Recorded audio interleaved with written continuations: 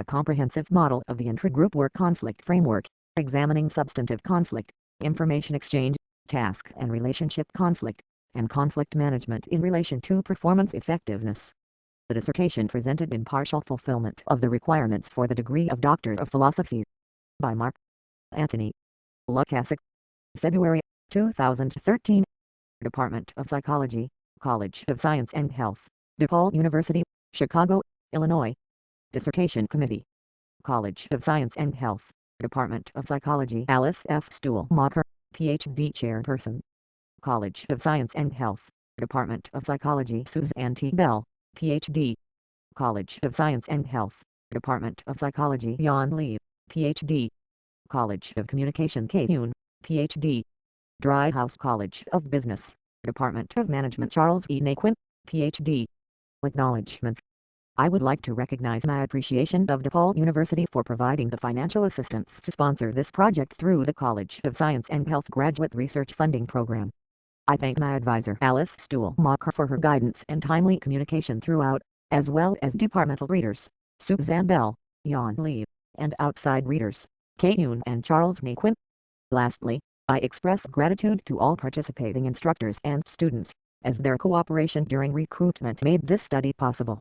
Vita.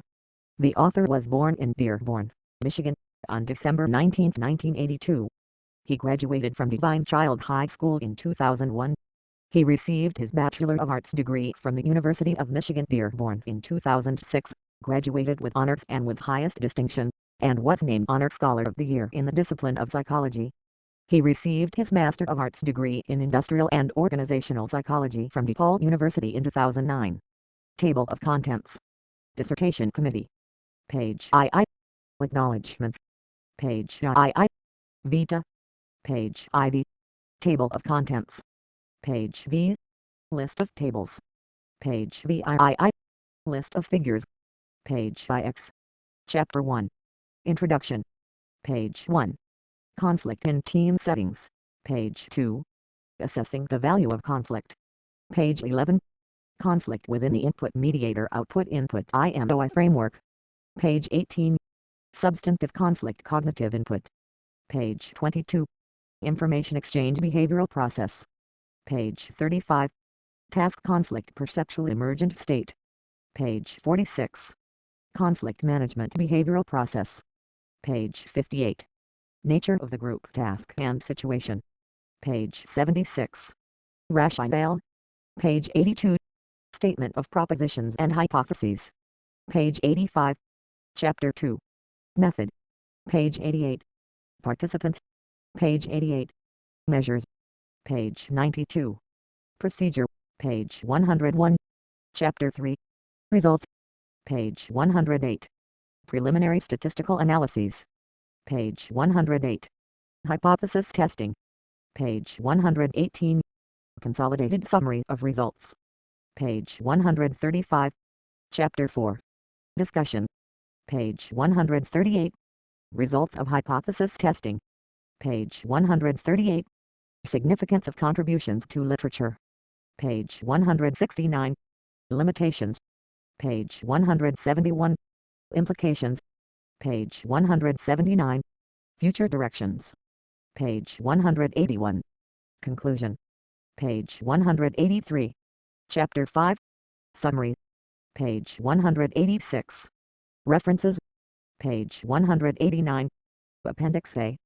Participant demographic information. Page 224. Appendix B. Elaboration of task-relevant information. Page 227. Appendix C. Intragroup conflict scale. Page 229. Appendix D. Trust scale. Page 232. Appendix E. Conflict management. Page 235. Appendix F. Conflict resolution. Page 238. Appendix G. First recruitment email to instructors. Page 240. Appendix H. Second recruitment email to instructors. Page 242. Appendix I. Course project information measured. Page 245. Appendix J. Performance effectiveness measure student evaluation. Page 248. Appendix K. Student Recruitment Script. Page 251. Appendix L. Student Recruitment Flyer. Page 253. Appendix M. Participant Informed Consent Form. Page 255. Appendix N. Raffle Contact Form. Page 259. Appendix O. Participant Debrief Form. Page 261. Appendix P.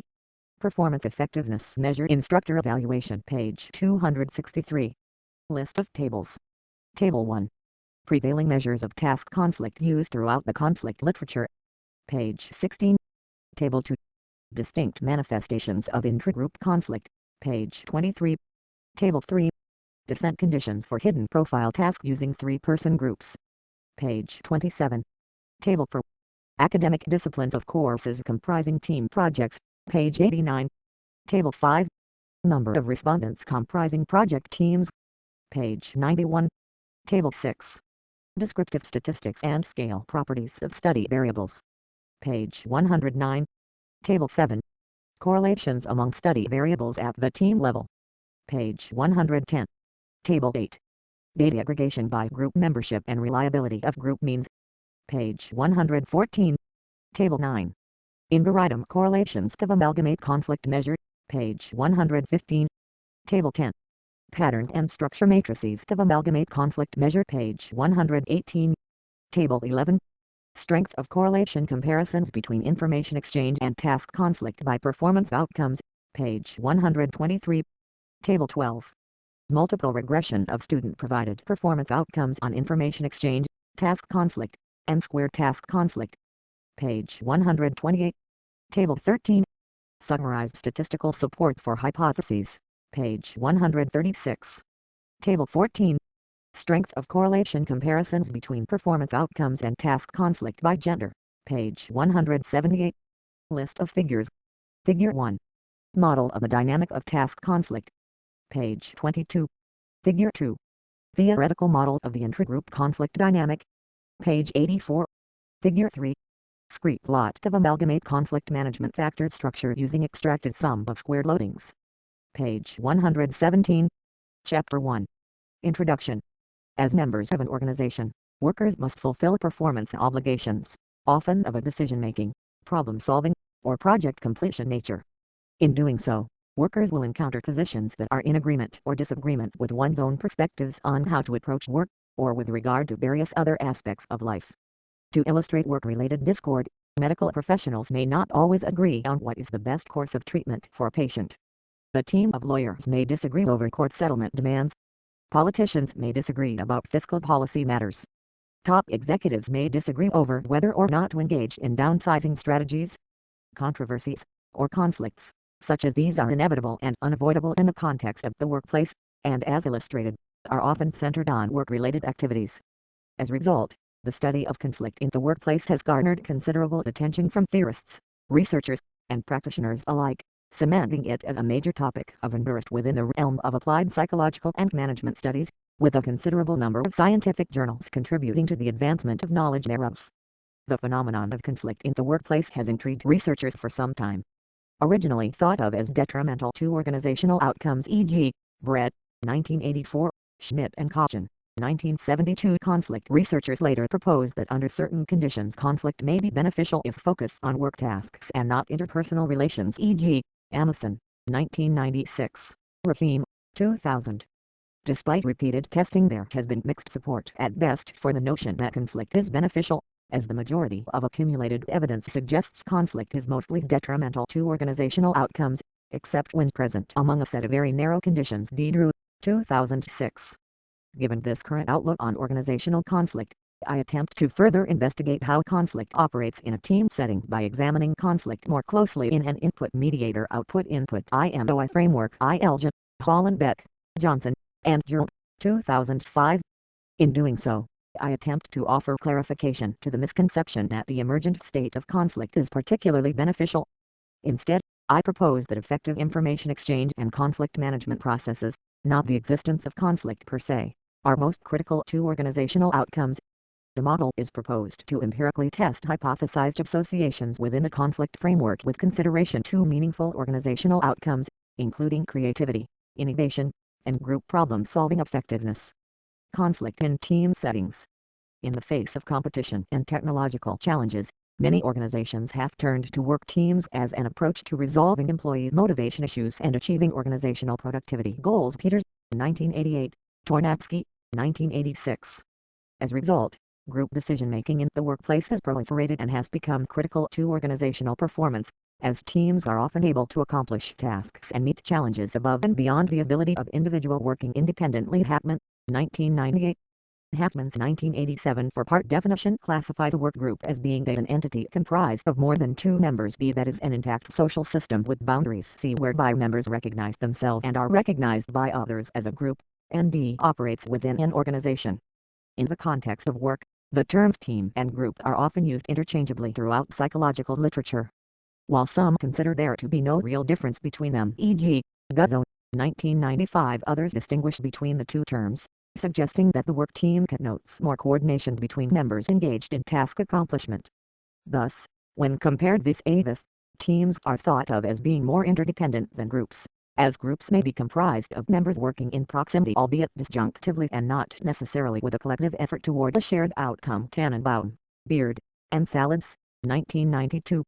However, some, like Guzzo and Dixon 1996, use the term work group to be inclusive when describing individuals who see themselves and are recognized as a social entity, perform interdependent tasks, and are embedded in some larger social system. While this distinction is often drawn, it is not uncommon to discuss teams, groups, or both in the same context, without differentiating between them. For simplicity's sake, the terms team and group will be used interchangeably henceforth, with acknowledgement that the distinction is sometimes but not always recognized throughout the literature. Due to the complexities and interdependencies of organizational life, conflict is becoming increasingly common in the workplace. Aldrich, 1971, Kosier and Schwenk, 1990, Gent 1995. At present, conflict may be more pressing than ever before as employees increasingly deal with greater work demands, job insecurity, role conflict, misunderstandings, and related grievances. D. Drew and Gelfand, 2008. Humans in an organizational structure have an inherent tension between personal autonomy and the goals and objectives of the organization as well as those of other coexisting individuals. Pondy, 1967. In most cases, workers are assigned placement within organizational hierarchies where they are exposed to differences in power, authorities, rewards, and decision-making capabilities. Jaffe, 2001. Manifestations of conflict can exist at various levels within an organization, including between individuals, i.e., inter-individual conflict, both between and within groups, i.e., intergroup and intragroup conflict, respectively, in addition to existing between organizations, i.e., interorganizational conflict, as well as occurring at local or even international levels. C. D. Drew and Gelfand, 2008.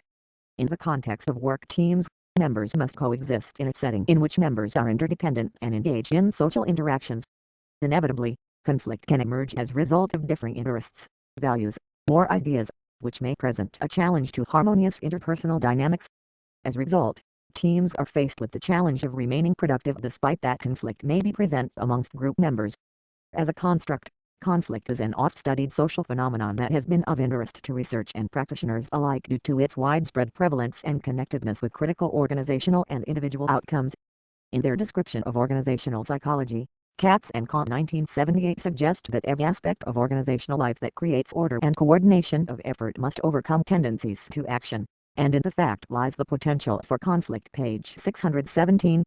As a testament to the pervasiveness of conflict, Thomas and Schmidt 1976 estimate that management spends about 1/5 of their time dealing with conflict in the workplace.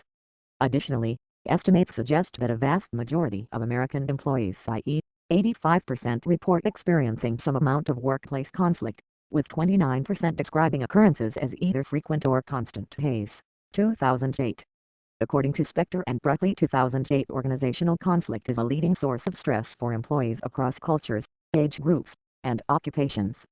With increased pressures to adapt to changing environments including globalized economies and increasingly diverse workforce, the decrease in rich face-to-face communication resulting from internet-based interactions, and with the increased tendency to work in teams, the potential for conflict has only increased. D. Drew and Gelfand, 2008. The implications of conflict are certainly evident, as Chen and Spector 1992 found interpersonal conflict to be significantly predictive of turnover intentions across many occupations R equals 0.39, with this correlation being strongest amongst a set of different job strains. Spector and Jets 1998. Recently, Ma 2007 labeled the emergence of conflict management as a major subfield of organizational behavior. Page 3. Indeed, the phenomenon of conflict has become a focal topic within the realm of organizational research, becoming increasingly popular in recent times. The phenomenon of conflict has been described as incompatibility between individuals, e.g., co-workers, or entities, e.g., rival companies, whereby the actions of one are perceived to interfere with, hinder, or prevent the desired actions of another, resulting in tension. Deutsch, 1973, Thomas, 1992, Wall and Collister, 1995. The causes of conflict may stem from real or perceived differences in individual characteristics, e.g., personality, values, goals, commitment to positions, stress, anger, or desire for autonomy, or a multitude of interpersonal factors, including perceptual interface, e.g., distrust of others, misunderstanding, competition, perceptions of threats, communications, e.g., distortions, hostility, dislikes, insults, behaviors, low interactions, power struggles, impeding goals, reductions in others' outcomes, structure, e.g., proximity, power imbalances, creation of interdependence, status differences, preferential treatment, interdependencies, previous interactions, e.g., past failures to reach agreement, previous episodes of conflict, the nature of the conflict issue, e.g., complex versus simple, multiple versus few, vague versus clear, size, principled. See Wall and Collister, 1995. Not surprisingly, early conflict literature framed conflict as counterproductive, as something to be avoided if at all possible. At the time, researchers suggested conflict exerted a harmful effect on organizational functioning by impeding information gathering and decision-making processes among members of a team. Rise, 1976, Pondy, 1967.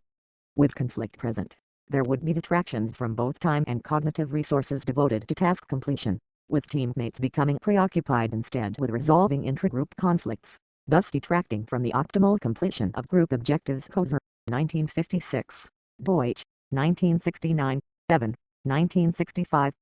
Resulting tensions and negative cognitive appraisals accompanying such distractions were thought to reduce satisfaction among members, a view still supported by many in the field. C. B. Drew and Weingart, 2003. Empirically, the perspective that conflict is detrimental to organizational outcomes, e.g., team productivity and satisfaction, has received considerable support over time. Gladstein, 1984, Saavedra, Early, and Van Dyne, 1993, Wall and Nolan, 1986.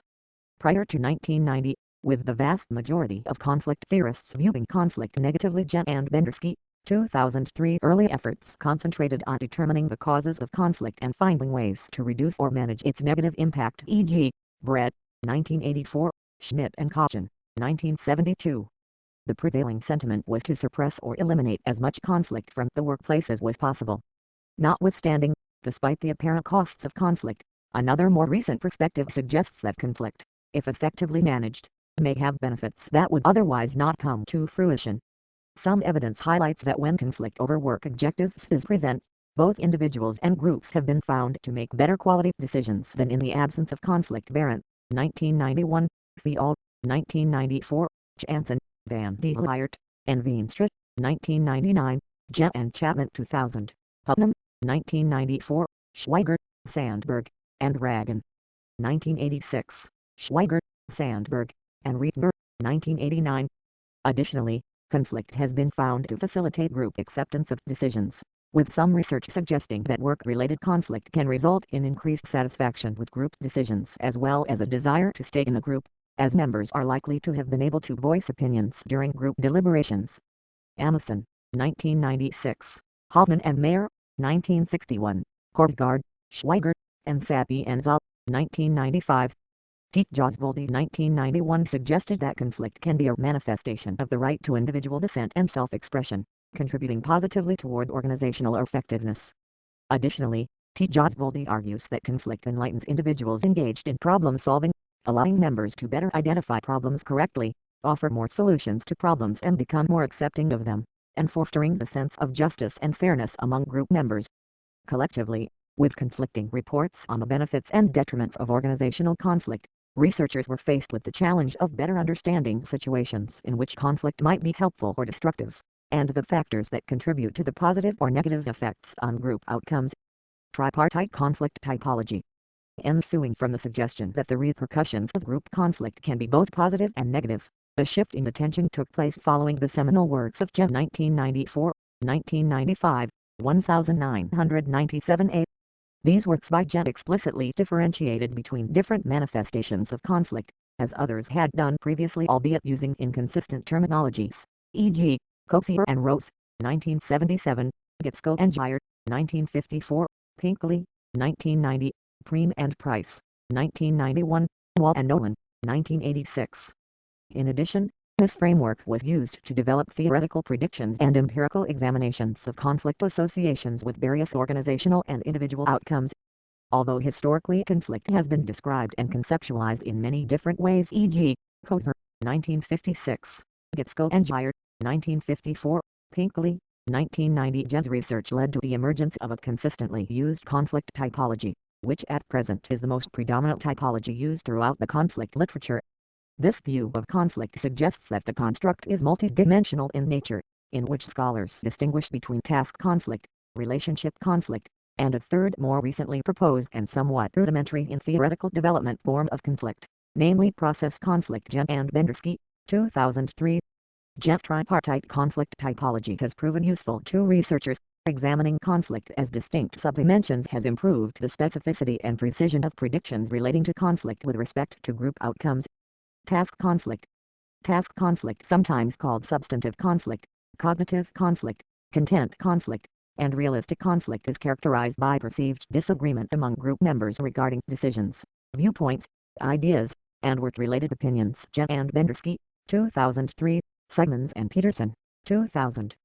Conflict of this nature might be perceived as work conflict, work disagreement, or task disagreement, noting that the focal point of the conflict centers on the work tasks at hand. Jen, 1997a, 1997b. Examples of task conflict are disagreements over the distribution of resources, procedures and policies, judgments, and interpretation of facts. D. Drew and Weingart, 2003.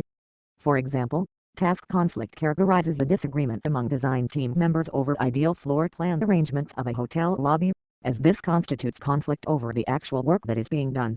Task conflict can be facilitated by elements of an organization's structure, including factors such as dissimilar areas of content expertise, e.g., line versus staff worker interdependencies, competition over resources, competing goals, objection to authoritative power, status inconsistencies, and uncertainty over employee jurisdiction. Nelson and Quick, 2005. Peld 1996 advises that although task conflict relates to group tasks, and ensuing costs may be impaired interactions between individuals, albeit potentially with some benefits to group idea generation. Relationship conflict. Relationship conflict, sometimes called affective conflict, socio-emotional conflict, and interpersonal conflict, is characterized by perceptions of interpersonal incompatibilities among group members, which often results in animosity, tension, and annoyance among members. Payman and Bouterod, 2007, Gitsko and Gire, 1954, Jen and Bendersky, 2003, Preem and Price, 1991, Simons and Peterson, 2000. This type of conflict centers on non-task related issues, such as differences of values, opinions, personal taste, political preferences, and interpersonal styles. D. Drew and Weingart, 2003. An example of relationship conflict might be heated disagreement among co-workers regarding political ideologies, which would otherwise be unrelated to their work. Workers generally experience a negative state of psychological arousal as a result of relationship conflict, often leading to frustration, uneasiness, and dislike of individuals with whom they are in conflict. Walton and Dutton, 1969. Reactions to relationship conflict typically include the desire for physical or psychological withdrawal from the unpleasant situation. Ross, 1989. Relationship conflict may be perpetuated by skills and ability variation among group members, barriers to communication, and cultural dissimilarities, and may be further exacerbated by one's emotions or mood at a given time. Nelson and Quick, 2005. Process conflict. Process conflict is a type of conflict that researchers have considered more recently. Originally included as part of task conflict, researchers have begun to distinguish process conflict as perceived conflict regarding logistical and delegation issues related to accomplishing work objectives Gen. 1997a, as opposed to relationship or task disagreements. Process conflict consists of the management or control of how work will get done. An example of process conflict would be a disagreement among police officers as to how patrol duty and desk work assignments should be made. Gen. Bisruko and Thatcher 2008 report that although process conflict may be more conceptually similar to task conflict, i.e., both being conflict of a work-related nature, its ramifications are more closely related to relationship conflict, for instance, in terms of group member performance and satisfaction. Despite the apparent uniqueness offered by its conceptualization and criticality toward group outcomes, these researchers describe process conflict as the least understood of the three forms of conflict. Gen. Bisruko et al. 2008. While some researchers acknowledge its manifestation, process conflict has been avoided by others because of its conceptual similarity to task conflict and ambiguity surrounding its impact on team performance and member reactions. Bedfar, Mannix, Peterson, and Stokim, 2008, Passos and Catano, 2005. Others remain skeptical that models including process conflict are superior to others including only relationship and task conflict. Bendersky and Hayes, 2008. Hence, while some researchers consider process conflict to be of considerable importance to organizational outcomes, others have not as readily incorporated this form of conflict as of present. While the importance of distinguishing process conflict from other forms is noted, in this current research it will be examined for exploratory purposes only. Assessing the value of conflict. Over the last 30 years, researchers have devoted considerable attention toward utilizing positive outcomes associated with conflict while simultaneously abating the negative outcomes. Theorists from the 1990s through the present have devoted particular attention to the relationship and task conflict distinction, suggesting that different types of conflict should be expected to affect organizational processes and outcomes differentially. One such theoretical viewpoint suggested that while relationship conflict should be detrimental to an array of organizational outcomes, task conflict could be potentially beneficial, given the right circumstances. Amundsen and Schweiger, 1994, Jen and Bendersky, 2003, Schweiger et al., 1989, T. Josboldi, 1991. Unlike the earliest conflict theorists had presumed conflict to be exclusively detrimental and suggested minimizing conflict to reduce its harmful effects, e.g., Brett, 1984, Schmidt and Kochen, 1972. These theorists suggested embracing certain forms of conflict and managing it effectively so as to improve organizational effectiveness. In order to manage conflict properly, researchers would have to distinguish productive conflict from counterproductive conflict, and in doing so many incorporated the relationship-task conflict typology. Theoretically, relationship conflict diverts attention from group task completion because members must focus on reducing threats, increasing power, and making attempts to build and restore cohesion at the expense of working toward accomplishing group objectives. Jen and Bendersky, 2003. The resulting animosity and tension make members less receptive to the ideas and suggestions of others with whom they are experiencing conflict, hindering group cohesion and the processing of new information as a result. Prior empirical research revealed relationship conflict to be negatively related to such group outcomes as productivity, creativity, consensus building, and satisfaction. 7. 1965, Jen, 1994, 1995, 1997a, 1997b, Gladstein, 1984, Wall and Nolan, 1986. Thus most researchers have consistently regarded relationship conflict as detrimental to organizational outcomes. Jen, 1997a, T. Josboldi, 1998. With these suppositions in mind, the following hypothesis is proposed. Hypothesis 1. Relationship conflict will be negatively associated with group effectiveness outcomes. With the distinction between different forms of conflict, some researchers predicted that, in contrast to relationship conflict, task conflict could be beneficial to a host of organizational outcomes, as could process conflict in some situations. Often framing task conflict in a positive light, researchers proposed certain benefits of conflict, noting that constructive conflict could become a function of cooperative conflict management. Barker, T. Josboldi, and Andrews, 1988, Van de Liert, Nora, Giebels, and Janssen, 1999. This line of theory takes early roots in Deutsch's 1969-1973 works that suggest work-related conflict can facilitate interest and curiosity in controversial topics as well as uncover previously ignored problems and eventually lead to optimal solutions. See also on Ostasi, 1996, Jen, 1995. Additionally, work conflict has been theorized to facilitate mutual understanding and openness among members, as a variety of different insights and ideas can be shared, with members integrating inputs from dissimilar frames of reference. Pinkley, 1990. While critiquing opposing arguments, members are expected to engage in deep and deliberate processing of task-relevant information. DePaul, 2006. The expected result could be constructive in the sense that groups arrive at more comprehensive decisions after considering divergent perspectives and critically evaluating various positions. Ultimately, it was theorized that groups experiencing heightened task conflict would develop more creative insights and arrive at better problem-solving decisions, and hence would be more effective than groups conflicting little over work-related matters. DePaul, 2006. In spite of intuitive and appealing theory suggesting positive associations between task conflict and various organizational outcomes, these hypotheses did not hold well against empirical testing.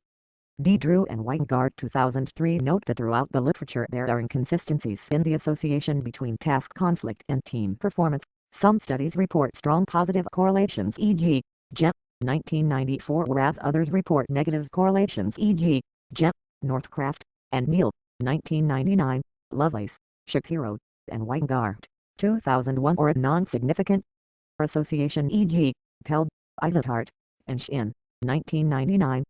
To arrive at a more exact conclusion, DePaul and Weingart, 2003, conducted a meta-analysis examining the associations between both relationship and task conflict in relation to two notable organizational outcomes, namely satisfaction and performance. As hypothesized, relationship conflict was negatively associated with satisfaction K equals 14, equals negative 0.54, and also with performance K equals 24, equals negative 0.22. However, contrary to what was expected, task conflict did not exhibit the theoretically expected positive linear association with satisfaction K equals 12, equals negative 0.32, nor with performance K equals 25, equals negative 0.23, as these associations were negative. These researchers also found that the association between relationship conflict and task conflict was positive in every obtained study, including both published and unpublished works with a strong positive association. Overall K equals 24, equals 0.54. These findings refute the most basic proposition that relationship conflict is uniformly bad while task conflict is uniformly good. This research highlighted that the association between conflict and performance appears to be more complicated than had been presumed. In order to better understand the perplexities of conflict and its associations, I propose examining the construct more closely in a team effectiveness framework, thereby attending to sequences of team inputs, mediators, and outputs. Ilja et al., 2005, in an effort to more precisely describe team dynamics and better predict outcomes. To explain briefly what will be elaborated in the sections that follow, the most popular conflict measure, i.e., Jet, 1995, assesses only the extent to which conflict emerges, or is present, following the group deliberations. See Table 1 for items. Two other measures located in the literature, i.e., Amundsen, 1996, Porter and Lilly, 1996. See also Table 1 for items, focus on task conflict emergence as well. While the latter two measures include some components of working through disagreements and information exchange, this focus is minimal at best. The latter two measures are less commonly used throughout the conflict literature than Jen's measure and derivations, which has guided the majority of recent empirical conflict research, e.g., top management teams, Amundsen, 1996, Amundsen and Sappi and Zal, 1997, Simons and Peterson, 2000, Organizational Demography, Peld, 1996, Peld et al., 1999, Workgroup Diversity, Jet et al., 1999, Strategic Decision-Making, Amundsen and Mooney, 1999, Jansen et al., 1999, and New Team Ventures, Ensley, Pearson, and Amerson, 2000. While the emergence of conflict perceptions is important to examine when studying conflict, it may be myopic to focus exclusively on this aspect of conflict without considering other components of the overarching conflict dynamic. I argue that much of the current conflict research has neglected several components integral to the theoretical rationale underlying why conflict may be beneficial or detrimental. Therefore, specific areas of theoretical and empirical neglect that will receive focus in the current dissertation, in addition to the emergence of conflict, will be a. the extent to which members possess actual differences of opinion, b. the process by which information is exchanged during group deliberations, c. the processes by which conflict is resolved, and d. the nature of the task in relation to desired outcomes. As Schultz-Hart, Majish, and Vogel de 2008 note, For organizations to benefit from dissent, two conditions are necessary. On the one hand, the existing dissent has to be expressed, and on the other hand, the recipients have to properly react on this dissent. Page 165. Thus, it appears insufficient to consider only the emergence of conflict, as the majority of conflict research has, without regard to other group processes and other contexts that may be influential in determining the quality of group outcomes. As a result, the focus of the current dissertation will be a closer examination of the inputs, processes, emergent states, and outputs comprising intragroup conflict in relation to group outcomes. Table 1. Prevailing measures of task conflict used throughout the conflict literature. Measure items. Gen 1995 1. How often do people in your work unit disagree about opinions regarding the work being done? 2. How frequently are there conflicts about ideas in your work unit? 3. How much conflict about the work you do is there in your work unit? 4. To what extent are there differences of opinion in your work unit? Amundsen 1996 1. How many disagreements over different ideas about this decision were there? 2. How many differences about the content of this decision did the group have to work through? 3. How many differences of opinions were there within the group over this decision? Porter and Lilly 1996 1. The members of the group have frequent disagreements in the process of doing these tasks. 2. Our group generally sees eye to eye on all issues. Art 3.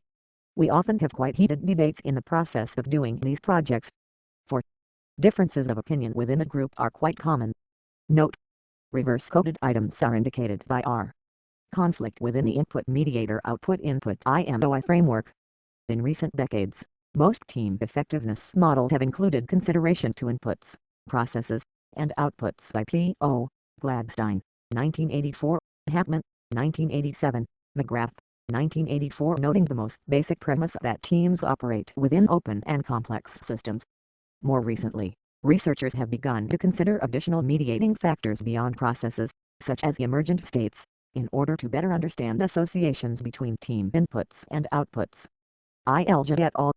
2005 described this movement as a transition away from IPO frameworks and toward input-mediator-output-input models IMOI. IMOI models are grounded in a taxonomic framework that typically includes three categories of team variables, namely inputs, processes or mediators, and outcomes, all existing along a dynamic timeline where outputs at some stages can become inputs at others, which, in essence, operates in the reciprocal manner. Inputs variables describe properties of individual group members, the group as a whole, and the organizational context that add substance to group interactions. Examples of inputs include members' talents and the resources available to group members. Output variables include aspects of task performance, such as quality and quantity of outcomes, and other psychosocial manifestations, such as team viability and personal satisfaction. Hackman, 1987. While input and output variables have been met with some conceptual clarity, process or mediator variables have received inconsistent operationalizations throughout the literature. Marx, Matthew, and Zalcaro, 2001. In an effort to provide a unified taxonomic framework of team interactions, Marx et al. 2001 differentiate between team processes and emergent states.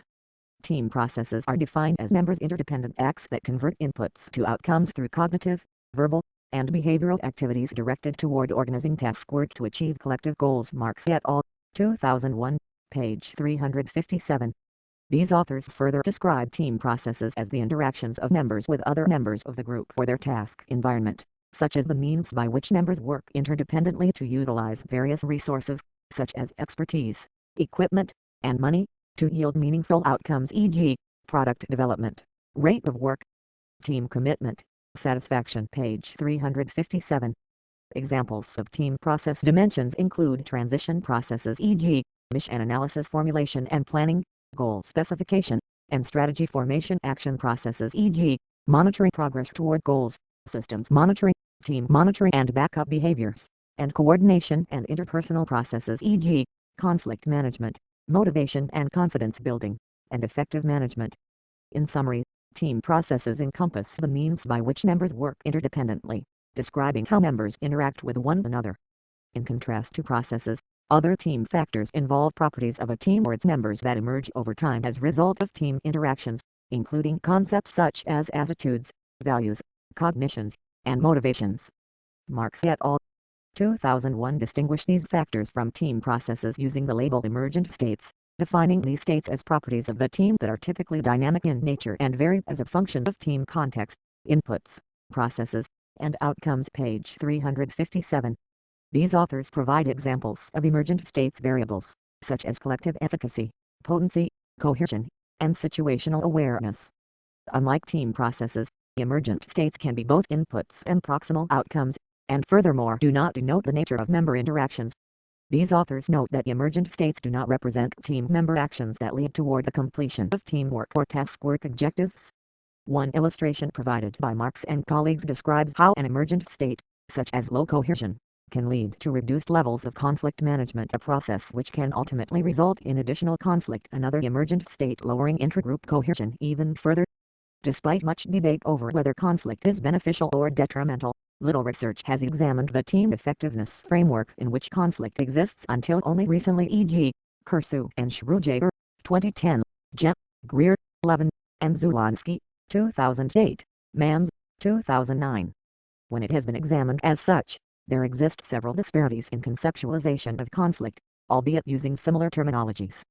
For example, while some researchers have examined conflict as a subjective perception, e.g., Jen, 1995, others have treated conflict as an objective compositional property of the group, e.g., Mans, 2009, Schultz-Hart et al., 2008.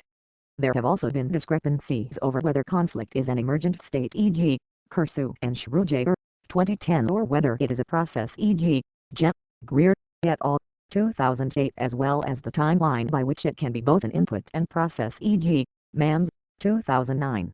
Lack of clarification over the theoretical construct has led to disunity in the literature, manifesting in a considerable gap between theory and practice, with operational definitions and empirical results in misalignment with theoretical propositions. Based on Pondi's 1967 original conceptualization of conflict episodes, I present an overview of the conflict dynamic within the team effectiveness framework and an accompanying model of task conflict. See Figure 1 to offer clarification on several associations that may account for empirical gaps between theory, practice, and research. Before undertaking this endeavor, however, several clarifications are in order to specify terminologies used when describing conflict. Pondi 1967 first documented that the term conflict has been used in the literature to describe all of the following: A. Antecedent conditions of conflictful behavior. B. Affective states of individuals experiencing conflict. C. Cognitive states of individuals experiencing conflict. And D. Various types of conflictful behaviors. Despite obvious conceptual differences, the term conflict has been applied liberally to depict all of these manifestations, often without distinction. Joswald 2006 recently criticized the state of inconsistency in conceptualization and operationalization of conflict throughout the field, suggesting revisions are in order. To prevent future misuses of terminology and construct confusion, I suggest researchers use greater specificity when referring to different conceptualizations of conflict, in particular, the information exchange processes from the emergence of task conflict. Therefore, in the following sections, distinct manifestations comprising intragroup task conflict will be differentiated, and will be referred to by the framework found in Table 2.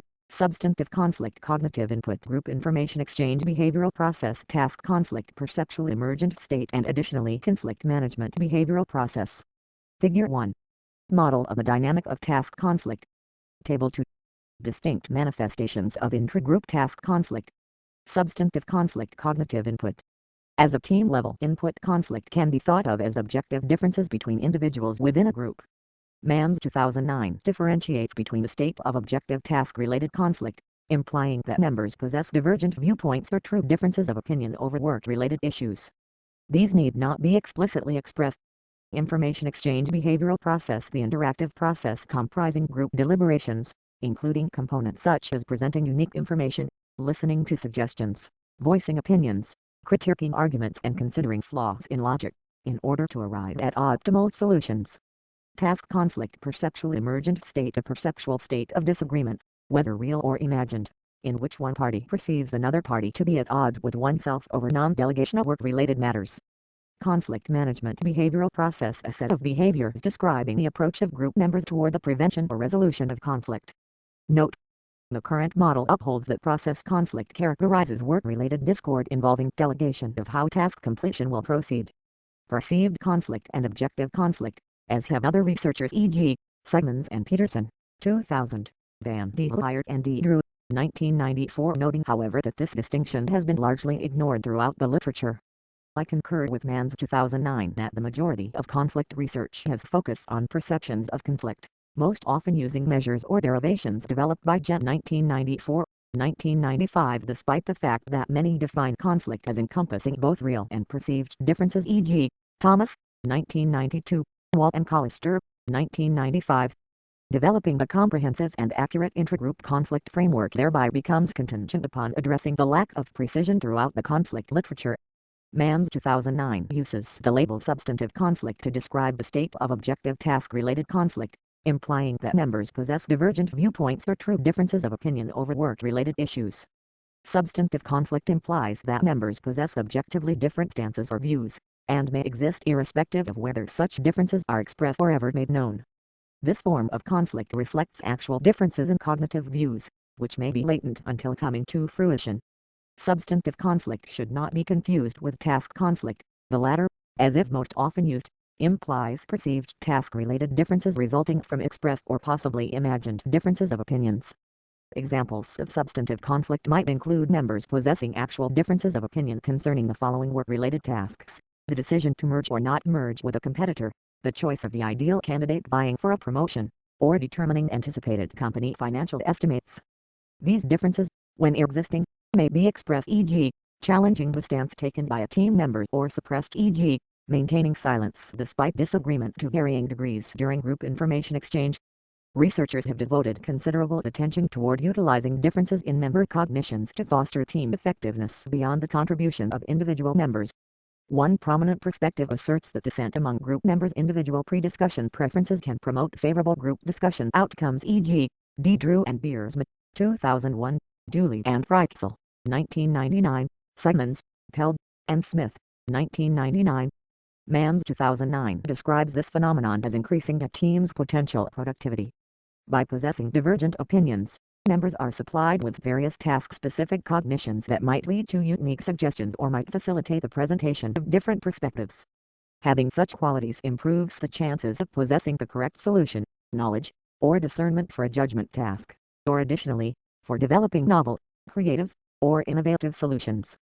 Possessing unique, complementary cognitions enhances the group's ability to deal with the overload of complex and unstructured information, which, for example, can lead to more effective top management team decision-making. Hambrick, 1995. However, it must also be acknowledged and will be explained in greater detail in preceding sections that teams, in reality, often fail to realize these potential performance benefits. Harrison and Klein, 2007.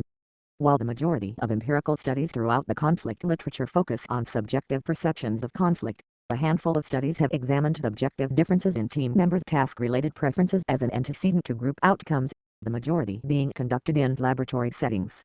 One approach to examining substantive conflict has been to compare members' pre-discussion stances to determine the extent task-related beliefs are in actual agreement. Results using this approach support that informational diversity promotes substantive conflict, of which the latter has been found to improve potential and actual performance. Mann, 2009, Schultz, Hart, Brodbeck, Majish, Kirschreiter, and Frey, 2006, Schultz, Hart, Jawkins, and Frey, 2002.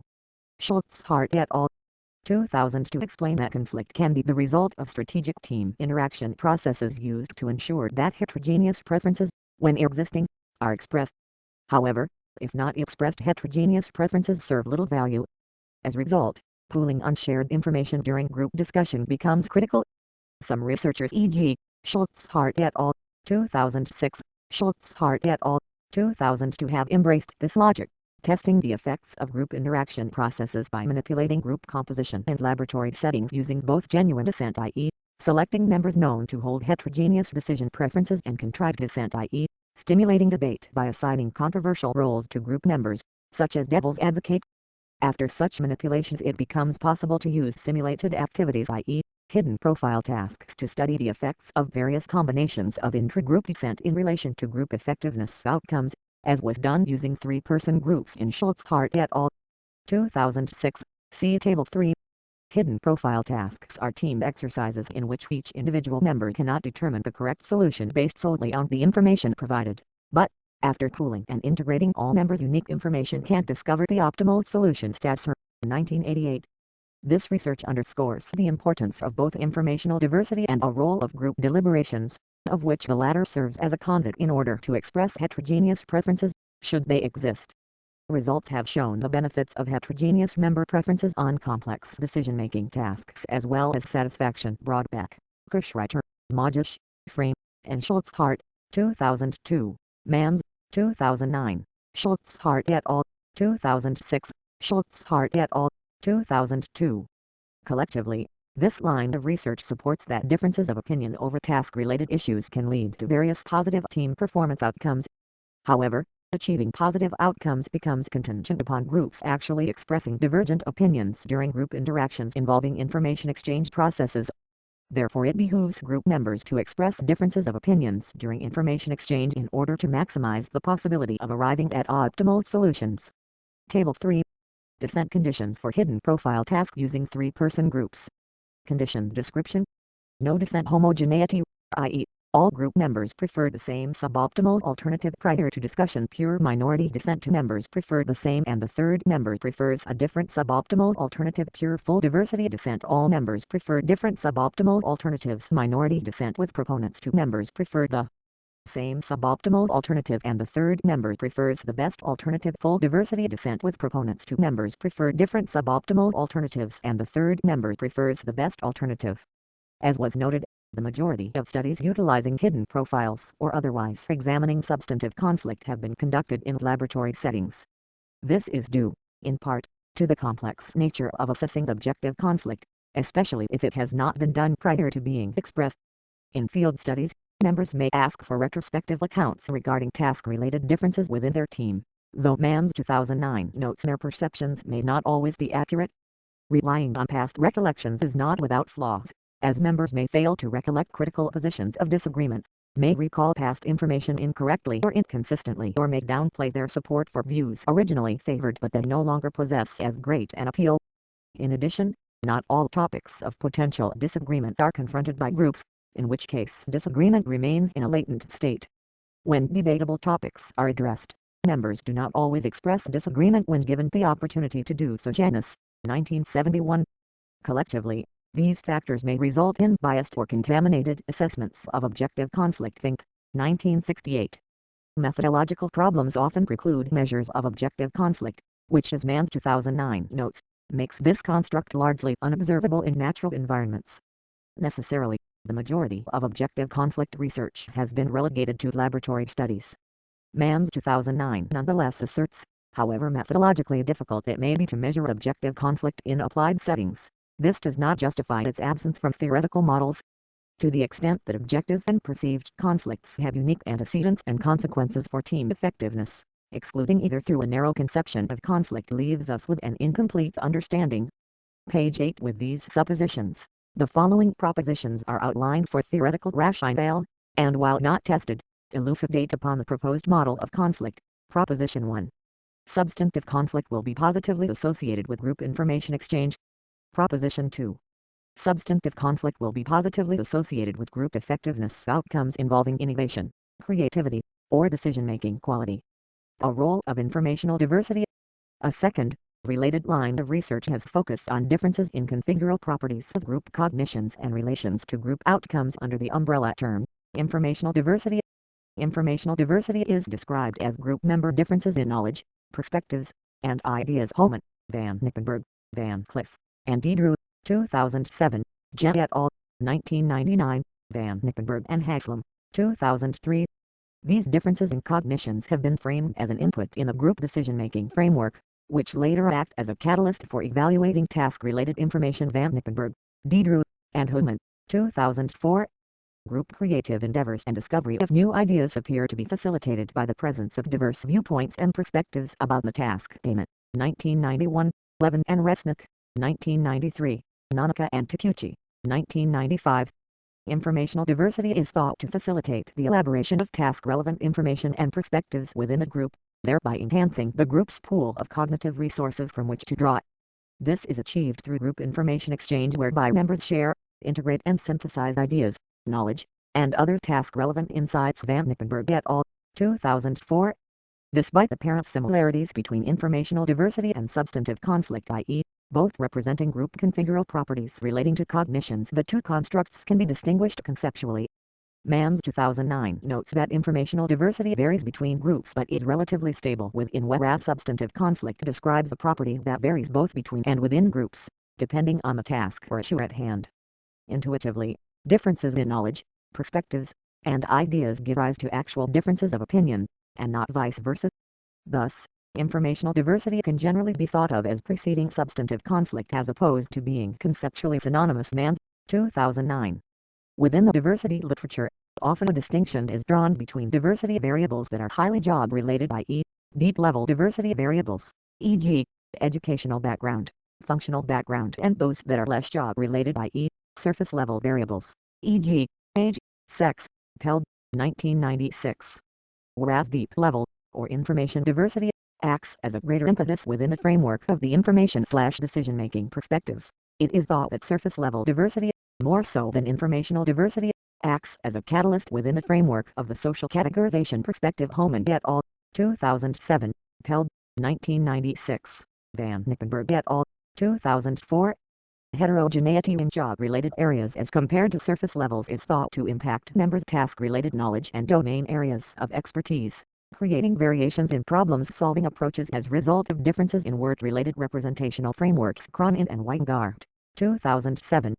Mann 2009 notes that differences in members' perceptions and judgment policies for all but the most unambiguous tasks are likely to lead to substantive conflict. Page 11. Also see Bremer, 1976, March and Simon, 1958.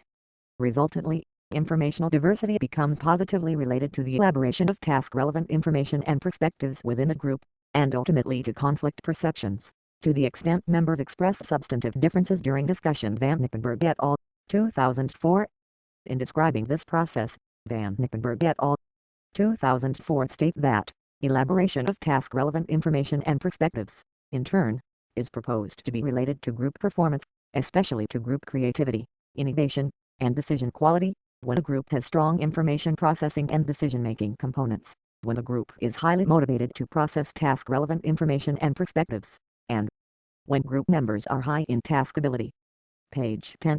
This logic predicates theoretical links between informational diversity, substantive conflict, information exchange, and task conflict with respect to several group effectiveness outcomes.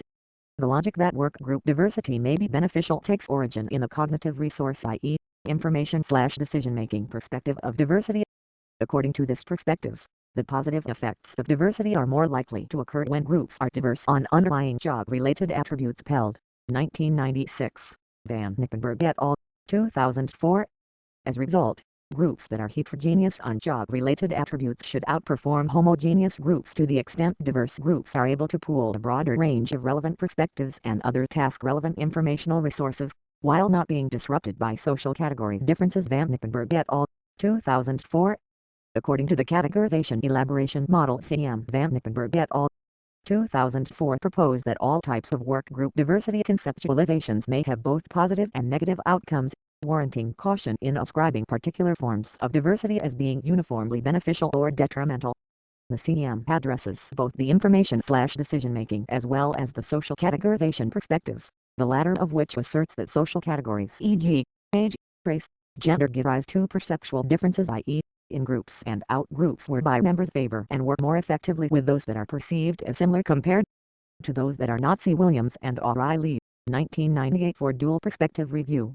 According to the CEM, these two seemingly competing perspectives are, in fact, interactive rather than isomorphic. The clarifications provided by the CEM enlighten theorists on the mechanisms by which diversity may operate within teams as well as inform researchers attempting to make sense of empirical inconsistencies. Meta-analysis is a statistical technique used by researchers to summarize results across multiple studies, and is often done in order to clarify conflicting results by presenting a coherent empirical depiction of a given phenomenon. Hunter, Schmidt, and Jackson, 1982. The recent meta-analysis conducted by Bell, Villotto, Lukasik, Belong, and Briggs 2011 examined components of informational diversity, e.g., functional background and educational background in relation to team performance. While there have been other meta-analyses on this topic, e.g., Horwitz and Horwitz, 2007, Weber and Donahue, 2001. This investigation was specific in that it linked diversity theories to particular demographic variables, e.g., functional background, organizational tenure, as well as to different measurement conceptualizations of diversity, i.e., separation, variety, and disparity. Bell et al. 2011 focused on job-related diversities conceptualized as variety, i.e., differences in categorical membership, finding that diversity increases to the extent job-relevant categories are represented. Harrison and Klein, 2007.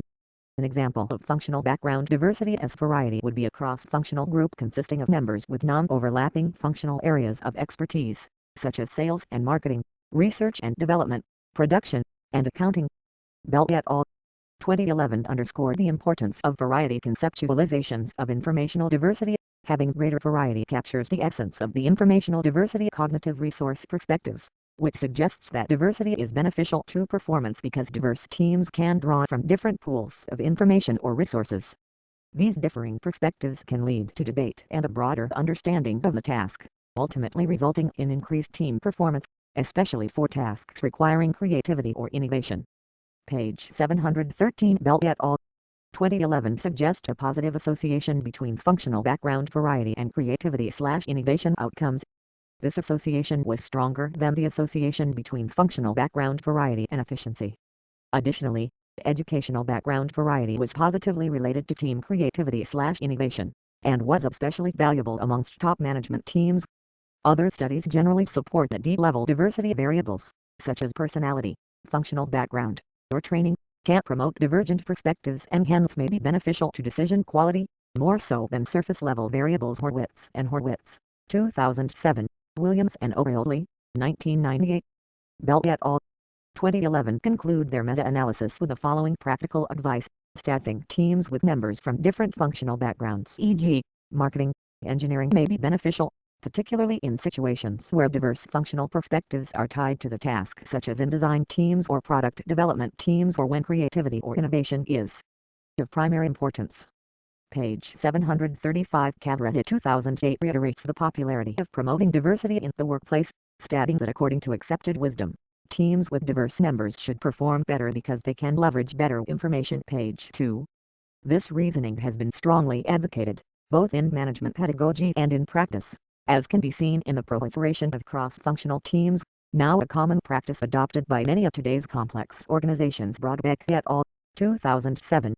Using the informational diversity perspective, organizations often seek to promote demographic diversity within work teams in order to draw upon a greater pool of knowledge and different perspectives. With these suppositions in mind, the following proposition and hypotheses are offered. Proposition 3. Intragroup informational diversity will be positively associated with substantive conflict. Hypothesis 2. Intragroup informational diversity will be positively associated with group information exchange. Hypothesis 3. Intragroup informational diversity will be positively associated with group effectiveness outcomes involving creativity, innovation, or group decision-making quality. Information exchange behavioral process.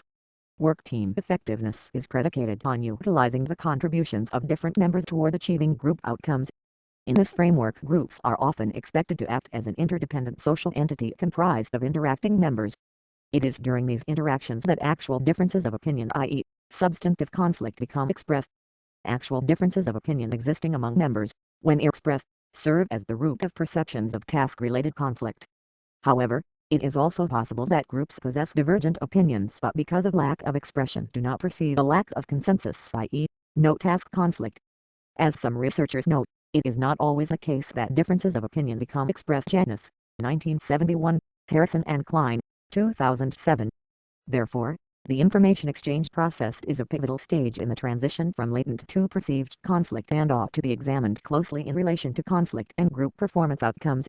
Group deliberations encompass several critical team decision-making processes, which, as outlined in Marc et al. 2001, may be centered on mission analysis, formulation and planning, goal specification, strategy formation, or other activities. The importance of information exchange is paramount in achieving optimal group outcomes, often serving as the basis for the formation of a team, which is to utilize the unique contributions of individuals toward accomplishing shared objectives. The information diversity perspective suggests that utilizing group differences will result in better performance than groups comprised of informationally homogeneous members. Van Nippenberg et al. 2004. It is during the information exchange process that group members can utilize differences by presenting unique information, listening to suggestions, voicing opinions, critiquing arguments and considering flaws in logic.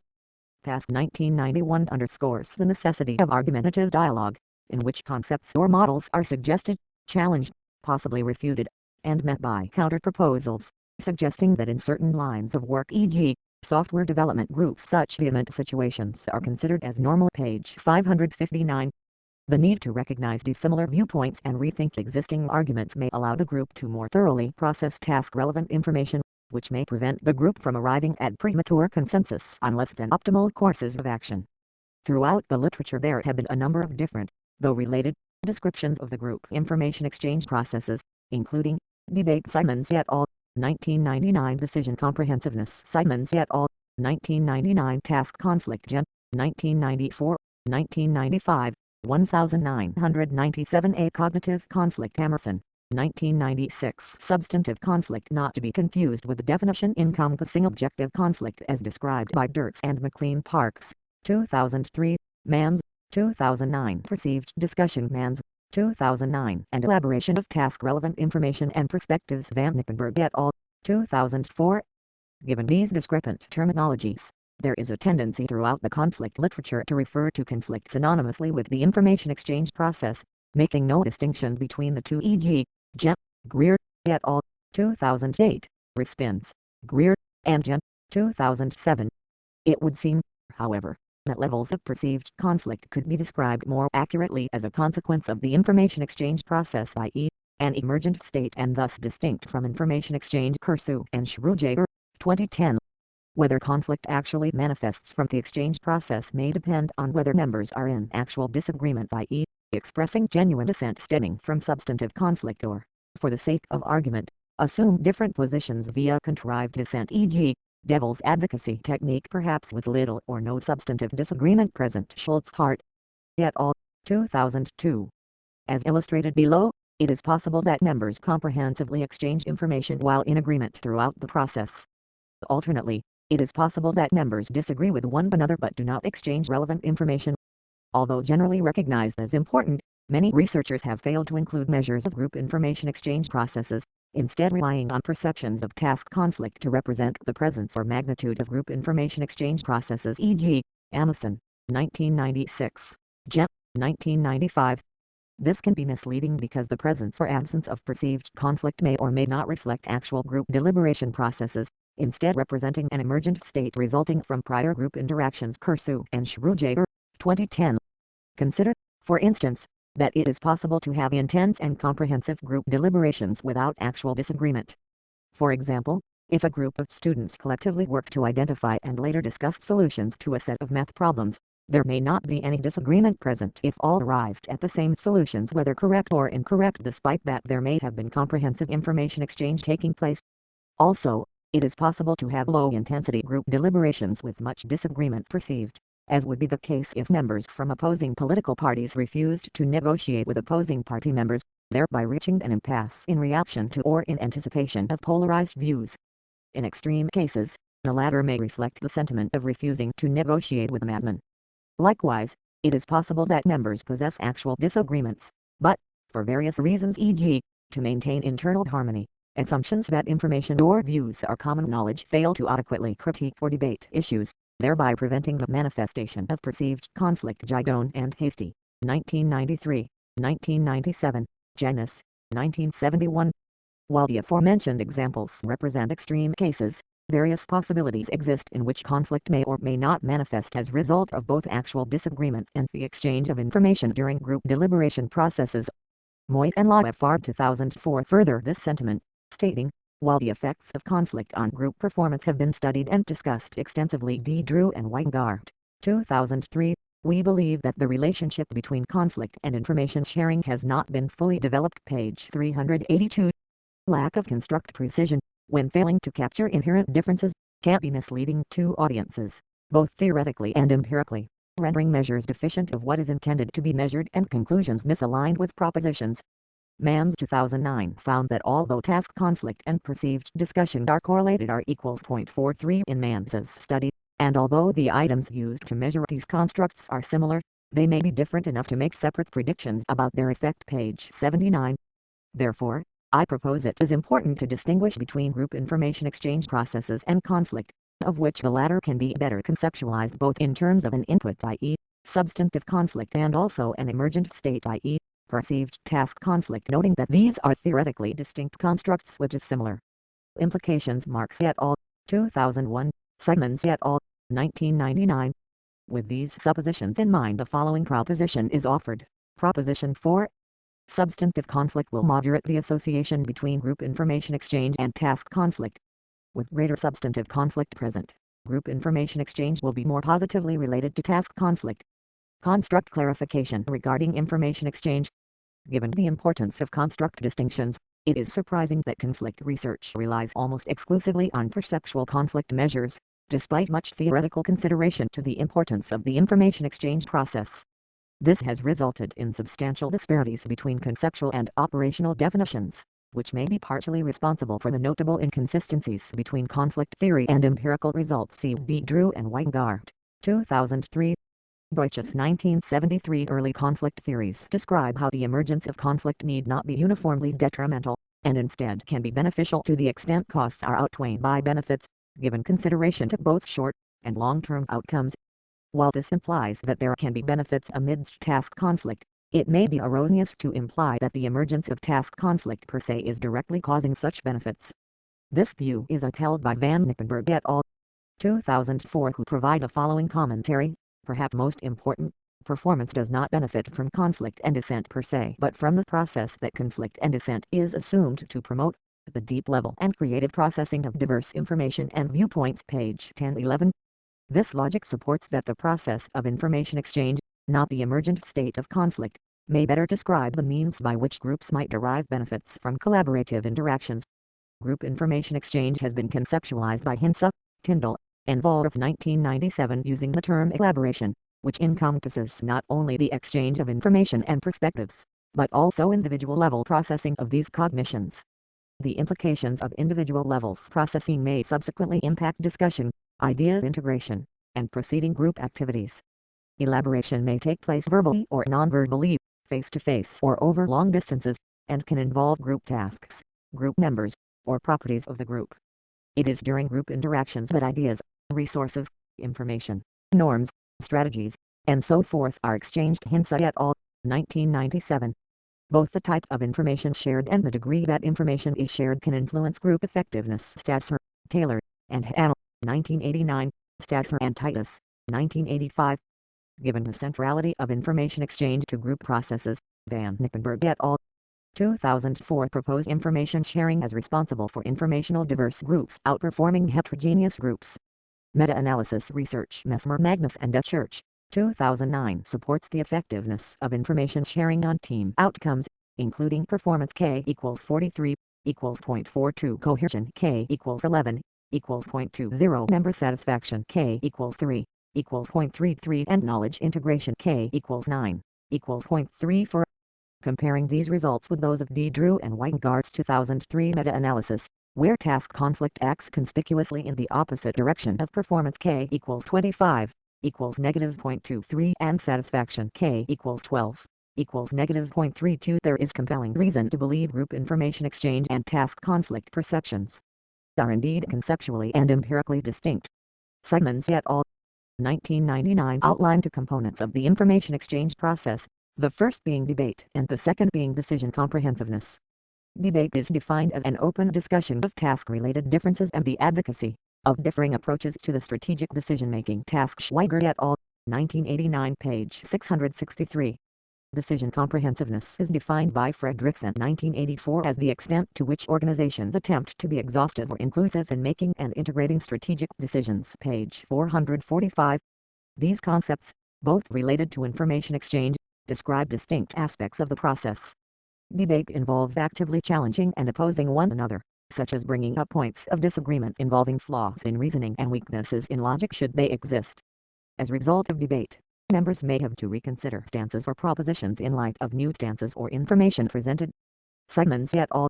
1999 suggest that debate, through the process of weighing alternatives, may encourage members to take a broader, more open-minded approach to problem solving. Conversely, decision comprehensiveness entails the extent to which an issue is thoroughly examined by members of the group. This includes considering multiple approaches, multiple courses of action, and multiple decision criteria, which entail the exhaustiveness of finding optimal solutions to problems. Simons et al., 1999. These authors offer examples of how groups might have debate without decision comprehensiveness, e.g., disagreement without providing substantial explanation, and also decision comprehensiveness without debate, e.g., members brainstorming lists of pros and cons without ever disputing their ideas. The results of their study suggest that with debate present, the positive effects of top management team diversity, particularly job-related forms, e.g., education level, company tenure, functional background on team performance, are significantly enhanced. These effects were partially mediated by decision comprehensiveness, except in the case of functional background diversity, making it the necessary condition in many cases for diversity to be effective. Conceptually, these concepts align with the suggestion of Schultz-Hart et al., 2008 that dissent can facilitate more intense information processing at both the individual and group level.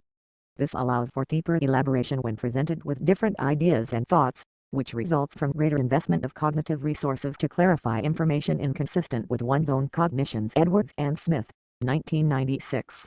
As a result of scrutinizing divergent arguments, group members should conduct more intense group discussions during deliberations, which, as Schultz-Hart et al., 2006 suggest, is the primary reason groups with pre-discussion dissent often function at superior levels compared to groups with members in pre-discussion agreement. In his examinations of top management team diversity effects, Hambrick 1994, 2007 repeatedly advocates closer examination of process variables, arguing that positive effects of top management team diversity can only be found when mutual and collective interactions are present, such as members sharing information. In summary, information exchange appears to be a critical process by which dissenting views, which are often derived from deep-level diversity, become amalgamations of group interactions, signifying the importance of the notion that unless expressed, dissent is useless. Schultz-Hart et al., 2008, page 165. The importance of expressing dissent is often framed in relation to the benefits of preventing what is known as groupthink, a term first characterized by Jackness 1971. Jackness 1971 used this term to explain the desperate drive for consensus at any cost that suppresses dissent among the mighty in the corridors of power. Page 43. This results from preponderant concurrence-seeking group norms, such as promoting morale, loyalty, and cohesion, in order for members to function harmoniously. Choi and Kim, 1999. As a result, dissent often is not expressed, thereby reducing levels of critical thinking and criticisms of poor reasoning.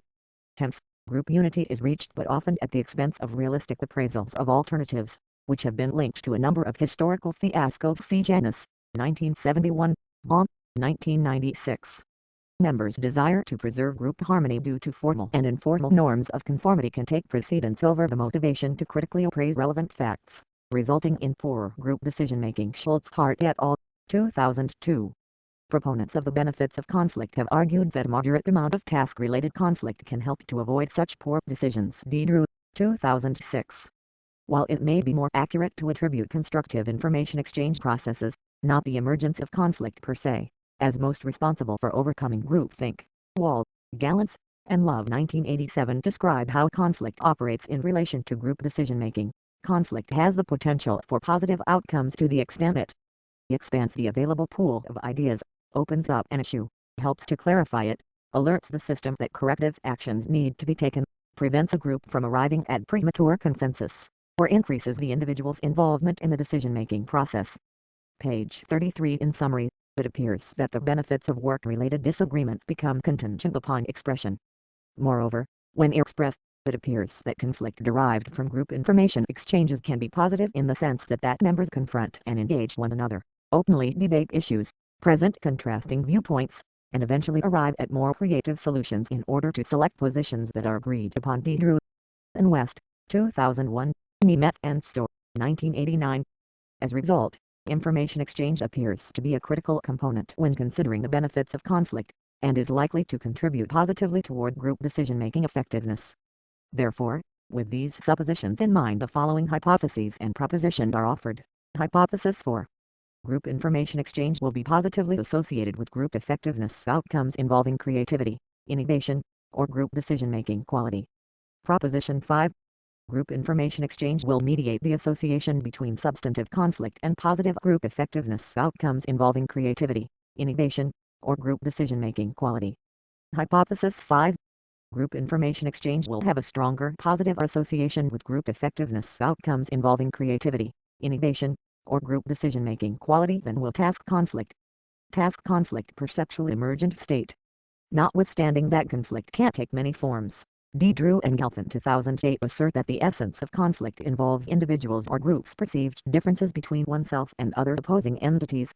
Perceptions of conflict are said to involve such things as interests, resources, beliefs, values, or practices of interest to the individual or group. Drew, Harency-Kite, and Van Vianen, 1999, Thomas, 1992, Van de Leert, 1997, Wall and Collister, 1995. The extent individuals perceive conflict impacts group and individual outcomes. Boych, 1969, Kotbanov, 1985. While perceptions of inter-individual conflict are mutual in many instances, conflict may be perceived by only one party, or to varying degrees between parties. Brickman, 1974, Pondy, 1967. As Pondy 1967 asserts, conflict may sometimes be perceived when no conditions of latent conflict exist, and latent conflict conditions may be present in a relationship without any of the participants perceiving the conflict. Page 301. To illustrate, in the former case, conflict may result from parties misunderstanding one another's true position, which may be resolved by improving lines of communication between opposing parties. Pondy, 1967. In the latter case, conflict is either never expressed, or if matters are only trivial, may be suppressed or inhibited such that levels of awareness are not reached. Pondy, 1967. Collectively, research suggests that perceptions of conflict are related to numerous individual, group, and organizational outcomes, including group consensus and effective acceptance. Amundsen, 1996. Satisfaction. Drew and Weingart, 2003. Commitment with teams. Giebels and Jansen, 2005. Creativity. Farr, Lee, and Farr, 2010. And performance quality. Drew and Weingart, 2003. The most basic premise underlying constructive conflict is that through dissent there is an increase in the intensity of information processing at the individual level and discussion intensity at the group level. Schultz, Hart et al., 2008. From a socio-cognitive standpoint, when individuals perceive dissent, attention and cognitive resources are devoted to scrutinizing opposing beliefs or stances, more so than when individuals encounter information that they are in agreement with. Sepinsky, Monroe, Kapanovich, and Lockhart, 1998. This occurs because cognitive inconsistencies in perception signify the possibility that either one's own opinion or contrasting opinions may be erroneous, in which case individuals consider whether to maintain or adjust their perspective. Edwards and Smith, 1996. As a result, Jen and Bendersky 2003 summarize that individual-level reactions to task conflict include the following: A. Increased effort to being challenged, B. Increased divergent cognitive processes, C. Enhanced task focus, but also D. Increased anxiety and tension. While the first three enumerated reactions appear beneficial, the final appears to have the potential of being detrimental. The benefits and detriments of intragroup task conflict will be explored further to help identify theoretically optimal levels of task conflict. At the group level, task conflict is often accompanied by group discussion when members seek to resolve discrepancies between individuals.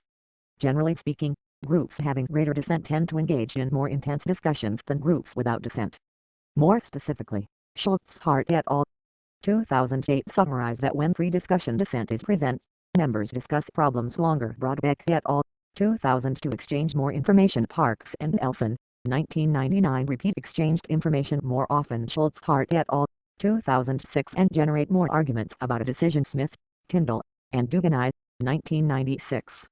This sentiment is shared by Jen and Bendersky 2003, who likewise enumerate that task conflict A increases divergent opinions, interpretations, and viewpoints, B increases critical evaluations and assessments of alternatives, C increases communication, shared information, and problem identification, and D increases group problem-solving capabilities. From an information processing perspective, the effects of task conflict perceptions may be beneficial for these reasons. Notwithstanding the potential positive effects of conflict, others suggest that member perceptions of task conflict can also have several detrimental effects. Conflict regarding tasks may indicate criticism of one's ideas or work-related views, which may present a challenge to one's self-esteem. Research has found that negative feedback and criticism can result in a temporary negative departure from normal self-esteem levels. Heather and Hambaby, 1993. When a departure from a positive self-view is created by a conflict, people often arrive at a state of discomfort, and resultantly are motivated to reduce this discomfort by means of appearing competent or otherwise worthwhile. Greenwald, 1980. The quality of disagreement in general has been found to leave parties dissatisfied, create frustration and annoyance, disrupt social order, drive new conflict, and fuel disharmony. D. Drew, Beersman, Strowady, and Human, 2006, Rubin, Pruitt, and Kim, 1994. Disagreement involving one's self-view may be particularly impactful in the context of group settings in the workplace. Because individuals are concerned with achieving and maintaining appearances of competence and worth in the workplace, individuals are expected to invest in and identify with their stance on work-related perspectives and other task decisions. Because task conflicts present challenges to individuals' self-affirmations of work competence, such conflicts may be perceived as particularly frustrating and challenging to one's self-esteem. Rise, 1970, T. Josboldi, 1983. In group settings, task conflict may encompass challenging a fellow member's work views in the midst of a group interaction or public setting, in which the person challenged must contemplate whether to defend, discuss, or alter his or her position in response to the disagreement in the presence of peers. Faced with task conflict, individuals may become defensive in order to publicly maintain self-esteem, or save face so to speak, in an effort to not appear or feel foolish. Easterbrook, Beck, Goodlett, Plowman, Sharples, and Wood, 1993. Humans are naturally inclined to attain a positive self-view and will undertake measures that affirm the self through promotion, enhancement, and protection of their self-views. Kite and Strew, 1997. Research finds that in the context of groups, perceptions of self-threatening behaviors produce more hostile and less constructive interactions than self-affirmation behaviors. Cohen and Sherman, 2002. The enumerated arguments suggest that task conflict may play a significant role in intragroup interactions in as much as it relates to self-esteem and ego threat perceptions. D. Drew and Gelfand, 2008. Curvilinear association between task conflict and performance outcomes. For some time, researchers have had difficulty determining task conflict's overall effect on group effectiveness, with some authors suggesting task conflict to be beneficial while others have suggested it to be detrimental. This bifurcation has resulted in two camps: the task relationship perspective and information processing perspective. D. Drew and Weingart, 2003. Those believing task conflict to be potentially positive, i.e., task relationship perspective supporters, have argued that members confront and engage one another, openly debate issues, present contrasting viewpoints, and eventually arrive at more creative solutions in order to select positions that are agreed upon. D. Drew and West, 2001, Nemeth and Starr, 1989. This position originates in groupthink theory. Janus, 1971, which suggests that members' desire to preserve group harmony due to formal and informal norms of conformity can take precedence over the motivation to critically appraise relevant facts, resulting in poor group decision-making. Schultz, Hart et al., 2002. When groupthink occurs, critical expression is censored in order to suppress conflict, leading to acquiescence of group assumptions and recommendations, which may be inferior or invalid. Low levels of conflict intensity are proposed to contribute to group inactivity and avoidance, neglect of information, and low joint performance. Walton, 1969. Those taking the opposite view, i.e., information processing perspective supporters, have suggested conflict may be detrimental to innovation and problem solving. As a result of conflict, team members purportedly undergo an attention shift away from the task and instead to one another. Additionally, members are thought to experience heightened negative physiological and psychological states, such as elevated stress, that inhibit analytic thinking. Brown, 1983, Wall and Collister, 1995, Wall et al., 1987. Elaborate conflict is detrimental if it escalates beyond initial causes, takes on a life of its own, drains a group of needed energy, or motivates any of the involved parties to try to destroy the other. Conflict clearly is harmful if it threatens to tear a group apart, or actually succeeds in doing so. Page 33. With divided views of conflict, it became apparent that efforts would be needed to resolve these theoretical paradoxes in order to illuminate the mechanisms by which conflict may be positively or negatively related to group outcomes. Looking to move beyond original black and white views of conflict, some researchers considered that the intensity of conflict might account for such differences. The notion of an optimal level of cognitive emotional strain that lies somewhere between too little and too much takes root in the curvilinear association between arousal level and task achievement. The classic association that has been coined the Yerkes-Dodson law, Yerkes and Dodson, 1908. Walton 1969 was among the first to propose that the influence of conflict on complex thinking capacity appears to operate similarly in a curvilinear, i.e., inverted U-shaped pattern. Since then, several lines of theory and research have suggested that conflict at moderate, but not low or high levels, improves team performance. Brown, 1983, Drew, 2006, Jen, 1995, 1997a, Levi, 1981, Rafim, 1992, Robbins, 1974. Walton 1969 proposed three tension levels involving conflict, i.e., low, moderate, high, each having differential effects on team performance outcomes. At low conflict levels, individuals tend to become stagnant and non-confrontational, thereby not engaging in optimal information exchange and overlooking divergent perspectives. Alternately, at high conflict levels, members encounter cognitive overload, as they are overly focused on managing and resolving conflict, thereby operating at a reduced information processing capacity. This is likely to lead to increased aggressiveness and defensiveness, which ultimately impede group effectiveness outcomes. Van de Leyer and D. Drew, 1994. Consequently, moderate intragroup conflict levels are purported to be optimal, as members can seek and integrate information while having also considered various alternatives. At moderate levels of conflict, members are thought to achieve a balance in which they are sufficiently motivated toward generating unique solutions that address diverse work-related differences while not triggering so much stress as to impede cognitive functioning. Carnevale and Probablyist, 1998. Among teams performing both routine and non-routine tasks, research has supported a curvilinear association between task conflict and innovation. D. Drew, 2006. Creativity Farr et al., 2010 and Performance Gen, 1992, 1995, Porter and Lilly, 1996, Wall et al., 1987. The same cannot be said of relationship conflict. Therefore, with these suppositions in mind, the following hypothesis is proposed. Hypothesis 6. Task conflict will have a curvilinear association with group effectiveness outcomes involving creativity, innovation, or group decision-making quality. At moderate levels of task conflict, team effectiveness outcomes will be superior in comparison to when task conflict is low or high. Also, given the aim of the current dissertation, which is to expound upon the associations between various stages of the conflict dynamic and team effectiveness, the association between task conflict and team effectiveness will be compared vis-a-vis that of the association between information exchange and effectiveness. Because task conflict is often the byproduct of the information exchange process, and may not be as directly responsible for positive team effectiveness outcomes, it is expected that group information exchange will be more strongly related to team effectiveness outcomes than task conflict, even when examined in its curvilinear form. Given this reasoning, the following hypothesis is proposed. Hypothesis 7. Group information exchange will have a stronger positive association with group effectiveness outcomes involving creativity, innovation, or group decision-making quality than will curvilinear task conflict. Intragroup trust amidst conflict. Disagreement among team members has been conceptualized as having a task, relationship, or process nature. Jen, 1992. Members are not always able to differentiate between the various types of conflict tolerance. 1957. And even if they are able to make these distinctions, often one form of conflict can inevitably lead to another form. Because of the pernicious nature of relationship conflict. D. Drew and Weingart, 2003. Researchers have sought to uncover conditions in which there may be productive task conflict while at the same time keeping relationship conflict levels from escalating. In describing this process, Simons and Peterson 2000 note that reports of task conflict are very often accompanied by reports of relationship conflict, a finding corroborated in the meta-analysis of D. Drew and Weingart, 2003, the cause of which they believe may be a process of misattribution.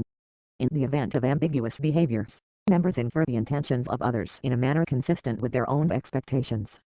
Trust has been proposed to play an instrumental role in the interpretation of ambiguous behaviors and hence becomes a critical component in the attribution or misattribution process.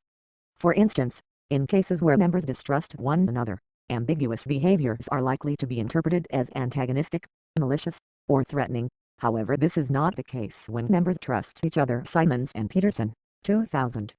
To uncover the mechanisms by which conflict can be productive, researchers suggest intragroup trust to be essential for positive team effectiveness outcomes. Simons and Peterson, 2000. With respect to the conflict typology, task conflict occurring under low levels of trust may be perceived as an act of hostility. The perception that one is under attack is likely to conjure reactions of defensiveness and may lead to reciprocated hostility. Gen. 1997a. The phenomenon of members acting in accordance with their preconceived expectations, leading another party to reciprocate behaviors in line with the original expectations, and ultimately resulting in the genuine fulfillment of the original expectations, is known as the self-fulfilling prophecy. C. Fisk and Taylor, 1991. Bergman's 2007 example illustrates how a self-fulfilling prophecy involving the interplay between relationship conflict and task conflict might occur within a work team. Person A makes a statement of disagreement with person B. Person B, perceiving that person A is in disagreement and not trusting A, interprets it as a personal attack, and responds with a sarcastic or insulting remark in retaliation. Person A now also perceives a personal attack, and dysfunctional relationship conflict has been generated from initial task conflict. However, the same would not be the case if person B had trusted the intentions of person A, and would have been more likely to perceive the disagreement as good teamwork, and hence reciprocated with a clarifying explanation rather than a retaliatory comment. Kennedy and Probnin 2008 found support that this phenomenon is real and likely reoccurring, coining the phrase bias perception conflict spiral to describe similar occurrences.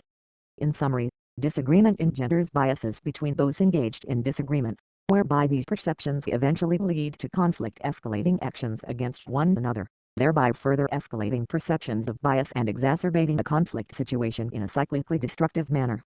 Research generally supports the notion that task conflict coincides with relationship conflict. D. Drew and Weingart, 2003. This may be due to a process of misattribution in which trust moderates the extent relationship conflict and task conflict coincide.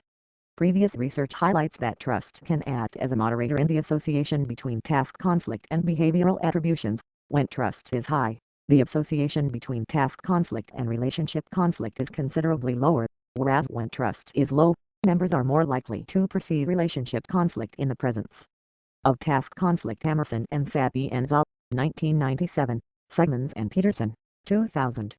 Edmondson 1999 proposes that team members have a concern for psychological safety, which, in the presence of conflict, may be compromised. With trust and openness present, members can work toward solving problems and reaching consensus while maintaining psychological safety, even amid task conflict. D. Drew and Weingart 2003 suggest that only at relatively high levels of within-team trust, openness, and psychological safety can task conflict have any positive effects on team performance. Page 747. Empirical evidence suggests that with trust, the detrimental influences of conflict on performance can be alleviated. Simons and Peterson, 2000. In summary, trust appears instrumental to achieve optimal operational success in the midst of intragroup conflict. Researchers investigating trust in relation to conflict suggest that trust is a multidimensional construct, despite that it is not always depicted or described in a uniform manner throughout the literature. Costigan, Vincingus, Berman, I. L. Tier, Kranas, and Kershaw 2006 note that trust can manifest into forms, which are cognition-based trust and affect-based trust. Members who experience cognition-based trust experience a rational urge to trust or withhold trust based on a group member's past performance history and other displays of competencies. Costigan, I. L. Tier, and Berman, 1998, Lewis and Weingart, 1985, McAllister, 1995. In other words, members trust one another's work capabilities. Members feel assured that work-related ideas, duties, and responsibilities will be conducted or performed in a competent and professional manner. Members who experience affect-based trust have emotional feelings of endearment toward the other party and concern for the other party's well-being, often something that develops over a period of time. Costigan et al., 1998, Lewis and Weingart, 1985, McAllister, 1995. Members trust one another's intentions and feel assured that the other party will not intentionally direct harm toward them. Confirmatory factor analysis and model fit indices testing theoretical propositions support this two-factor representation of trust, suggesting cognition-based trust and affective-based trust are distinct. McAllister, 1995. Despite that some authors now distinguish between cognition-based trust and affect-based trust, it was not uncommon to speak of trust in more general terms prior, e.g., Porter and Lilly, 1996, Simons and Peterson, 2000. As a result, the manner in which these unique components of trust impact the conflict performance association and to what extent each should be desired or promoted is somewhat blurred. However, an explanation proposed by I. L. et al. 2005 may account for the mechanisms by which trust moderates the conflict performance association. ILJ et al. 2005 described two byproducts of trust that appear related to the two-factor conceptualization of trust proposed by Costigan et al. 2006. The first factor, potency, appears to manifest from cognition-based trust, in that members feel confident about the group's effectiveness. Guzzo, Yost, Campbell, and Shea, 1993. The second factor, safety, seems to manifest from affect-based trust in that members dismiss the fear that teammates will harm their interests. ILJ et al. 2005. Lira, Ripoll, Pyro and Gonzalez 2007 suggest that ILJ et al.'s 2005 distinction accounts for trust as a moderator of the association between task conflict and group effectiveness. Thus, in the presence of task conflict, those with high cognition-based trust will possess greater feelings of safety, and as a result will be less likely to attribute conflict to ill intentions or personal attacks. Also, in the event of task conflict, those with high affect-based trust will have higher levels of potency, thereby acknowledging merit in group disagreements, understanding that one's group may arrive at better quality decisions after deliberating over ideas. With these suppositions in mind, the following hypotheses are proposed. Hypothesis 8. Task conflict will be positively associated with relationship conflict. Hypothesis 9. Trust will moderate the association between task conflict and relationship conflict. When intragroup trust is low, task conflict will have a stronger positive association with relationship conflict, whereas when intragroup trust is high, task conflict will have a weaker association with relationship conflict. Conflict management behavioral process. Returning to the question of whether conflict is productive or destructive with respect to group effectiveness is the notion of how conflict is managed. Once initiated, conflict has the potential to escalate to harmful levels if not resolved properly. Bergman, 2007, Jen, 1997a, Kennedy and Prognan, 2008. To prevent further escalations, such as harmful retaliatory actions, conflict management becomes integral within the scope of ongoing intragroup conflict. Marc et al. 2001 describe conflict management as a behavioral process by which teams prevent conflict from emerging or react in such a way as to resolve task, process, or interpersonal disagreements between group members. These authors state, "We believe the degree to which conflict emerges and eventually interferes with or enhances the productivity of work teams is a function of the conflict management process, which involves how the team handles conflict situations that have arisen or have the potential to arise."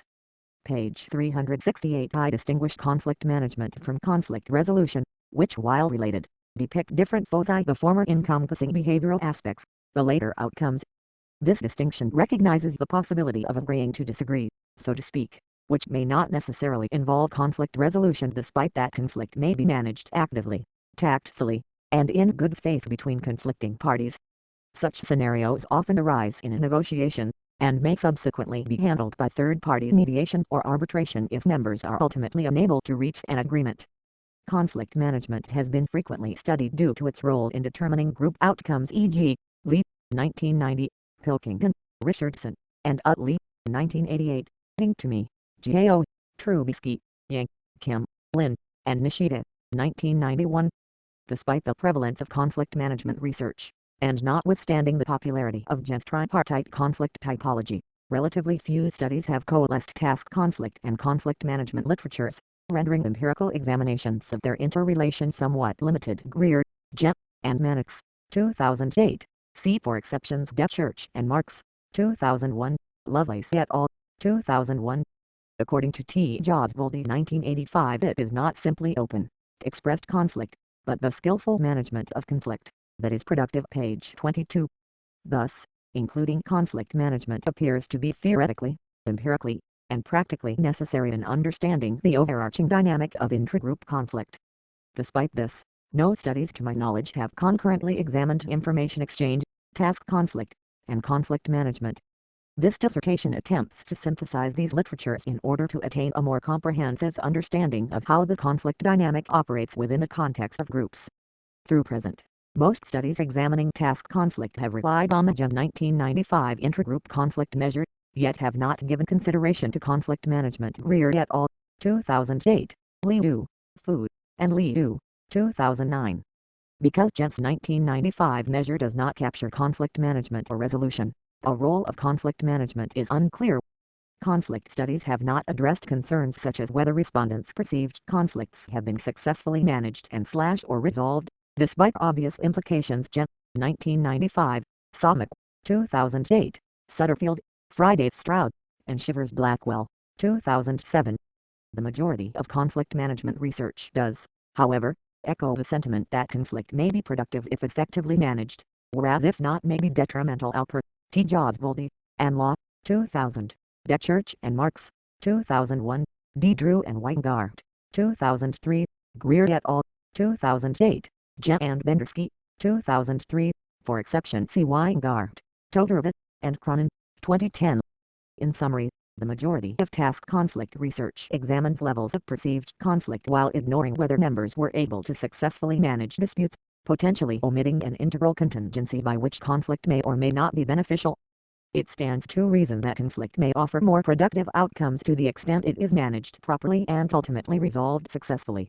Resultantly, conflict management will be integrated in the current dissertation in an effort to uncover the mechanism by which conflict may positively or negatively affect group outcomes. Conflict management dimensionality. Researchers often study intragroup conflict management, which has been defined as behavior oriented toward the intensification, reduction, and resolution of the tension. D. Drew et al., 1999, page 371.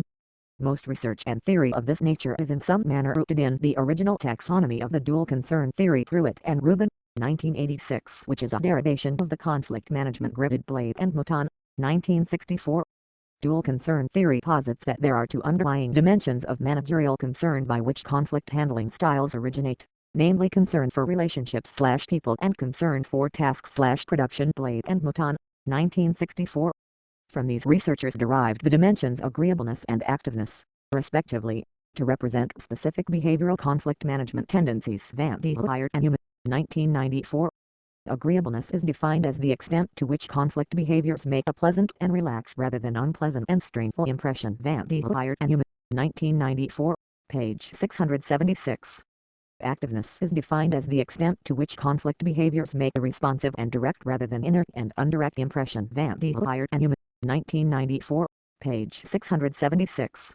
Despite variations in labeling, there exists a commonality of themes that classifies conflict management into one of 5 styles using the two aforementioned dimensions: A. Collaborating high agreeableness, high activeness; B. Competing high activeness, low agreeableness; C. Accommodating low activeness, high agreeableness; D. Avoiding low activeness, low agreeableness; and E. Compromising moderate activeness, moderate agreeableness. Church, Hamilton, and Haas, 2007, Rafim, 1983.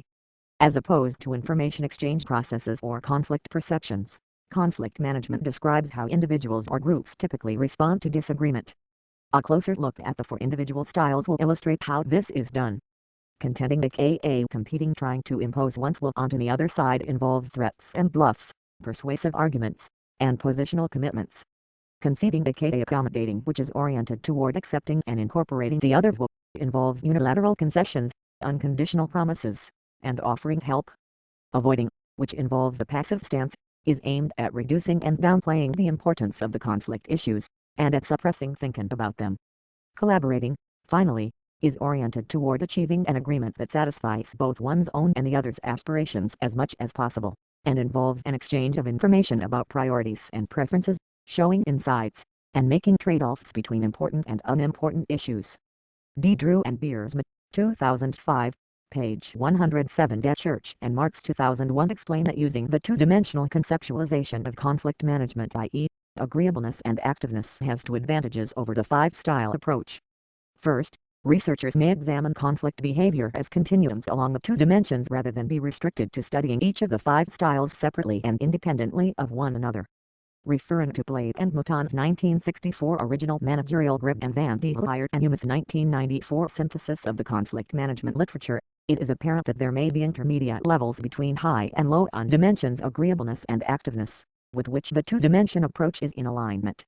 Second, the model is a concise metataxonomy of higher-order factors that account for the 5 styles of conflict management, allowing researchers to better integrate past research with future research by focusing more closely on the 2 underlying dimensions. Church and Marx, 2001.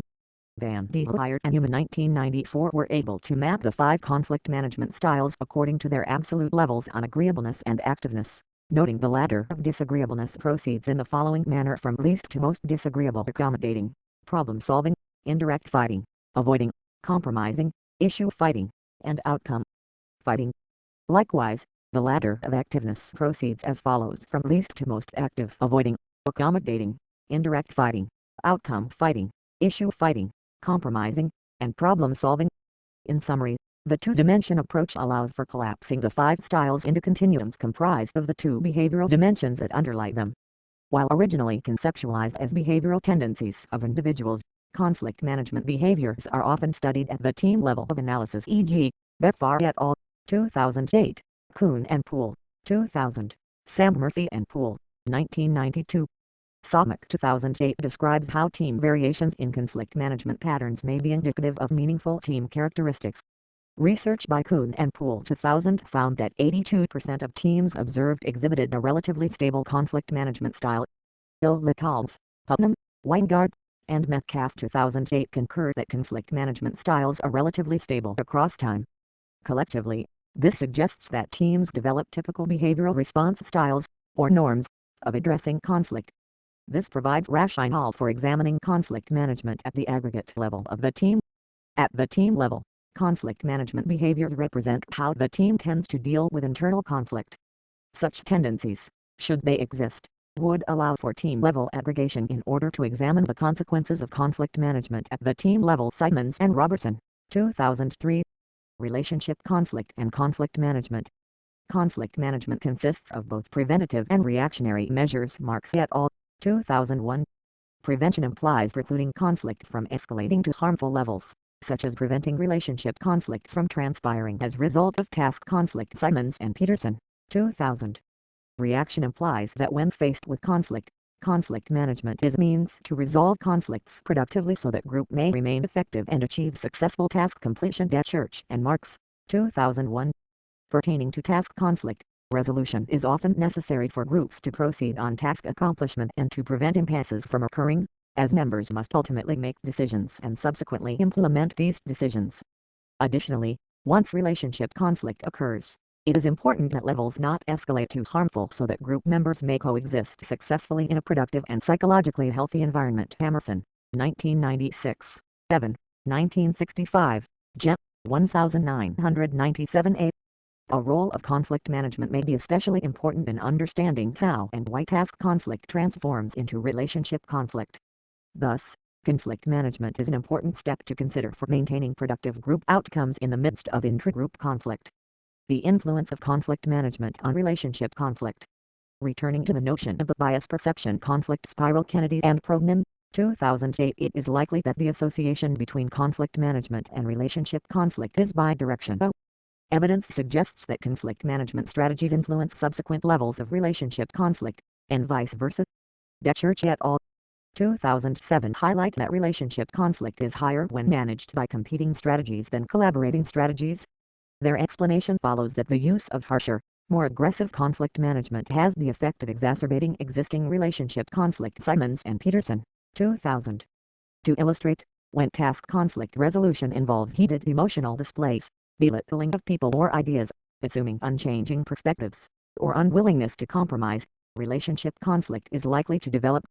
Interpersonal animosity in the form of anger has been linked to several adverse outcomes, including reaching early impasse, perpetuated relationship conflict, and poor group effectiveness. Allred, 1999, Allred, Malazi, Matsui, and Raev, 1997, Berry, 1999, Ilula and Murnayan, 1996.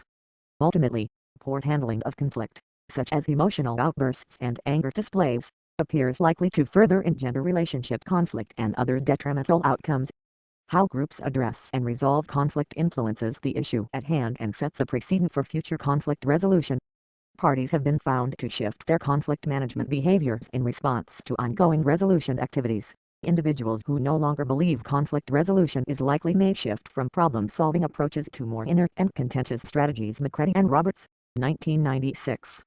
Oppositely, conflict efficacy can develop when groups were successful in managing conflict, In turn, such groups will be more confident in their ability to handle future conflict episodes. Halper et al.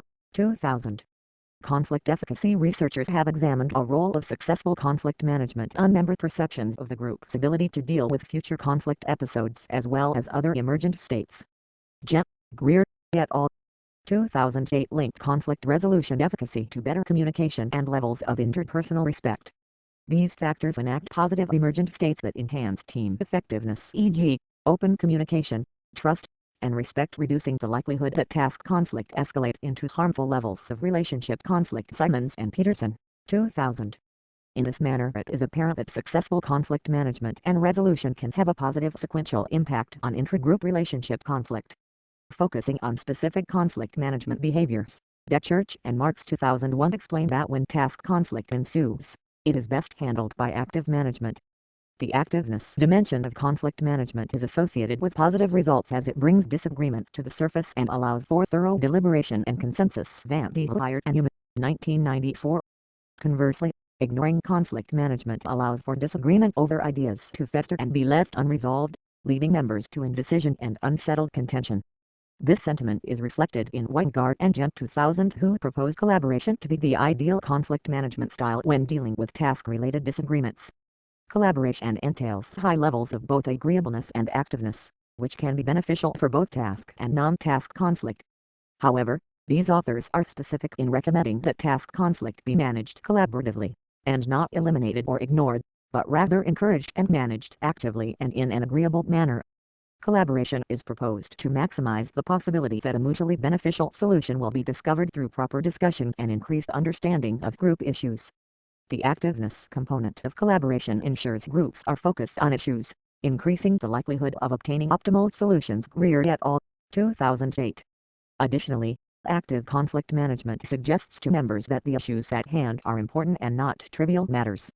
The agreeableness component of collaboration is likely to foster positive interpersonal relations such that disagreement over ideas does not translate into rudeness or heated emotional displays that might otherwise facilitate relationship conflict. Conflict norms promoting openness can increase the benefits of task conflict on performance, so long as it remains concentrated on work-related issues. Gent. 1995, Murnyan and Conlon, 1991. Thus, in the midst of task conflict, it seems favorable that groups address work-related discrepancies both actively and in an agreeable manner. The influence of relationship conflict on conflict management. In accordance with the IMOI framework proposed by Ilja et al. 2005, outputs at some stages can become inputs at others, e.g., emergent states, implying that team dynamics operate in a complex reciprocal pattern over time. This is in alignment with the bias perception conflict spiral. Kennedy and Prognan, 2008, which postulates that poor interpersonal perceptions can facilitate poor conflict management. Thus, while conflict management is likely to influence levels of relationship conflict, the reverse is also likely, that is, relationship conflict influencing the manner in which groups manage conflict. In the midst of relationship conflict, group members often become prone to avoidant conflict responses, such as avoiding issues that would engender further disagreement in order to avoid perpetuating animosity and discord. Jansen et al. 1999, Rafim, 1983. While such strategies may be aimed at pacifying existing turmoil, it may come at the expense of critical thinking. Additionally, such strategies may allow disputed issues to linger, leaving members disconcerted and work-related conflicts unresolved. Such tendencies allow for less active task conflict management, which may prohibit members from confronting flaws in logic and other erroneous assumptions. De Sevilla and Yagle 2005 found avoiding conflict management behaviors to be aligned negatively with task conflict R equals -0.09, though P equals NS, and positively associated with negative affect R equals 0.18. As a result, avoidant conflict responses may unduly influence performance outcome quality in comparison to groups that are more active in resolving task conflicts, the latter of which being more likely to work through problem and ultimately resolve conflict. In summary, active conflict resolution appears to be superior to more passive conflict resolution behaviors. When confronting disagreement, people with high levels of relationship conflict are more likely to use harsher, more insensitive conflict management styles than those not experiencing relationship conflict. To illustrate, relationship conflict often stems from retaliatory actions directed at others with whom an individual is in conflict. Kennedy and Proudhon 2008 suggest the way in which people react to disagreement is influenced by how individuals characterize their opponents in the conflict process. When opponents are perceived as biased, conflict may be exacerbated and conflict resolution becomes less likely. Proudhon, G. Lovive, and Ross, 2004, Ross and Warren, 1995. Evidence supports that people tend to perceive their opponents as biased. It is thought that perceptions of bias more so than the issue at hand cause individuals to act in ways that are competitive, aggressive, and conflict-escalating. Kennedy and Proudhon, 2008. Individuals experiencing relationship conflict are especially likely to be considered opponents, as interpersonal incompatibilities such as dislike, tension, animosity, and annoyance exist between such persons. Gent. 1995. Research by DeSifilia and Yagle 2005 highlights that the association between relationship conflict and dominating conflict strategies, i.e., low in concern for others and high in activeness, is positive. R equals 0.14. Oetzel, Myers, Mears, and Barra 2003 found that employees with whom there is one-way or mutual concern for the other party's maintaining face are more likely to use integrating, obliging, and compromising styles. This aligns with social motives research, in that concern for the well-being of others promotes more collaborating conflict management behaviors. D. Drew, Weingart, and Quan, 2000. Collectively, groups having harmonious interpersonal relations are less likely to utilize harsher, more abrasive conflict management tactics compared to groups experiencing relationship turmoil. With these suppositions, the following hypothesis is proposed. Hypothesis 10. Collaborative conflict management will be negatively associated with relationship conflict. Trust and conflict management. Trust has been a frequently studied emergent state in the context of teams research, due to its influence on group discussions and decision outcomes. And 1972. There is reason to believe conflict management is influential toward the development of intragroup trust, and also vice versa. When managing conflict, the style of conflict management can impact the likelihood that task conflict will be perceived as relationship conflict. Church et al. 2007. The mechanism by which this is attained may be through the development, or lack thereof, of intragroup trust. Conflict management appears influential toward the development of intragroup trust, rendering it a critical component of the conflict process with regard to group outcomes. The influence of conflict management on intragroup trust. Within the context of work groups, trust entails confidence in the intentions or competencies of fellow team members. Weingart and Gent 2000 propose that intragroup trust is instilled when group members are able to successfully work through conflict using agreeable and active conflict management behaviors, i.e., collaboration. Collaboration is characterized by high levels of interdependence, information exchange, and therefore high reliance among team members. Weingart and Gent, 2000, page 230. Intragroup trust is facilitated to the extent members can depend on other members to behave reasonably and toward a mutually acceptable solution amidst group conflict. Also, by achieving mutually acceptable solutions, cognition-based trust may develop toward perceptions of team problem-solving capabilities, that is, the team's capacity for internal reasoning and information processing while working toward viable, mutually desirable solutions. Research supports that accommodating and problem-solving, which are related to agreeable conflict management, are positively associated with beneficial outcomes like mutual trust and the quality of interpersonal relationships. Van de Leert, Humer, and Huysmans, 1995.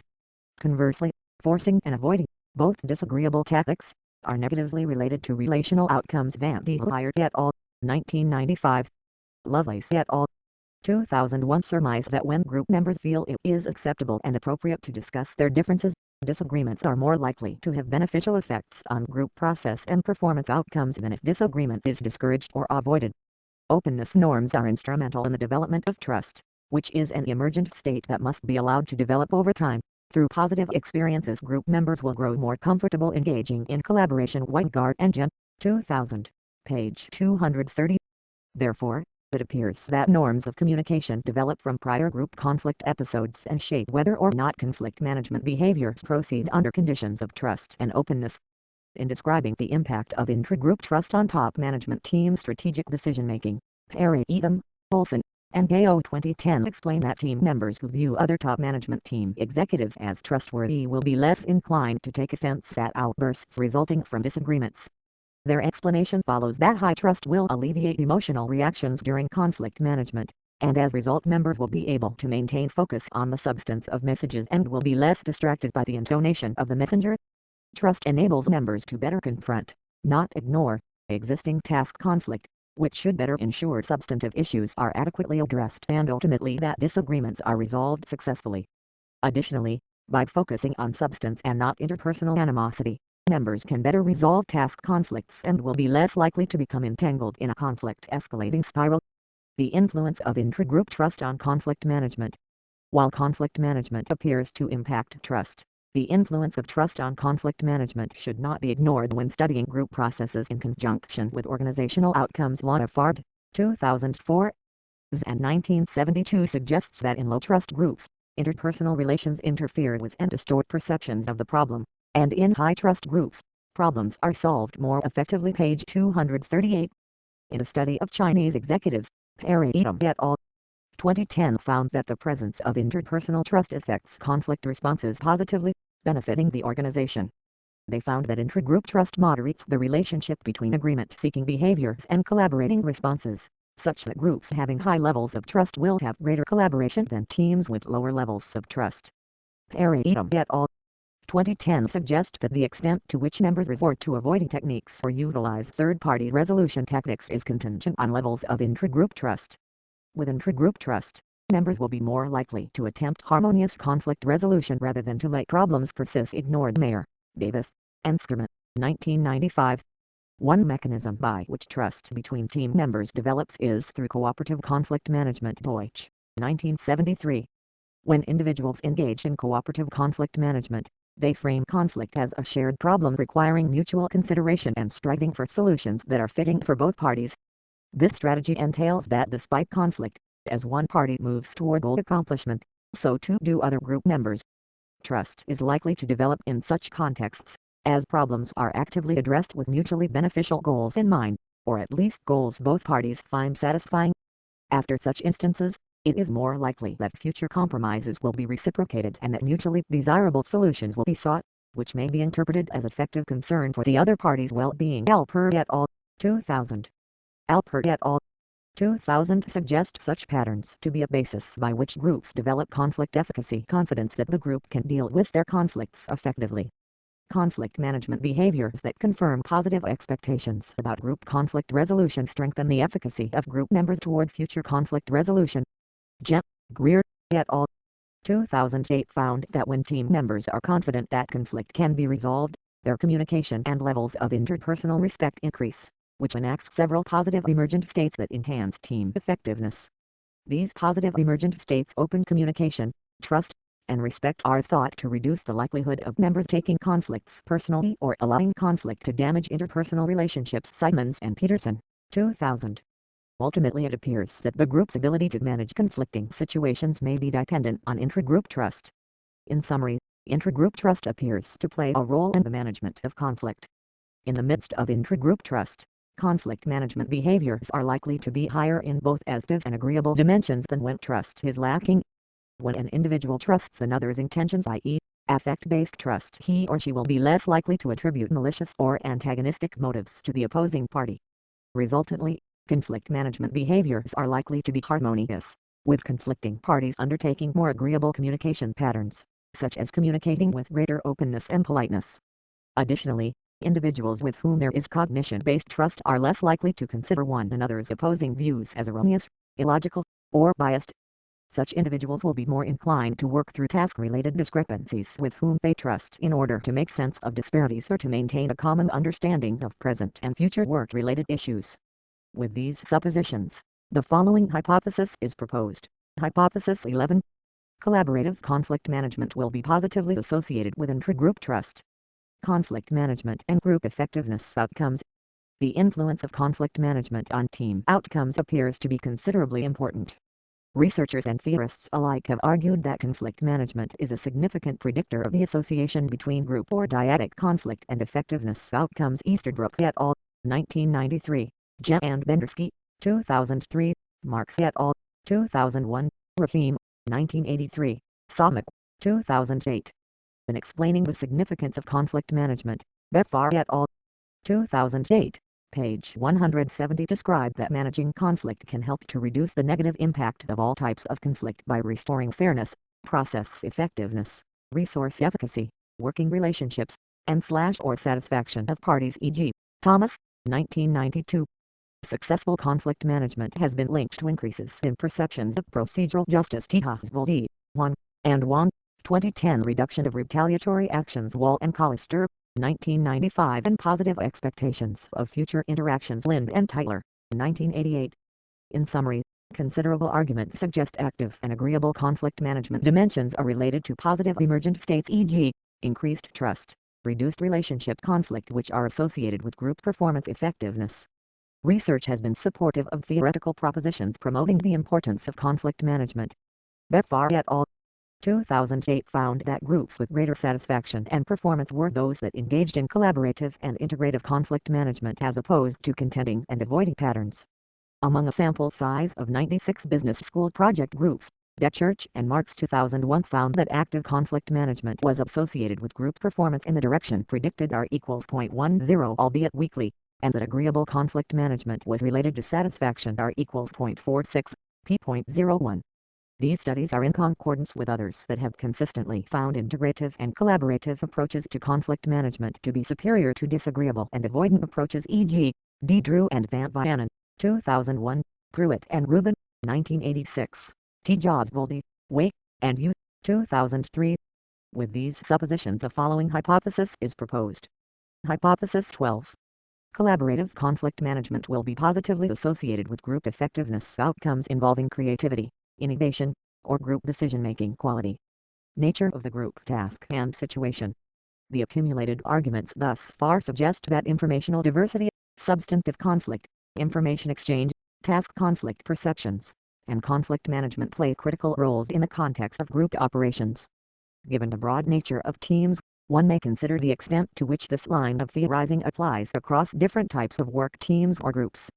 Prior research efforts have differentiated teams by various team composition typologies, e.g., Devine, 2002, Steiner, 1972, Sundstrom, D. Muse, and Futterl, 1990. Others have differentiated teams in terms of the routineness characterizing their tasks, Gen. 1995. In promoting and managing conflict within the boundary conditions of its effectiveness, it behooves practitioners to understand the nature and task requirements of a team with consideration to aims and objectives. Conflict should not be promoted solely for the sake of conflict, nor should conflict be eliminated solely for the sake of harmony. Rafim 2000 describes such myopic foresight as inconsistent with the recognition of scholars, equating it to throwing out the baby with the bathwater. Page 5. In managing conflict, consideration to the team's purpose and tasks appears warranted as groups with dissimilar aims and objectives require different conflict management foci. The categorization elaboration model proposed by Van Nippenberg et al. 2004 addresses the benefit of work group diversity on performance outcomes. These authors conclude that task requirements moderate the relationship between diversity and performance such that diversity may be positively related to performance when performance requires information processing and creative, innovative solutions. Page 10-12. Carney and Gebert 2009 similarly assert that, particularly when the team's tasks require creativity, innovation, and high-quality decision-making, it is this cross-fertilization of perspectives that enhances team performance and enables propitious effects of diversity through positive synergies, that is, collectively developed group solutions that are superior to the solutions generated by the best individual in the team. Michelson, Watson, and Black, 1989. Hence, we posit that the elaboration of task-relevant information is positively related to team performance. Pages 80-81. Collectively, these excerpts reflect the underlying rationale of utilizing diverse groups, which is to gain additional and unique perspectives. In terms of decision-making quality, teams can generally only outperform individuals to the extent that dissimilar information becomes dispersed and synthesized at the team level. Broadback, Kirschreiter, Majish, and Schultz-Hart, 2007. This sentiment is also in alignment with the underlying rationale of constructive conflict. Constructive conflict is predicated on the notion that information exchange leads to more thorough deliberation of ideas, allowing members to weigh and consider unique perspectives in addition to being able to contribute their own personal views. T. Josboldi, 2008. Many have theorized that the byproduct of dissimilar ideas being expressed dissent and conflict may prevent premature consensus, and ultimately facilitate better quality decisions or ideas, e.g., Janus and Mann, 1977, Schultz-Hart et al., 2002. It is this logic that buttresses the majority of constructive conflict research. Studies of the effects of conflict on group outcomes typically but not always incorporate groups whose task completion objectives involve the following dimensions: creativity, innovation, or group decision-making quality. Bell et al. 2011 in their meta-analysis, examined the effects of various diversity manifestations both surface and deep level across a set of unique team effectiveness outcomes, e.g., creativity or innovation, efficiency, general team performance. Their findings highlight that the positive impact of informational diversity may be dependent on the type of team examined, and varies as a function of the team's performance objectives. Specifically, Bell et al. 2011 found a stronger association between functional background variety and creativity or innovation, K equals 5, equals 0.18 in comparison to efficiency, K equals 17, equals 0.03, of which the latter gives consideration to production in relation to time elapsed. Additionally, a small positive effect of functional background variety on general performance was found, K equals 12, equals 0.12. In relation to team type, functional background variety was positively related to team performance for design teams, K equals 6, equals 0.16, and although the 95% confidence interval around SWMR included 0 in the direction predicted for top management teams, K equals 16, equals 0.07 in comparison to other teams, K equals 9, equals negative 0.01. These results were either fully or partially supportive of their hypotheses. Additionally, Bell and her colleagues 2011 found positive associations between educational background variety and creativity and innovation, K equals 3, equals 0.23, but not for efficiency, K equals 5, equals negative 0.02. There appeared to be no association between educational background variety and general team performance, K equals 5, equals negative 0.03. The association between educational background variety and team performance was stronger for top management teams, K equals 6, equals 0.13, and although the 95% confidence interval around SWMR included 0 in the direction predicted for design teams, K equals 3, equals 0.07 in comparison to other teams, K equals 4, equals negative 0.05. Collectively, these findings underscore that informational diversity should be promoted to the extent teams are assembled for intellectual endeavors, such as when performance objectives require creative, innovative, or problem-solving outcomes. In an effort to demyth and debunk practitioners on the equivocal nature of conflict, Drew 2008 describes 3 situational conditions necessary in order for conflict to be beneficial to group performance outcomes. First, the situation must be one in which groups share cooperative goals and must reach joint decisions. See Wittenbaum, Hollingshead, and Botarl, 2004. Second, all or most members must have some degree of suboptimal pre-discussion preferences, by which group discussion serves to illuminate the group's most optimal choice. See Schultz-Hart et al., 2006. Thirdly, the effects of intragroup conflict must be considered with regard to lost time, that is, conflict may result in delayed decision-making as members must devote time toward considering multiple viewpoints and also resolving debated issues. See Drew, 2006. In reality, there may be some instances in which groups will remain in the state of impasse beyond allotted deadlines, having been unable to reach the decision. Drew 2008 argues that the costs associated with delayed production, procrastinations, and indecision must be weighed in light of the benefits of conflict. This theorizing, in conjunction with the results of Bell et al. 2011, suggests that when consideration to time is of utmost importance, informational diversity may pose an impediment to the extent task completion is delayed as members coordinate communication, disseminate ideas, and deliberate over disagreements.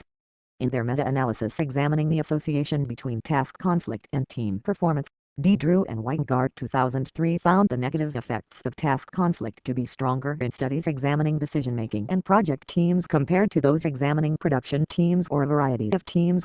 These authors conclude against the proposition that task conflict is beneficial for teams performing complex tasks, and instead support the information processing perspective task conflict leading to cognitive overload and ultimately performance deficiencies. Conversely, in their meta-analysis, Bell et al. 2011 found positive associations between functional background and educational background diversities, variety, and team performance, and additionally, that these positive associations were stronger in intellectual teams, e.g., top management teams, design and development compared to others, e.g., production. How does one make sense of these seemingly contradictory findings? On the one hand, perceived differences of ideas are linked to futile performance outcomes. On the other hand, divergent perspectives are associated with creativity, innovation, and enhanced decision-making. This apparent paradox may be resolved via three avenues. First, researchers should pay close attention to the types of outcomes examined in relation to the team's overarching purpose, such as whether team effectiveness outcomes are comprised of creativity, innovation, and group problem-solving components, or conversely, general effectiveness, e.g., productivity efficiency, i.e., with consideration to time or other resource inputs, or other affective variables, e.g., satisfaction, viability, cohesion. Empirical evidence delineates that it may be invalid to assume a universal set of benefits apply across dissimilar outcome modalities. Second, researchers should critically reassess whether the emergent state of task conflict is the primary mechanism by which positive group outcomes are attained. Moy and Lafard, 2004. This logic can be facilitated by differentiating task conflict and information exchange, both in espoused theory and research, by simultaneously examining these two distinct, yet often entangled constructs vis-a-vis. Third, researchers can include additional process variables, e.g., conflict management in combination with emergent states, e.g., trust, in an effort to elucidate black box mechanisms linking critical inputs and outputs. Van Nippenberg et al., 2004. While D. Drew and Weingart 2003 claim support for the information processing perspective, this conclusion may be unfounded to the extent information exchange and conflict management mitigate the conflict performance association, as these critical factors had not been considered in their analysis. Despite enlightening efforts examining task conflict and performance outcomes, without consideration to other vital process variables, researchers may be presenting an incomplete picture of the conflict dynamic. In lieu of his original meta-analytic conclusion, D. Drew 2006 later acknowledged that conflict may operate as a double-edged sword, in that it affects some performance parameters negatively whereas others seem to be positively impacted. In order to more accurately illuminate the complexities of conflict, research is needed that comprehensively investigates the overarching conflict dynamic, by simultaneously including informational diversity, the information exchange process, perceptions of task conflict, and the conflict management process. Raschidale. In 1967, Pandi first proposed an overarching model of the conflict dynamic. While components of Pandi's model have influenced conflict researchers over the past 4 decades, the model has not yet been tested completely. The present study is designed to test a conceptual model of the conflict dynamic similar to that proposed by Pandi 1967. By including numerous variables internal to the conflict dynamic, I intend to better elucidate black box processes via the empirical interrelations of these components, which has yet to be embarked upon as of present. The present model, see Figure 2, includes several distinct testable components of the conflict dynamic, including informational diversity, cognitive input, information exchange, behavioral process, perceptions of task and relationship conflict, perceptual emergent states, conflict management behavior, behavioral process, as well as the emergent state of trust in relation to group effectiveness. Due to measurement challenges in settings outside of the laboratory, Man's 2009 theoretical consideration will be given to role of substantive conflict cognitive input as well. Collectively, the present model examines various aspects comprising the conflict dynamic in an effort to clarify misalignments of terminology, theory, and empirical conclusions that exist presently. As such, a set of testable hypotheses and theoretically driven non-tested propositions are offered to explicate the proposed model and assess its applicability. Figure 2. Theoretical model of the intragroup conflict dynamic. Statement of propositions and hypotheses. Hypothesis 1. Relationship conflict will be negatively associated with group effectiveness outcomes. Proposition 1. Substantive conflict will be positively associated with group information exchange. Proposition 2. Substantive conflict will be positively associated with group effectiveness outcomes involving innovation, creativity, or decision-making quality. Proposition 3. Intragroup informational diversity will be positively associated with substantive conflict. Hypothesis 2. Intragroup informational diversity will be positively associated with group information exchange. Hypothesis 3. Intragroup informational diversity will be positively associated with group effectiveness outcomes involving creativity, innovation, or group decision-making quality. Proposition 4. Substantive conflict will moderate the association between group information exchange and task conflict. With greater substantive conflict present, group information exchange will be more positively related to task conflict. Hypothesis 4. Group information exchange will be positively associated with group effectiveness outcomes involving creativity, innovation, or group decision-making quality. Proposition 5. Group information exchange will mediate the association between substantive conflict and positive group effectiveness outcomes involving creativity, innovation, or group decision-making quality. Hypothesis 5. Group information exchange will have a stronger positive association with group effectiveness outcomes involving creativity, innovation, or group decision-making quality than will task conflict. Hypothesis 6. Task conflict will have a curvilinear association with group effectiveness outcomes involving creativity, innovation, or group decision-making quality. At moderate levels of task conflict, team effectiveness outcomes will be superior in comparison to when task conflict is low or high. Hypothesis 7. Group information exchange will have a stronger positive association with group effectiveness outcomes involving creativity, innovation, or group decision-making quality than will curvilinear task conflict. Hypothesis 8. Task conflict will be positively associated with relationship conflict. Hypothesis 9. Trust will moderate the association between task conflict and relationship conflict. When intragroup trust is low, task conflict will have a stronger positive association with relationship conflict, whereas when intragroup trust is high, task conflict will have a weaker association with relationship conflict. Hypothesis 10. Collaborative conflict management will be negatively associated with relationship conflict. Hypothesis 11. Collaborative conflict management will be positively associated with intragroup trust. Hypothesis 12. Collaborative conflict management will be positively associated with group effectiveness outcomes involving creativity, innovation, or group decision-making quality. Chapter 2. Method. In this study, the association between informational diversity, information exchange, conflict perceptions, and conflict management were examined in relation to performance effectiveness. An overview of the methodology is presented in this chapter. This study utilized the voluntary participation of university students engaged in team-oriented class projects. Data collection took place at the class project's conclusion, and was done using questionnaires administered electronically or by paper and pencil. Exact details outlining the measures and procedures utilized are further elaborated. Participants were 481 student volunteers from a large private urban Midwest university located in the United States.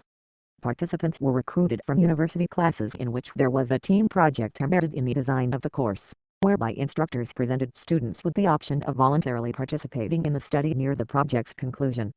The sample utilized course projects from a variety of academic disciplines, with psychology 30.6%, theater 17.0%, computer science 12.7%, and communication studies 10.4% being most represented in the sample. See Table 4 for a complete listing of participants by academic discipline. The sample was comprised of individuals enrolled in undergraduate 84.6% and graduate 15.4% courses, representing the variety of academic backgrounds, 48 undergraduate majors and 10 graduate programs in total. Table 4. Academic disciplines of courses comprising team projects.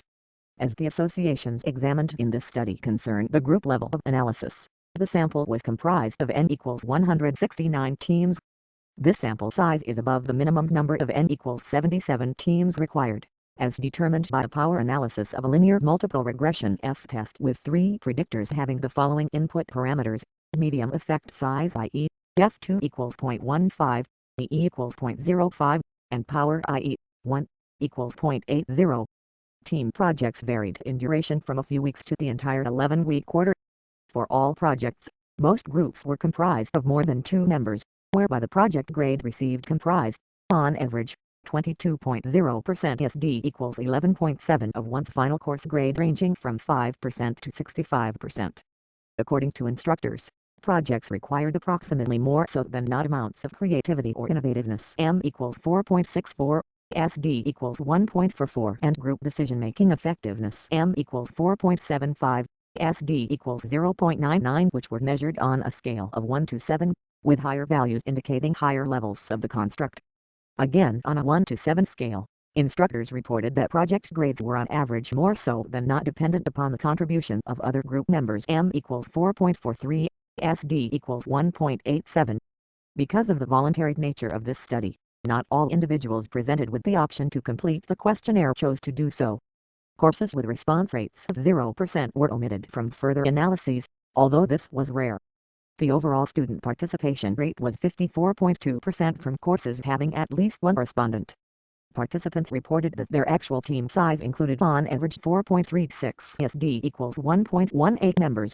Data was provided by a mean of 2.85 SD equals 1.34 respondents per team, rendering the group response rate of 65.3%.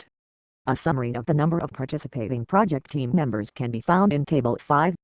Participant demographic information was collected regarding the following variables: age, gender, race, class standing, educational major, academic discipline of courses comprising the team project. Mean participant age was 23.8 years. SD equals 6.5 with 29.6% responses missing. The majority of participants were female 60.7%, N equals 292, while the rest were male 39.1%, N equals 188, with 0.2% participant not reporting his or her gender.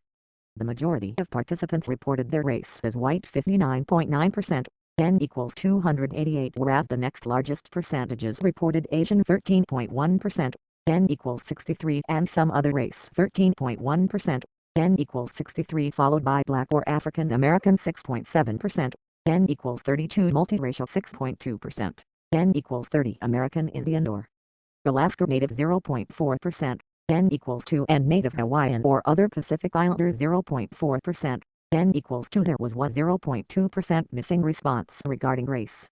Participant class standings were the following: freshman 8.7%, N equals 42, sophomore 11.4%, N equals 55, junior 27.4%, N equals 132, senior 34.1%, N equals 164, graduate student 15.8%, N equals 76, and other 2.1%, N equals 10 with 0.4%, N equals 2 not responding. Table 5. Number of respondents comprising project teams. Measures. Informational diversity. Informational diversity is intended to capture differences in team member knowledge or perspectives. Jen et al., 1999. Within the context of this study, which focuses on college students, variations in academic major provide a means by which students are likely to attain divergent perspectives. Hence, informational diversity is operationalized as the team's aggregate level of educational background diversity. This is defined as group members having variety with respect to their academic majors. Responses were collected by an open-ended item indicating participants' academic major. In line with past research, the heterogeneity index proposed by Blau 1977 was used to calculate educational background diversity. Given the categorical nature of academic majors, Blau's index is a measure of variety, and is calculated as 1 pi 2. In this formula, P refers to the proportion of a team in a respective category, i.e., academic major, and I refers to the amount of different categories represented by members of the team. Blau's index ranges from 0, indicating no diversity, to 1, indicating maximum diversity. In calculating Blau's index, double majors were treated as a unique major. Information exchange process. Information exchange was assessed using the 4-item measure developed by Carney and Gebert 2009 with the intent to capture what Van Nippenberg et al. 2004 describe as elaboration of task-relevant information. See Appendix B. This instrument was chosen because elaboration of task-relevant information captures the essence of group information exchanges involving problem-solving and decision-making. Items utilized a 5-point response scale having anchors 1 strongly disagree to 5 strongly agree. All items were worded in such a way to add positively to an overall score, with higher values indicating greater information exchange. The sample item read, "The members of this group carefully considered all perspectives in an effort to generate optimal solutions." This instrument has been justified for use at the team level in prior research. Carney and Gebert, 2009. Conflict perceptions. Task conflict. Despite the popularity of Jent's 1994-1995 intragroup conflict measure, Pearson, Ensley, and Amerson 2002 noted several measurement-based criticisms. In their publication, they propose and substantiate revisions to Jent's measure in order to improve the psychometric properties of the instrument. Hence, their revisions were incorporated in the current study. Accordingly, task conflict was measured using the 3-item task conflict subscale derived from Jent's intragroup conflict scale as revised by Pearson et al. 2002. See Appendix C. Items 1 to 3. Items utilized a 5-point response scale having anchors 1 almost none to 5 a great deal. All items were worded in such a way to add positively to an overall task conflict score, with higher values indicating greater task conflict. The sample item read, "How much disagreement over different ideas were there?" Much like the original, the revised scale has been shown to demonstrate high internal consistency, e.g., E equals 0.89. Pearson et al. 2002, and, in conjunction with the original, is the most widely used measure of task conflict in the psychological literature. Relationship conflict. following the recommendations of Pearson et al. 2002 relationship conflict was measured using the 3-item relationship conflict subscale, which was originally developed by Gent 1994-1995. The relationship conflict subscale was comprised of items 4 to 6 of the revised Gent Intragroup conflict measure, see Appendix C. Items utilized a 5-point response scale having anchors 1 almost none to 5 a great deal. All items were worded in such a way to add positively to an overall relationship conflict score, with higher values indicating greater relationship conflict. The sample item read, "How much personal friction was there in the group during decisions?" Much like the original, the revised scale has been shown to demonstrate high internal consistency, e.g., E equals 0.87, Pearson et al. 2002, and, in conjunction with the original, is the most widely used measure of relationship conflict in the psychological literature. Process conflict. Because some researchers consider process conflict as distinct from task and relationship conflict, e.g., Gent 1997a, Gent et al. 1999, this variable was collected for exploratory purposes. Process conflict was measured by adding items 7 to 9 of Gent et al. 1999 to the revised conflict scale, see Appendix C. These items utilized a 5-point response scale having anchors 1 almost none to 5 a great deal for items involving intensities of conflict and 1 almost never to 5 very frequently for items involving frequencies of conflict. All items were worded in such a way to add positively to an overall process conflict score, with higher values indicating greater process conflict. The sample item read, "How often do members of your work unit disagree about who should do what?" This scale has been shown to demonstrate high internal consistency, e.g., E equals 0.78, Gent et al. 1999, and is the most widely used measure of process conflict in the psychological literature. Trust. Previous research has provided sound rationale for studying trust as a team-level phenomenon, both theoretically and empirically. Simons and Peterson, 2000. In the present study, trust was measured using 9 items from the scale used by Costigan et al. 2006. See Appendix D. Items 1 to 4 were borrowed from McAllister's 1995 scale measuring affect-based trust. Additionally, items 5 to 9 were borrowed from McAllister's 1995 scale measuring cognition-based trust. Because these items were originally oriented at the individual level, items required rewording to be oriented toward the group. The 5-point response scale was anchored by 1 strongly disagree and 5 strongly agree. All items added positively to their respective trust subscale score, with higher values indicating greater trust. The sample item from the affect-based subscale read, "If I share my problems with my group members, I can count on them to respond constructively and caringly." Additionally, the sample item from the cognition-based subscale read, "I trust the group to do things I can't do myself." Both subscales have been shown to demonstrate high internal consistency. Affect-based trust, E equals 0.88. Cognition-based trust, E equals 0.89, Costigan et al. 2006. Conflict management and resolution. Conflict management. Conflict management was assessed using a 12-item measure comprised of self-developed items as well as items derived from the RAFIM Organizational Conflict Inventory, ROCIII, RAFIM, 1983. See Appendix E for amalgamate measure.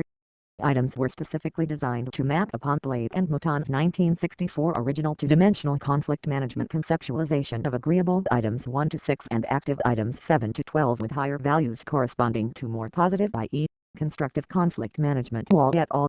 1987, Weingart and Gent, 2000. While others have successfully studied conflict management as a two-dimensional group-level phenomenon, e.g., Chapman and Schnur, 1984, Dechurch and Marx, 2001, Folkman and Bergman, 1995, the current approach may be advantageous for 4 reasons with respect to this study. First, the current approach omits items sharing conceptual overlap with over-examined variables, such as information exchange and perceived task conflict, thereby reducing measurement redundancy. Second, items appear to be more face-valid than previous approaches in their reflecting the 2 overarching dimensions of interest. Third, the current measure is abbreviated, reducing the amount of time needed for participants to complete the questionnaire. Fourth, this approach simplifies the calculations necessary to compute dimension scores. As in previous assessments of intragroup conflict management, all items were oriented toward the group as a referent, e.g., Dechurch and Marx, 2001. Given that the concentration of this dissertation is on the management of task conflict, instructions were provided clearly indicating that task conflict, not relationship conflict, should be the focus of responses. Responses were provided on a 5-point scale anchored I1 not at all to 5 to a great extent in order to reflect the applicability of behavioral responses characterizing task conflict management. Items 3, 4, and 12 required reverse coding in order to add positively to total scores of the dimension of interest. The sample item measuring agreeable conflict management read, members maintain a polite and tactful demeanor during task disagreements. Conversely, the sample item measuring active conflict management read, when task disagreement occurs, members are active in trying to reach a compromise. Because this amalgamate measure is being used for the first time, measurement properties of the instrument will be examined and reported. Previously, Church and Marc's 2001 found evidence of internal consistency reliability for group conflict management styles E equals 0.7 to 2.84 on 5 dimensions in addition to justification for examination at the group level RWGJ equals 0.9 to 2.96 on 5 dimensions. Conflict resolution. Greer et al. 2008 define conflict resolution as a team's perception that conflicts were resolved. Page 285. See also Alper, T. Josboldi, and Law, 2000. Jen, Greer, et al. 2008.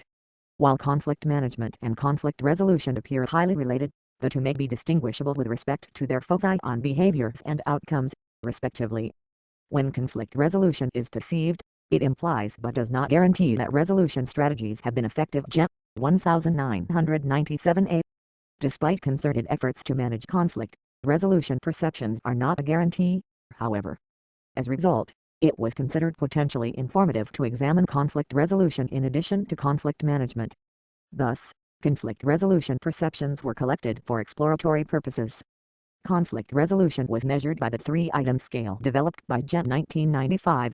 See Appendix F, which has displayed high internal consistency reliability E equals 0.84.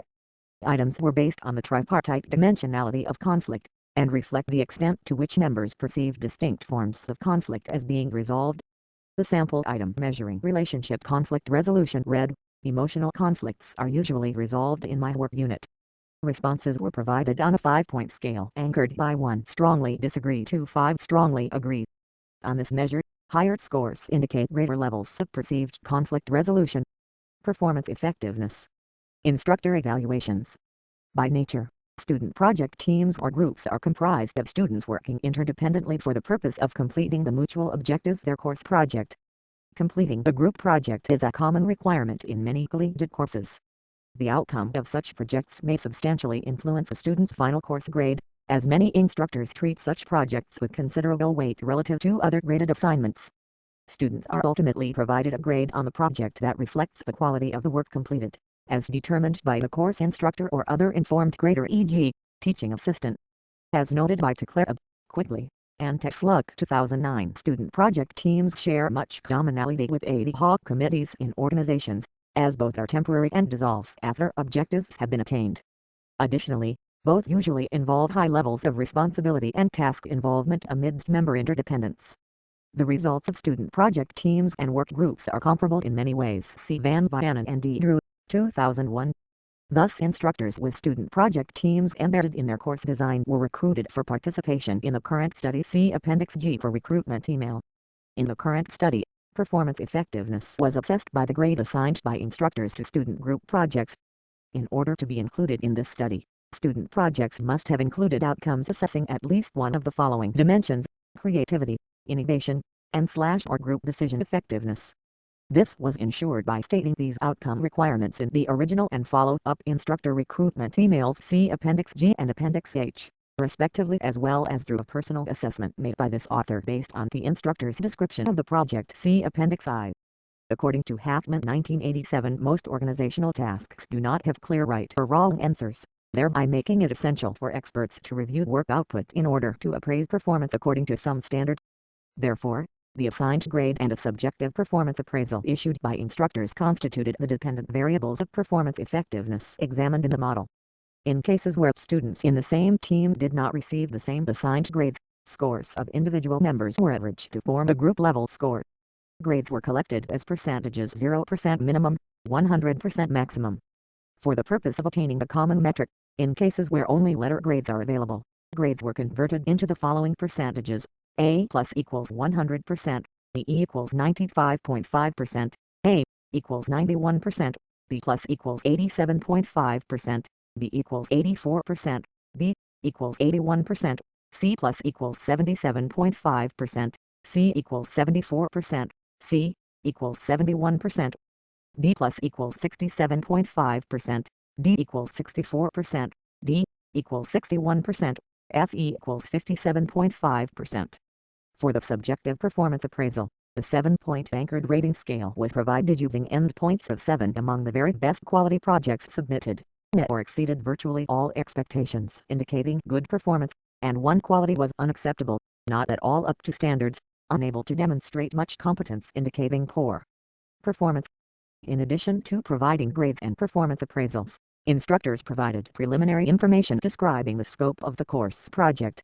Instructors were asked to provide a brief description of the scope of the course project. They were asked to assess the extent to which project grades would entail A. creativity or innovativeness outcomes, B. quality of decision-making, and also whether there is one best way to complete the project, using anchors 1 entirely not to 7 entirely so. An additional item assessed the weight of the group project assignment on the student's final grade. Lastly, an item ascertained the extent to which students' grades were determined or dependent upon the contributions of others in the group, using anchors 1 entirely not to 7 entirely so. A copy of the instructor evaluation form can be found in Appendix I. Student evaluations. Because not all teams can be assessed using objective performance measures, subjective measures are generally considered important. Law and Murnyan, 2005, and have been found to predict actual performance. Bondurel, 1997.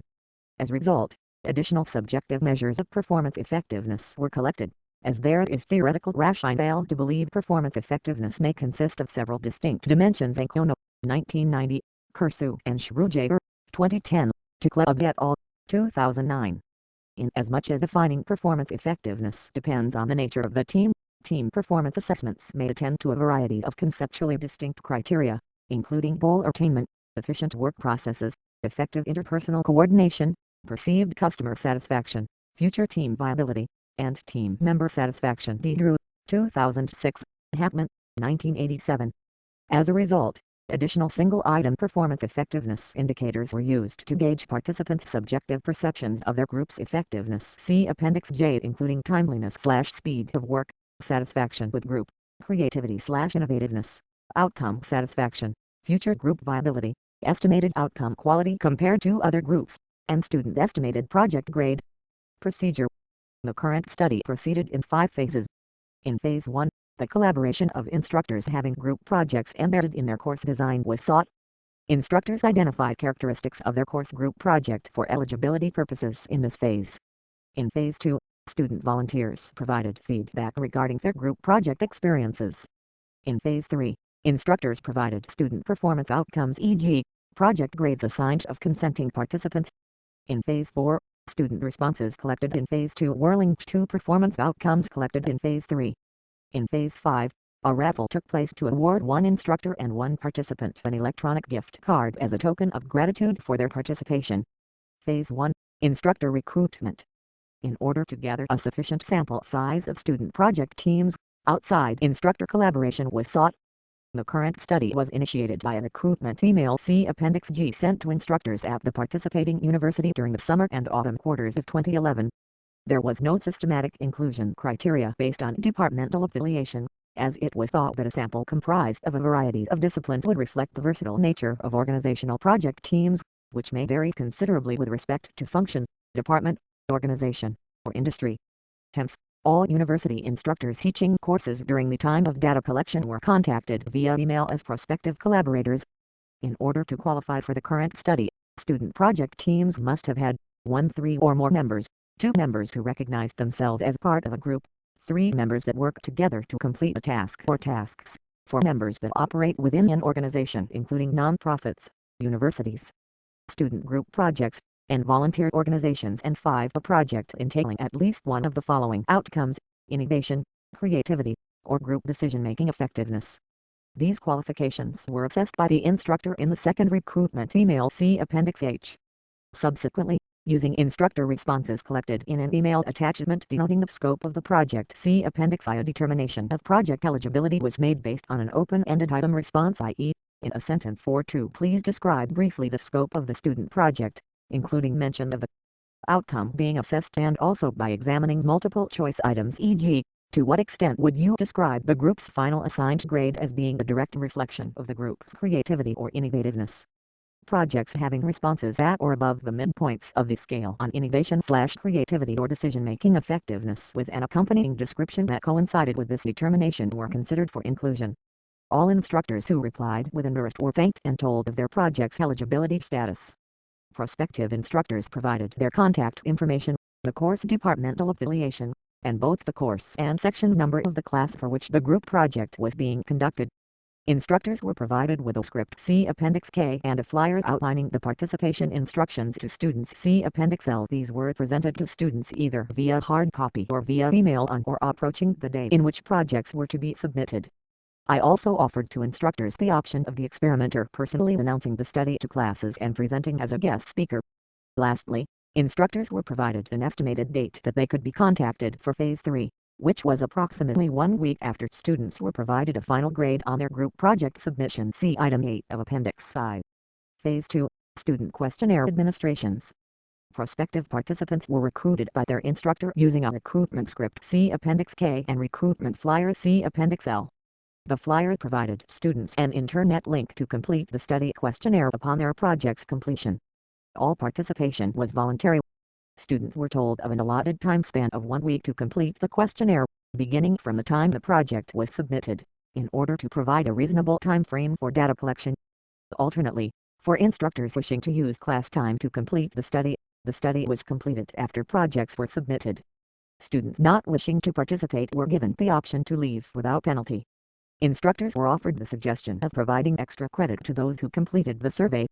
Additionally, all participants, both instructors and student volunteers, were provided with the incentive of being eligible to win the raffle of a $50 Amazon.com gift card. At the conclusion of the study, the award selection procedure is outlined in Phase 5. Prior to data collection, participants were provided information outlining the nature of the study and the extent of participation. See Appendix M. It informed participants that the study would take approximately 15 minutes to complete and that participation would be completely voluntary, with no negative consequences resulting from non-participation or from wishing to opt out at any time. Additionally, the confidential nature of the study was explained. Participants were advised to print or save the informed consent page for their records. Participants were then directed to a new page, further outlining the nature of the study and release of confidential information.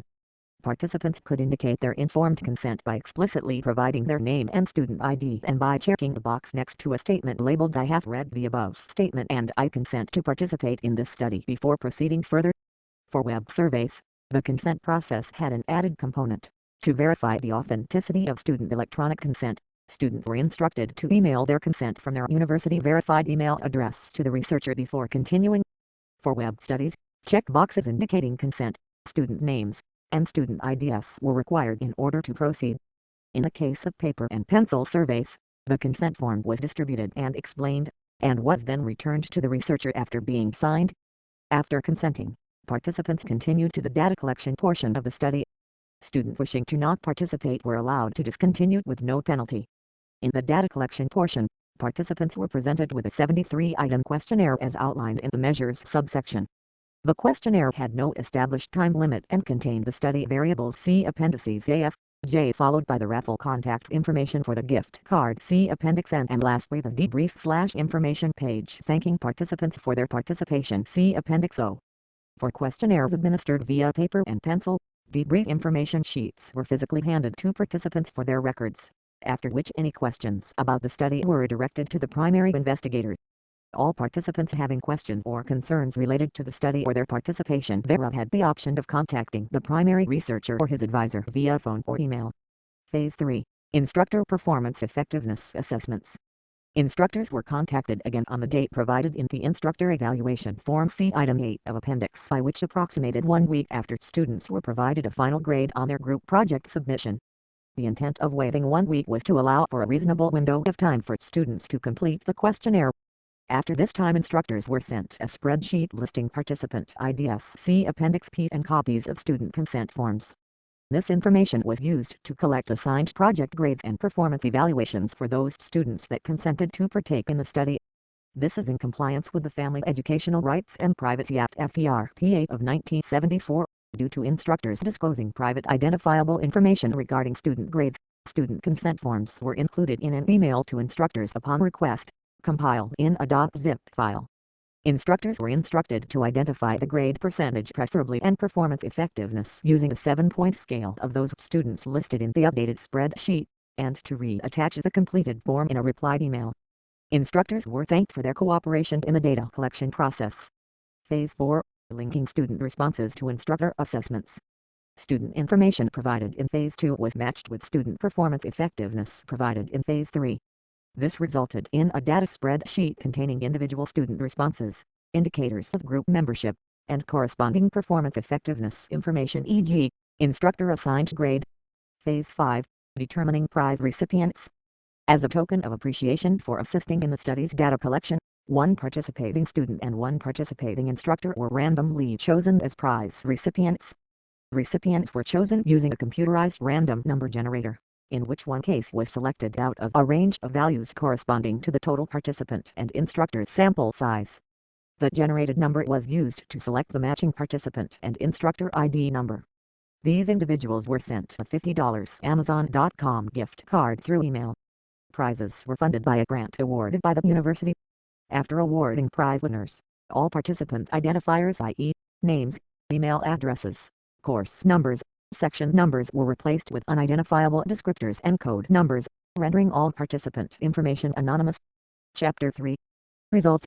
The aim of this study is to test the theoretical model of the dynamic of group conflict.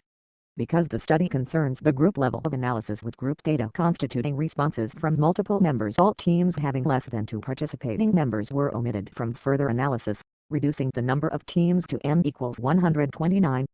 All statistical significance testing henceforth were conducted using the type I error rate, i.e., of 0.05 using detailed significance testing. Preliminary statistical analyses. Data were aggregated to the team level for hypothesis testing and statistical analyses. Pertaining to the team level, descriptive statistics and scale properties of study variables are reported in Tables 6. Pearson product moment correlations among study variables are reported in Table 7. Testing for hierarchical dependence, i.e., instructor effects. Because groups are nested in the setting of a classroom, with dependent measures being derived from the same source, i.e., instructor, it is incumbent to examine whether dependent measures display a statistical dependence by instructor. The vast majority of data from instructors teaching multiple sections were from the same course, e.g., PSEE 105. Therefore, instructor was used as a predictor, as opposed to course designation or class section, as instructors indicated that grading criteria were applied consistently across sections. It was suspected that measures of output quality might vary depending on instructor grading tendencies, e.g., leniency, severity, central tendency, or that there may be differential variability in output quality of submissions across courses, e.g., graduate course project grades being consistently higher, and thus displaying less variability in scores, compared to undergraduate project grades. In such cases, ordinary least squares regression OLs can lead to inaccurate estimates. Cohen, West, and Aiken, 2003. To test for an instructor effect, analyses of variance ANOVAs with instructor as the independent variable and performance effectiveness output measures as the dependent variable were computed. In addition, to assess the amount of variance accounted for by instructor, intraclass correlations splice, 2000 were computed for performance output measures. Separate ANOVAs and ICC1Ls were run for the 4 indicators of output quality, i.e., instructor assigned project grade, instructor estimated project grade, student estimated project grade, and student estimated outcome quality compared to other groups. To determine statistical dependence, splice of 2000 criteria were applied, including the presence of high ICC1 values, i.e., approaching ICC1 equals 0.30 and significant ICC1F ratio p-values. Results indicated the presence of instructor effects for instructor assigned project grade, F22, 418 equals 5.43, p.001, 2 equals 0.24, ICC1 equals 0.20. These results suggest dependence of grade appraisals on course instructor Liberton and Center, 2008.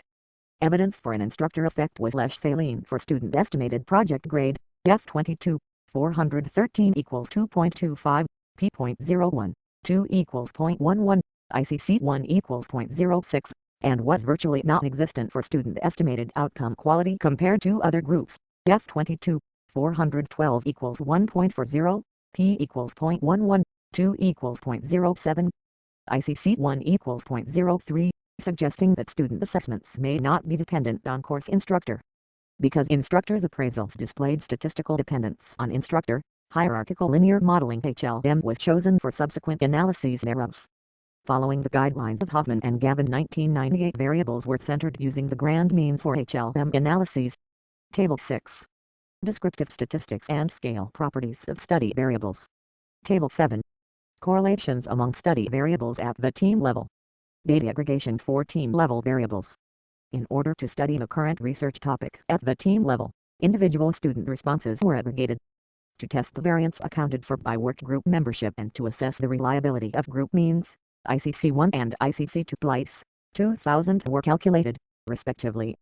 As shown in Table 8, ICC-1 values were generally above 0, with several approaching or even exceeding 0.30, with the majority of ICC-1 F-ratio p-values showing statistical significance.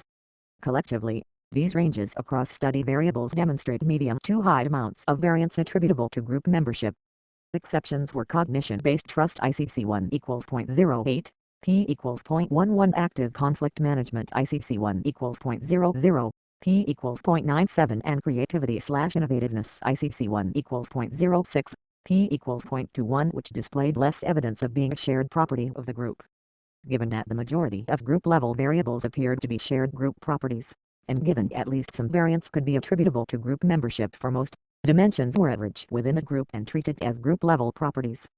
Factor structure examination of Amalgamate Conflict Management Instrument. Was this being the first administration of the Amalgamate Conflict Management Instrument? See Appendix E. Exploratory measurement qualities of the instrument were examined in line with the recommendations of Pett, Lackey, and Sullivan 2003. Principal Axis Factoring Analysis PAF was conducted on the correlation matrix to attest the measure's factor dimensionality using the sample of 481 participants. The Inter-item correlation matrix of the amalgamate conflict measure shows the majority of items correlated equals vertical line 0.30 vertical line with at least 3 other items in the matrix, with the exceptions being items that required reverse-coded. See Table 9. No inter-item correlations exceeded vertical line 0.70 vertical line, indicating no multicollinearity among items. Table 8. Data aggregation by group membership and reliability of group means. Examining the factor analysis, a determinant of 0.009 was obtained, with significant Bartlett's test of sphericity, 266 equals 2154.7, p.001, confirming the analyzed correlation matrix to be neither singular nor an identity matrix, thus rendering the solution factorable. The Kaiser-Meyer-Dokin measure of sampling adequacy value of 0.836 indicated meritorious sampling adequacy. Kaiser, 1974, page 35, with anti-image correlation matrix diagonals, i.e., measures of item sampling adequacy ranging from 0.61 to 0.89, with the majority of values greater than 0.80. Items 3, 4, and 12 were dropped from further analysis due to low inter-item correlations, i.e., R.70. Factor extraction proceeded by combining several commonly used methods throughout the literature. Examination of the 5% variance per factor rule, Scree plot, see Figure 3, and cumulative variance explained rule, see Klein, 2005, suggest the possibility of a 1-factor or 2-factor solution. 1 equals 4.25, 47.1% of variance, 2 equals 0.72, 8.0% of variance. The maximum likelihood significance test, however, indicated the 5-factor solution to 1 equals 3.01, p equals 0.08 to be superior to a 4-factor solution to 6 equals 21.6, p.01.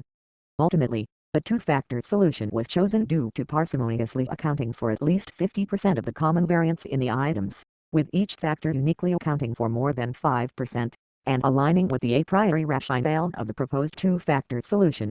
Oblique factor rotation using the direct Oblittman technique was used to enhance factor interpretability. Item 7 was dropped due to multiple loadings, i.e., loadings greater than .30 across multiple factors in the pattern matrix, and loadings greater than .60 across multiple factors in the structure matrix, and aligning less strongly to the proposed factor than to the other. Factor loadings of the remaining items were sufficiently strong, i.e., ranging from 0.47 to 0.93 in the pattern matrix, and loaded onto only one factor when controlling for the other factor. Pattern and structure matrices can be found in Table 10. The derived two-factor solution is reflective of active items 1, 2, 5, and 6 and agreeable items 8, 9, 10, and 11. Conflict management, with items loading as expected to their respective factors. Table 9. Inter-item correlations of amalgamate conflict measure. Figure 3. Discrete plot of amalgamate conflict management factor structure using extracted sum of squared loadings. To further examine properties of the amalgamate conflict management instrument, confirmatory factor analysis was conducted on the derived two-factor solution using a maximum likelihood estimation with standardized latent factors. Tests of model fit were the following: 219 equals 85.4, p.001, CFI equals 0.96, TLI equals 0.94, RMSE equals 0.09. 90% confidence interval, 0.072.10, SRMR equals 0.04. Together, these indices are consistent with standards of a good model fit. Additionally, both agreeable items 1, 2, 5, 6, E equals 0.77 and active items 8, 9, 10, 11, E equals 0.77 dimensions of conflict management displayed conventionally acceptable internal consistency. Factor-based scale scores were generated for subsequent analyses by averaging the scores of the items for each factor. Table 10. Hypothesis testing. Hypothesis 1. Hypothesis 1 asserts that relationship conflict will be negatively associated with group effectiveness outcomes. Instructor-provided outcomes. In examining the association between relationship conflict and instructor assessments of output quality, random coefficient regressions in HLM were used, with instructor as the higher order predictor. Results indicate the level 1 predictor, relationship conflict, to be unrelated to instructor. Estimated project grade equals 0.11, Southeast equals 0.21, D127 equals 0.51, P equals 0.61. Regarding instructor assigned project grade, due to its highly negatively skewed distribution, skewness equals -2.65. This outcome variable was normalized using a squared component transformation, i.e. x2, in order to comply with the assumption of normally distributed residuals when conducting linear regression. Using squared instructor assigned project grade as the focal outcome, it was found that relationship conflict was not a significant predictor of instructor assigned project grade equals 175.5, Southeast equals 261.1, D127 equals 0.67, P equals 0.50. Student provided outcomes. Pearson product moment correlations were used to test this hypothesis for student-provided assessments of outcome quality. In relation to the group effectiveness outcomes examined, relationship conflict was significantly negatively related to timeliness/speed of work, R equals -0.35, P. Summary. Hypothesis 1 was thus partly supported, as student-provided performance effectiveness outcomes were associated with relationship conflict in the predicted direction, whereas instructor-provided assessments were not. Hypothesis 2. Hypothesis 2 states that intragroup informational diversity will be positively associated with group information exchange. This correlation was found to be not statistically significant, R equals 0.06, P equals 0.52. Thus, hypothesis 2 was not supported. Hypothesis 3. Hypothesis 3 states that intragroup informational diversity will be positively associated with group effectiveness outcomes involving creativity, innovation, or group decision-making quality. Instructor-provided outcomes. Using random coefficient regressions in HLM, with instructor as the higher order predictor, informational diversity was found to be positively related to instructor. Estimated project grade equals 1.10, Southeast equals 0.33, D111 equals 3.27, P.01. Likewise, squared instructor assigned project grade exhibited a significant positive association with informational diversity equals 1170.8, Southeast equals 432.4, D116 equals 2.71, P.01. Student-provided outcomes. Using bivariate correlations, informational diversity was not significantly correlated with the following student-provided outcomes: satisfaction with group R equals 0.01, P equals 0.90, timeliness/speed of work R equals -0.02, P equals 0.85, satisfaction with outcome R equals -0.02, P equals 0.80, ratings of creativity/innovation R equals 0.08, P equals 0.36, group viability R equals 0.04, P equals 0.66, estimated outcome quality compared to other groups R equals -0.05, P equals 0.60, or student estimated project grade R equals 0.05, P equals 0.55. Summary. Thus, Hypothesis 3 was partly supported, as instructor assessments of output quality were in line with predictions concerning informational diversity, whereas student-provided outcomes were not. Hypothesis 4. Hypothesis 4 states that group information exchange will be positively associated with group effectiveness outcomes involving creativity, innovation, or group decision-making quality. Instructor-provided outcomes. Using random coefficient regressions in HLM, with instructor as the higher-order predictor, information exchange was found to be marginally related to instructor estimated project grade equals 0.30, Southeast equals 0.17, 127 equals 1.76, P equals 0.08. Subsequently, squared instructor assigned project grade did not exhibit a significant association with information exchange equals 85.1, Southeast equals 218.90, 126 equals 0.39, P equals 0.70. Student-provided outcomes. Information exchange was significantly positively correlated with the following student-provided outcomes. Satisfaction with group R equals 0.67, P. Summary. Collectively, student-provided data were supportive of Hypothesis 4, whereas instructor-provided data were only partly supportive. This suggests information exchange to be beneficial indicators of group effectiveness, especially when ratings are provided by group members themselves.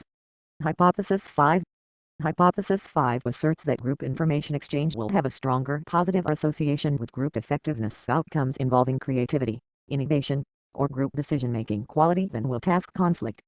The following equation, Howell, 1997, page 264, was used to test the difference between these two non-independent correlations, i.e., R values.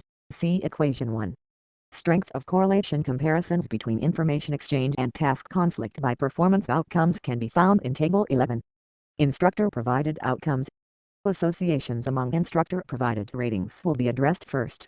For the outcome variable instructor-assigned project grade, the correlation was not significantly different with information exchange R equals 0.07, P equals 0.45 than with task conflict R equals 0.11, P equals 0.22, 128 equals negative 0.30, P equals NS. Additionally, for the outcome variable instructor estimated project grade, the correlation was not significantly stronger with information exchange R equals 0.19, P equals 0.03 than with task conflict R equals 0.12, P equals 0.19, B 128 equals negative 0.53, P equals NS. However, I caution interpretation of these results as instructor-provided outcomes were shown to display dependence on instructor as indicated in the subsection titled Testing for Hierarchical Dependence, i.e., instructor effects of this results section, calling into question the appropriateness of conclusions derived from correlations between instructor and student-provided variables. Table 11. Strength of correlation comparisons between information exchange and task conflict by performance outcomes. Student-provided outcomes. For student-provided ratings, see Table 11 for summary. Correlations with performance outcomes between information exchange and task conflict were consistent. In all cases, performance outcomes were significantly positively related to information exchange and all but two were significantly negatively related to task conflict. Additionally, in all cases coefficients were more strongly related to information exchange than to task conflict at the level of P.001, as indicated by t-test results. Summary. Among student-provided ratings, information exchange was positively associated with group effectiveness outcomes, whereas task conflict, in contrast, was negatively associated. Associations between student-provided outcomes and information exchange were stronger in comparison to associations between student-provided outcomes and task conflict. Thus, it appears for student-provided outcomes, information exchange is a stronger predictor than task conflict. In lieu of this, no significant differences in the associations between information exchange and task conflict were found for instructor-provided assessments of output quality. Collectively, these patterns partly support Hypothesis 5. Hypothesis 6. Hypothesis 6 asserts that task conflict will have a curvilinear association with group effectiveness outcomes involving creativity, innovation, or group decision-making quality. Specifically, at moderate levels of task conflict, team effectiveness outcomes are expected to be superior in comparison to when task conflict is low or high. Instructor-provided outcomes. Because multilevel dependency was found for instructor-provided outcomes, HLM was required for testing thereof, with instructor as the higher-order predictor. Examined concomitantly, HLM analyses indicate a marginally significant association between squared instructor assigned project grade and task conflict equals 479.8, southeast equals 255.90, 126 equals 1.88, p equals 0.06. Non-significant patterns were found with task conflicts. Quadratic term equals negative 211.4, southeast equals 226.5, the 121 equals negative 0.93, p equals 0.35. Pertaining to instructor estimated project grade, when examined concomitantly, a significant positive association was found when examining task conflict as a predictor equals 0.46, southeast equals 0.20, the 125 equals 2.29, p equals 0.02. However, task conflict's quadratic term was not a significant predictor equals negative 0.29, southeast equals 0.18, the 121 equals negative 1.62, p equals 0.11. Student-provided outcomes. For student-provided assessments, hierarchical regression was used. Analyses included task conflict in Step 1, and its quadratic term in Step 2, in order to test for a negative curvilinear association with group effectiveness outcomes.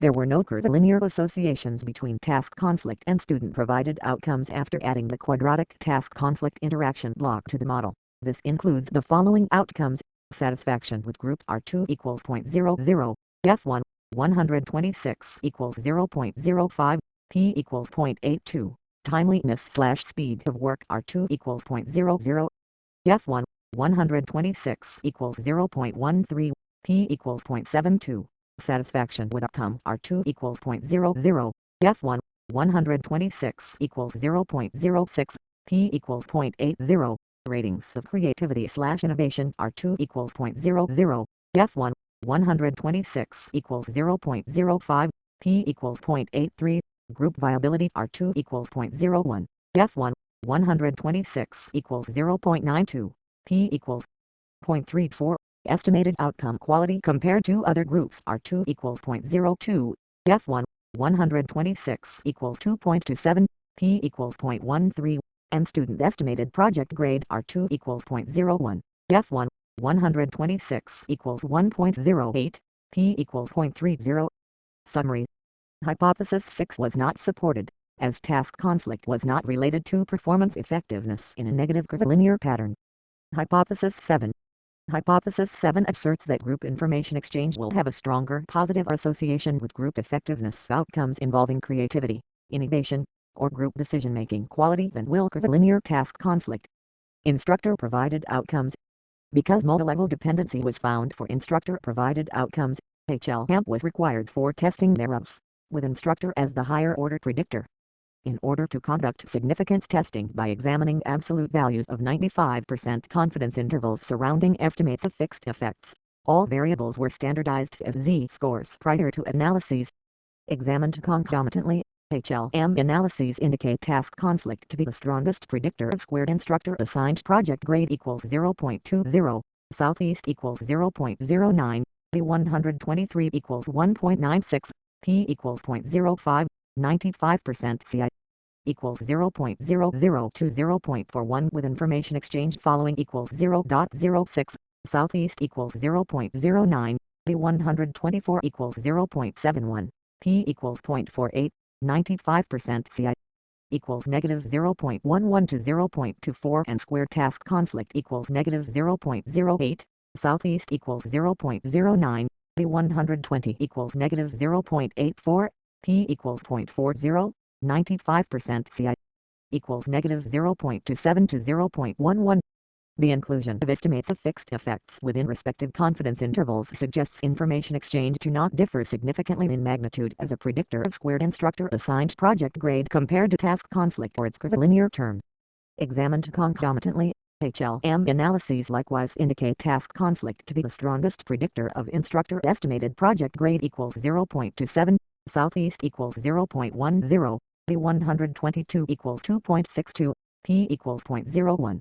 95% CI equals 0.07 to 0.48 with information exchange following equals 0.18, southeast equals 0.09, the 125 equals 2.05, P equals 0.04, 95% CI equals 0.01 to 0.35 and square task conflict equals negative 0.13, southeast equals 0.10, the 120 equals negative 1.37.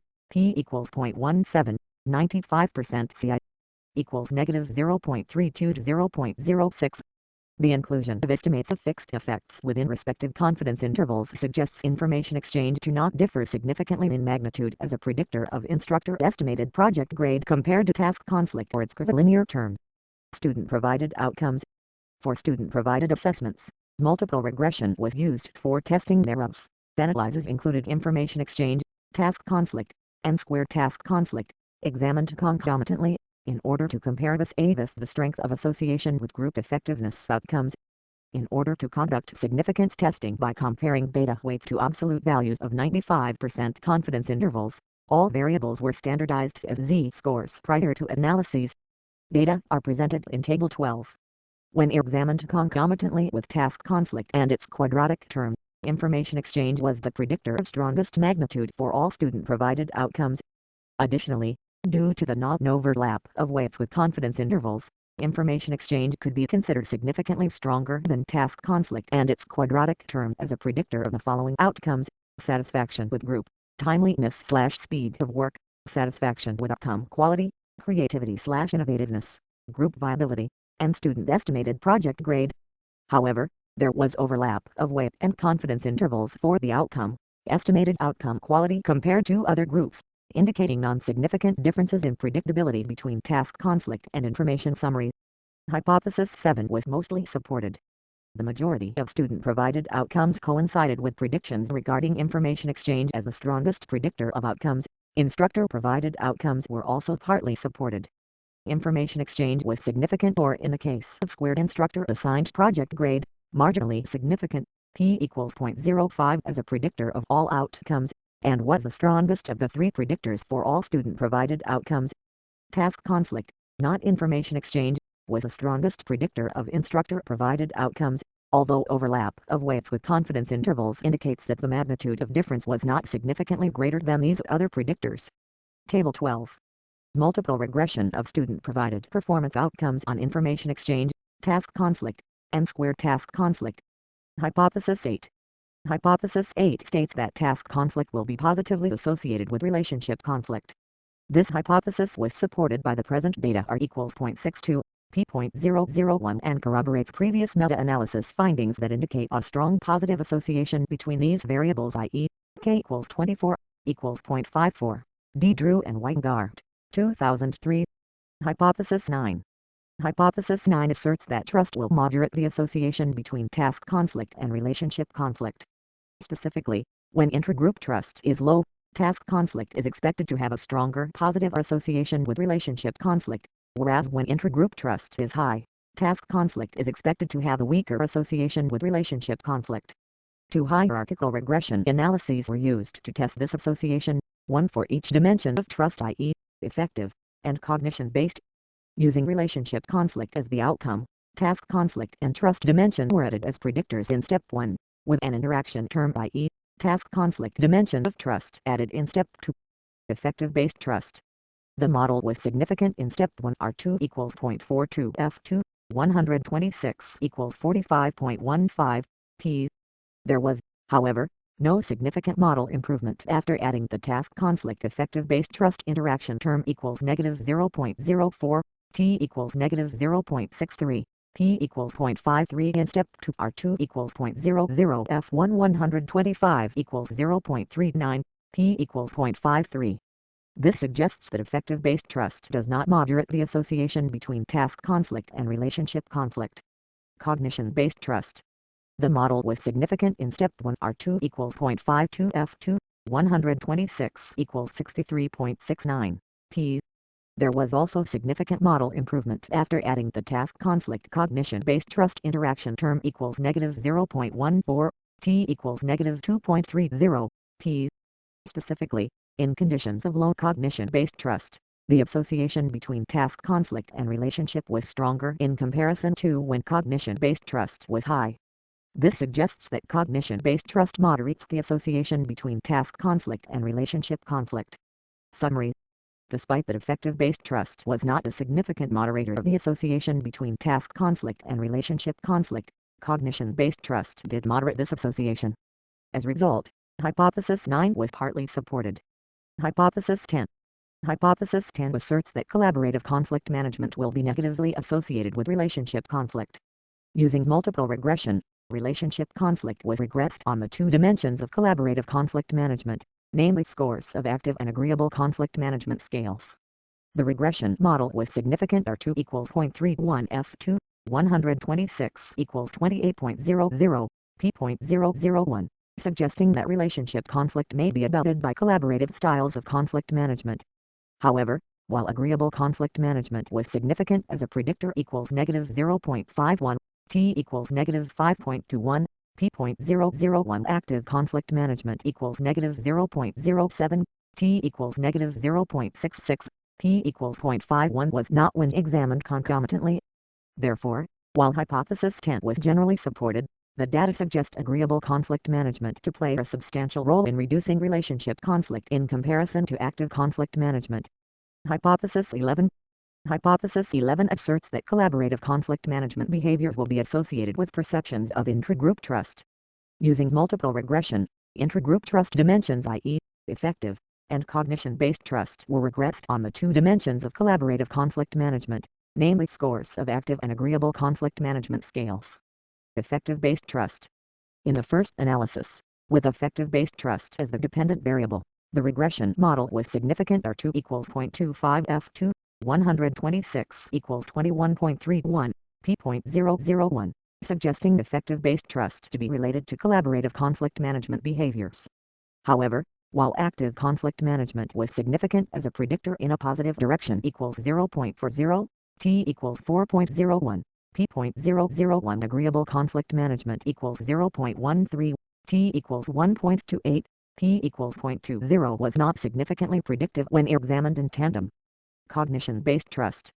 In the second analysis, with cognition-based trust as the dependent variable, the regression model was significant R2 equals 0.32 F2, 126 equals 30.23, p.001, suggesting cognition-based trust to be related to collaborative conflict management behaviors. Both active conflict management equals 0.36, t equals 3.69, p.01 were significant as predictors in a positive direction. Summary. Hypothesis 11 was generally supported. The data suggest collaborative conflict management behaviors to be positively associated with perceptions of intragroup trust.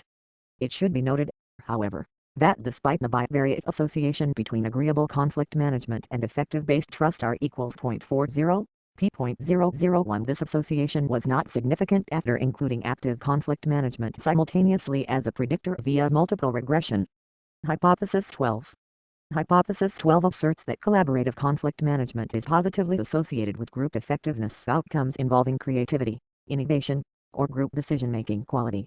Instructor-provided outcomes. Because multilevel dependency was found for instructor-provided outcomes, HLAMP was required for testing thereof, with instructor as the higher-order predictor. When examined concomitantly, HLAMP analyses indicate there to be no significant association between instructor estimated project grade and active conflict management equals 0.30, Southeast equals 0.23, 123 equals 1.28, P equals 0.20, and no significant association with agreeable conflict management equals negative 0.29, Southeast equals 0.25, 123 equals negative 1.16, P equals 0.25. Non-significant patterns of association were also found between squared instructor assigned project grade and active conflict management equals 189.1, Southeast equals 293.90, 122 equals 0.64, P equals 0.52, as well as between squared instructor assigned project grade and agreeable conflict management equals negative 363.7, Southeast equals 315.5, 122 equals negative 1.15, P equals 0.25, when examined concomitantly. Student-provided outcomes. For student-provided outcomes, group effectiveness indicators were each regressed on conflict management dimension scores of active and agreeable conflict management, concomitantly. With satisfaction with group as the dependent variable, the regression model was significant R2 equals 0.28 F2, 126 equals 24.60, p.001. Suggesting collaborative conflict management behaviors to be significantly predictive thereof. Active conflict management equals 0.38, T equals 3.78, P.05 was marginally significant. With timeliness/speed of work as the dependent variable, the regression model was significant. R2 equals 0.19 F2, 126 equals 15.00, P.001, suggesting collaborative conflict management behaviors to be significantly predictive thereof. However, while active conflict management equals 0.37, T equals 3.49, P.001 was significant as a predictor of timeliness/speed of work. Agreeable conflict management equals 0.10, T equals 0.92, P equals 0.36 was not.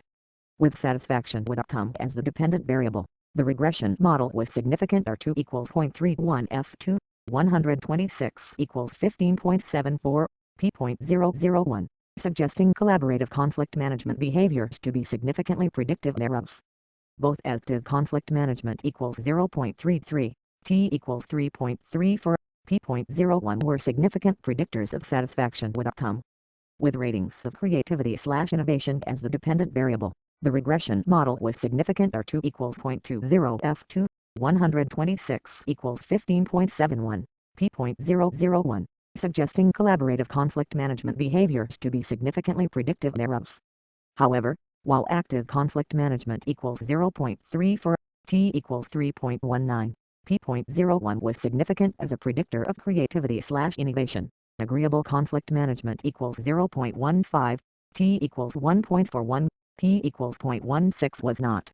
With group viability as the dependent variable, the regression model was significant. R2 equals 0.25 F2, 126 equals 20.86, P.001, suggesting collaborative conflict management behaviors to be significantly predictive thereof.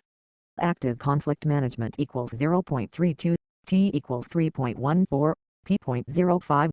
With estimated outcome quality compared to other groups as the dependent variable, the regression model was significant. R2 equals 0.20 F2, 126 equals 15.71, P.001, suggesting collaborative conflict management behaviors to be significantly predictive thereof.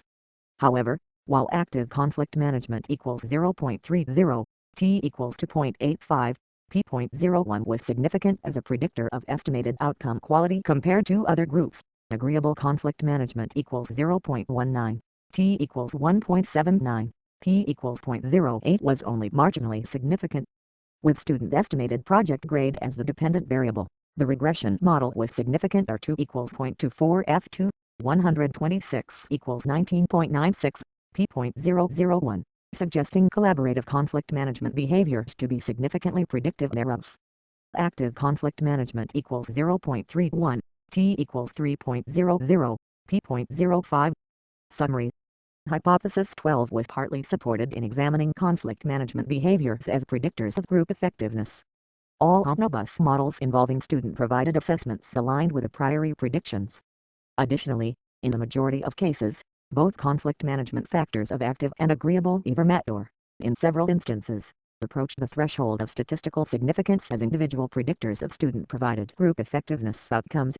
Notwithstanding, predictions were not supported when examining conflict management behaviors in relation to instructor-provided performance effectiveness outcomes. Consolidated summary of results. Of the 12 hypotheses tested, 10 were either fully or partly supported. Collectively, this suggests the current conflict model to be relatively successful in explanatory and predictive properties. A listing of study hypotheses with summaries of statistical support can be found in Table 13. Table 13. Summarized statistical support for hypotheses. Hypothesis, support, summary. Hypothesis 1, partly supported, relationship conflict predicted student-provided outcomes, but not instructor-provided outcomes. Hypothesis 2, not supported, informational diversity was not predictive of information exchange. Hypothesis 3, partly supported, informational diversity predicted instructor-provided outcomes, but not student-provided outcomes. Hypothesis 4, mostly supported, information exchange predicted student-provided outcomes, and marginally predicted one of two instructor-provided outcomes.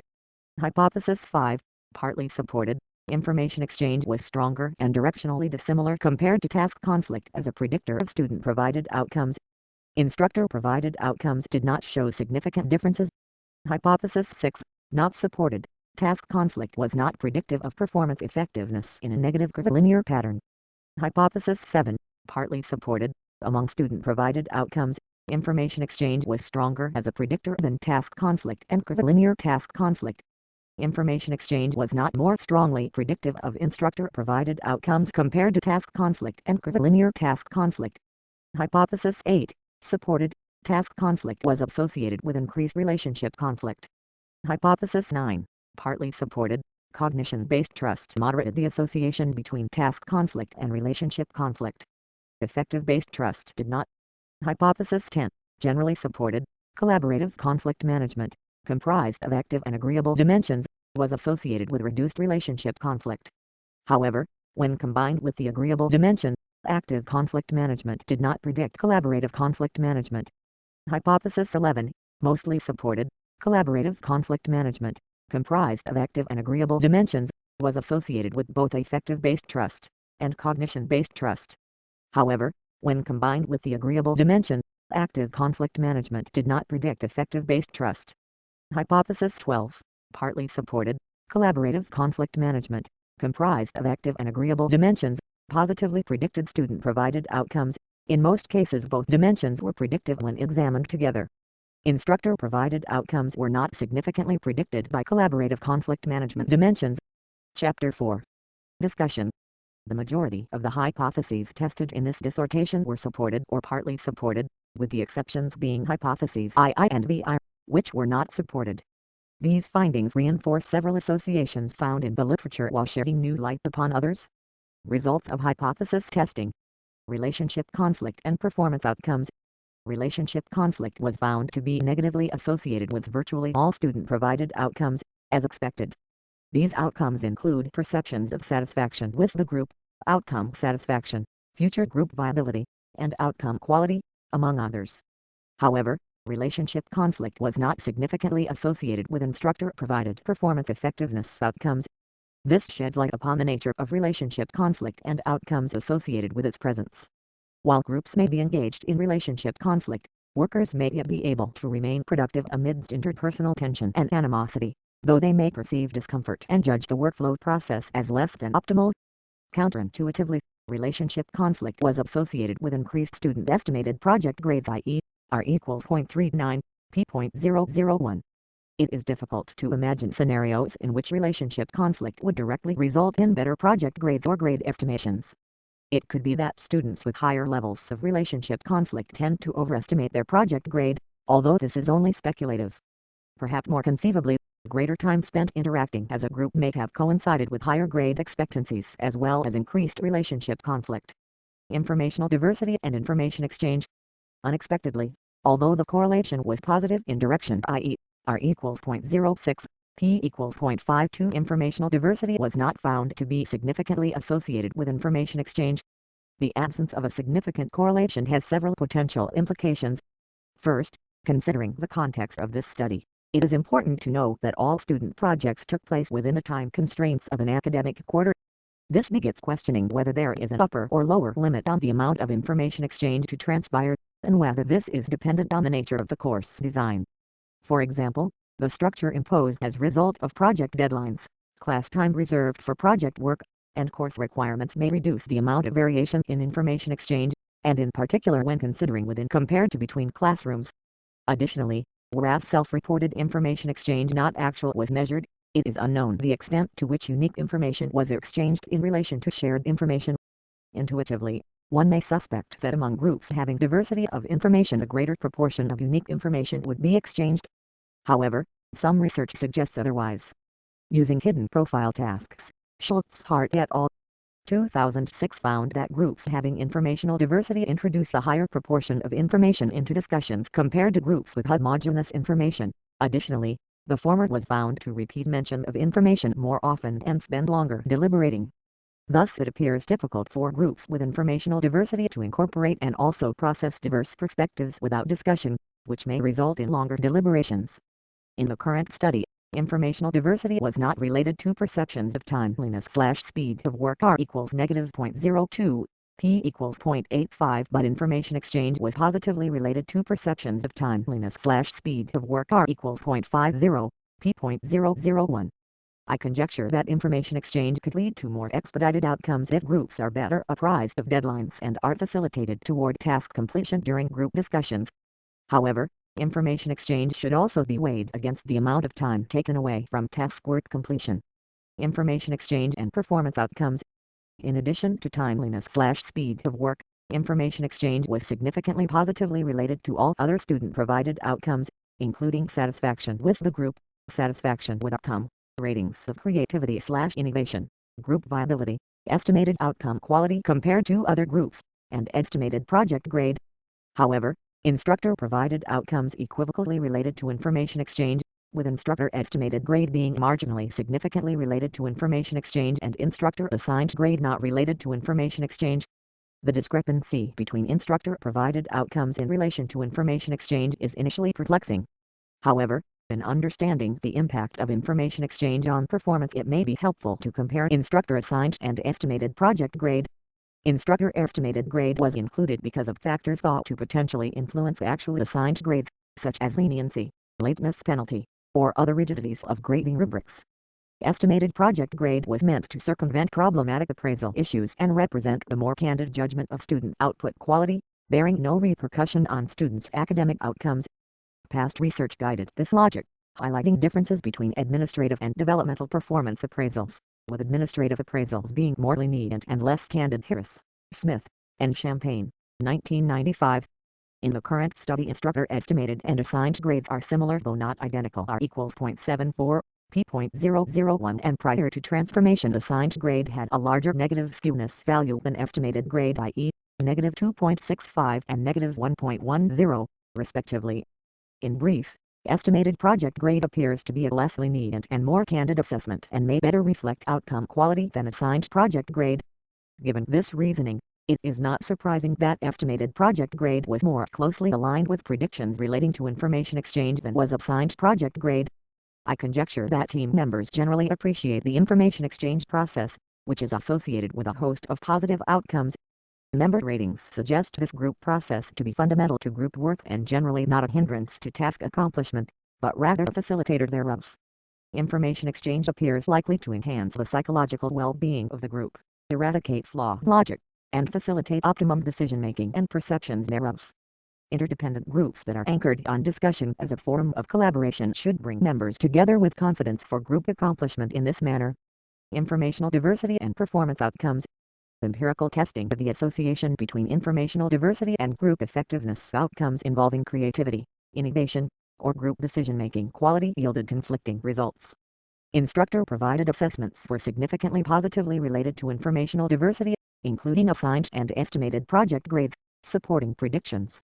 However, student-provided outcomes were not supportive of predictions, as the following outcomes were not related to informational diversity: satisfaction with group, timeliness/speed of work, satisfaction with outcome, ratings of creativity/innovation, group viability, estimated outcome quality compared to other groups, and estimated project grade. As operationalized in the current study, informational diversity conceptualizes variety in terms of student academic background. This group-level input is thought to enhance the pool of cognitive resources of the team. Several authors propose informational diversity to be a facilitator of creativity and new discovery. Damon, 1991, Levin and Resnick, 1993, Nanaka and Takuchi, 1995. However, it seems likely that information exchange is needed for this to be realized. Van Nippenberg et al., 2004.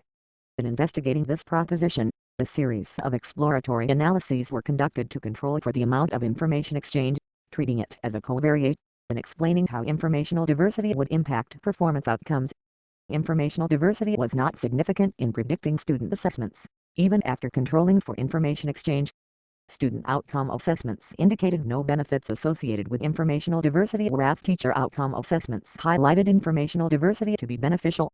These data suggest that regardless of whether subjective perceptions of performance are affected, informational diversity can potentially have some rewarding effects on performance output quality. This may be explained by the categorization elaboration model CM proposed by Van Nippenberg et al., 2004, which states that conceptualizations of diversity can have both positive and also negative implications. The social categorization perspective supports diversity giving rise to differences, which may reduce member satisfaction to the extent group dissimilarity and discordant perspectives are perpetuated, leading to an and out-groups Mann, 2009, Williams and O'Reilly, 1998. It could be that members do not always realize the benefits of informational diversity, perhaps because of unwelcomed conflict that sometimes ensues. Divergent perspectives increase the likelihood of others arriving at discord with one's own set of preferences or beliefs, causing a greater demand for cognitive attention in order to resolve.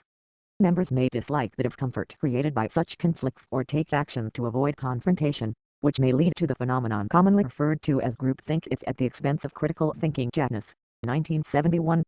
The current data indicates some support for these conclusions. Informational diversity and task conflict were significantly positively associated R equals 0.27, p.01, suggesting informational diversity to be a precursor to task conflict due to temporal precedence.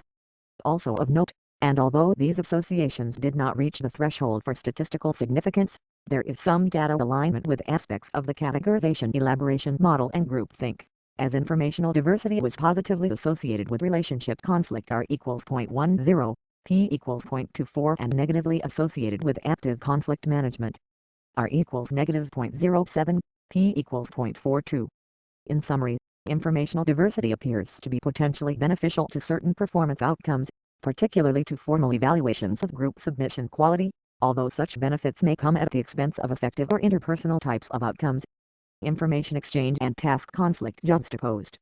Because of the lack of consistency in theorizing, labeling, and measurement across literatures, information exchange was compared directly to task conflict across several analyses to distinguish between these often convoluted constructs. Student-provided outcomes provide clear evidence that the constructs are indeed unique and differentially predictive of performance outcomes. In summary, information exchange was significantly positively related to performance outcomes, whereas task conflict was generally negatively associated. Additionally, the magnitudes of correlations between information exchange and outcomes were significantly stronger than correlations between task conflict and outcomes. These findings support speculation that information exchange and task conflict are unique predictors of group effectiveness, both quantitatively and qualitatively. In theory, information exchange, as a primary group process behavior, is expected to coincide with task conflict to the extent substantive conflict is expressed. However, under the presumptions of the input-mediator output-input IMOI model ILJ et al., 2005, it is important to consider both directions of effects, including the effects of task conflict on information exchange, as well as reciprocal effects that information exchange might have on task conflict. While this cyclical association could be further studied, the current findings reinforce that task conflict is generally not welcomed by group members and can be perceived as a disturbance to group harmony and an impediment to output quality and outcome satisfaction. Instructor-provided outcomes depict somewhat of a different account with respect to the vis-a-vis comparison of information exchange and task conflict with performance effectiveness outcomes. The associations between task conflict and instructor-provided outcomes were uniformly positive, although not statistically significant. Additionally, information exchange and task conflict were not significantly different in direction or magnitude with respect to their correlations with instructor-provided performance effectiveness outcomes, including assigned and estimated project grade. While the discrepancy between student and instructor-provided outcomes may be initially perplexing, it may be worthwhile to consider past research, which suggests self and supervisor-provided performance ratings are not always in alignment. Harris and Scarborough, 1988. Some researchers argue that members do not always realize the benefits of task conflict, as conflict of one form is likely to lead to another, where misattribution may take place. Simons and Peterson, 2000. Torrance, 1957. If the benefits of task conflict go unrealized or, for example, contribute to task work, i.e., performing equipment, and task-related job functions at the expense of teamwork, i.e., favorable team interactions and understanding member abilities, conflict may be accompanied by reductions in performance outcome appraisals. Lukasik, 2009. For review of this phenomenon, see Matthews, Hesner, Goodwin, Salads, and Cannon-Bowers, 2000. Schultz, Hart et al., 2008. Evaluate that even if dissent is expressed, the recipients might fail to react on it due to ignorance, lack of motivation, or lack of capacity or skills. In these cases, dissent is not transformed into beneficial outcomes. Page 165. Thus it appears that diagnosing benefits associated with task conflict remains challenging due to the complexities surrounding the nature of the conflict as well as the unpredictability of member reactions. In the current study there may have been neutral or slight benefits to performance in the presence of task conflict as gauged through appraisal sources other than group members themselves, that is, instructor-provided outcomes. These contrast with team member assessments, which were unanimously negatively related to task conflict. This discrepancy highlights the importance of considering the source of performance evaluations. This aligns with the meta-analysis of Wood, Greer, and Gen 2012 who reinvestigate the conflict performance association including data accumulated subsequent to the Drew and Weingart 2003 meta-analysis. These authors recommend taking the contingency approach to conflict research by paying close attention to specific outcome associations. For one, all forms of conflict i.e., relationship, task, and process related more closely to proximal e.g., satisfaction and cohesion compared to distal outcomes e.g., group performance. Also, they conclude that task conflict and performance outcomes do not share as strong a negative association as was previously believed, with the associations being equivocal and sometimes even positive depending on situational variables. In explaining the results of the current study, it is conceivable for instructors to view elevated conflict as a source of disharmony that detracts from teamwork. In cases of conflict escalation, instructors would likely observe member disharmony or trepidation, be notified by members of concern for these existences, or in cases of impasse, be called upon to arbitrate member disputes. It should be noted, however, that elevated conflict levels were exceedingly rare according to member self-reports, and resultantly may not have been observed to a great magnitude by instructors. If task conflict, via the benefits of the information exchange process, enhance group outcome quality without the psychological discomfort of being in contention, it may be beneficial. With consideration to appraisal sources, this may help explain why task conflict was positively related to instructor assessments and not to student assessments. Students experienced the discomfort of task conflict, instructors did not. In contrast to task conflict, information exchange may have been less readily observable by instructors, as the intricacies of group deliberation would likely not have been monitored, and would likely not involve instructor intervention. Given these fundamental properties, instructors may have been susceptible to observing the general lack of task conflict, and would also not have fully viewed the information exchange process. These factors may help in explaining some of the discrepancies between instructor-provided associations in comparison to those provided by students with respect to information exchange and task conflict. Of additional interest, in no instance did task conflict share a negative curvilinear association with a given performance effectiveness outcome. This contradicts previous lines of research in which task conflict at moderate amounts coincided with optimal outcomes, including innovation Drew, 2006 creativity Farr et al., 2010 and performance Gen. 1992, 1995, Porter and Lilly, 1996, Wall et al., 1987. Collectively, these findings cast reservation on whether task conflict is particularly beneficial, or instead, and perhaps more conceivably, an erratic byproduct of the information exchange process. The current findings suggest task conflict to be negatively received by group members and further suggest that task conflict shares, at best, an equivocal association with performance measures from sources other than group members. Even when focused on task-related issues, members perceived conflict to be detrimental to satisfaction with the group, timeliness of work completion, satisfaction with output, and estimates of output quality. To reiterate, it may be most accurate to purport that conflict, to be at all advantageous, is constructively limited to instances where creativity, innovation, and group decision-making effectiveness can be improved by offering and deliberating over diverse perspectives, and even then remains that great risk for members' disdain. It appears well advised to advocate comprehensive information exchange in such contexts, including openly sharing knowledge and unique ideas, carefully considering different perspectives, and synthesizing across resultant information.